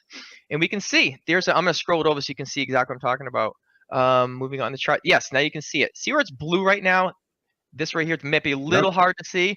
It's blue because what these do, I'll back up slightly. This green right here is a long, red for short. If it turns blue, it means that area was entered. And if it clears it completely, and the candle needs to close because the colors are calculated on candle close, like that, it just turned gray. So that tells me that's a completed area. So what I look for is this is at this time of the day, look at the time down the bottom, roughly 10:48. The market said, look, if you're going to break this pivot, you should go through this area. And there's where it broke, and there's where it went through. At this point in time, at 10:30 this morning, it said, look, if you go through this area, you should hit this. It did. Now here's a real good one. This pivot right here was at 9:22 Central. Said if you clear this area, this is your target zone. It did right now. So those three zones, 1, 2, 3, cleared right at the end of the day. To be full transparency, there's a loss right here because I know this entered right here. It entered this zone on a short. This turned blue, and it went the other direction. But my stops are so damn close, I don't care. It's just going to come in. Yeah, and that's why I use the range bars. If I want a 10, I put a 15-point stop on, and I kind of try to kill it if it's like 10, 12 in there. I just don't like giving money back. That's why I use the range bars. I could just put the order in, look at it, and say, well, it's a candle and the candle back. That's 10 points. I just kind of So move these it are around actually, right there. you took those trades, right? These no, for full clarity, I did not take those trades. This is Quant Tower on Topstep that I set up because I was coming online right now. So it's literally a practice account. I just signed in and just turned it on. So these were not these are the would-be trades. So when I come on and if I'm going to be doing trading, these will be live trades and these would be the trades that were taken automatically. Okay. Were you running them on another computer or something? Yeah, I have the one right over here to my right hand side. I can flip the camera. Okay. You can kind of see them over there. You can see them over here. On screen. Okay. But they are not on. To be 100% clear, my stuff was off earlier. I knew I was coming on here. I shut the things off. It's super hard to focus during the day to all of that stuff. And when I come on, I'll be turning these things on. You can see it just like everybody else. But personally, my personal computer is right here. I did not take these, full disclosure, because I had to come on here. But I love it. I love trading, folks. We got 7 minutes left to the end of this day. 7 minutes. Next stop is 977, guys, for NQ. Is it going to make it? Let's see. It's almost there. Yeah, we're extending the range. Almost there. Very clean power hour, though. Much cleaner than I expected looking at the price action during the day. Yeah. Yeah, things change, huh? Very good. Very good. I like it. Now, are those regular floor pivots that you're using, KV? You know, the R1, S1, or you do have a little different formula in there, or are they the standard ones that come with trading? Yeah, no, it's my formula. Yeah, it's my formula. Oh, good. Good. Yep. Yeah, you weren't in yet. He was talking about that. He calculates those. Good. Way to go. Do you do the coding in PineScript also? Is that what you do? PineScript, yeah. I started all this with ThinkScript on Thinkorswim since I was doing options. And then I transitioned fully to TradingView charts last January, actually. So I had to get into PineScript as well. PineScript is so easy as far as I'm concerned. I shouldn't say it's easy, but simple because it's based on Python, and you can almost, if you want a line on the chart, you put plot, line equals, ticks equal. It's really pretty. It's not simple, but pretty straightforward, and they have great documentation. Whereas, and that's what I started 6 years coding in TradingView. I got like 60 indicators out there, but there was no automation, so I had to move to NinjaTrader, which is NinjaScript, which is a version of C# and is a pain in the butt. So I moved to Quant Tower, and that's where all the stuff is Quant Tower now, which is native C#, which is much easier. Oh, you could actually do. I use Quant Tower for futures, but I only execute there. I still have everything on TradingView. The whole thing is open source, including the platform. So if you want to make the platform operate differently, you want to change the icon of your, buy and sell buttons. Everything is open source with Quant Tower.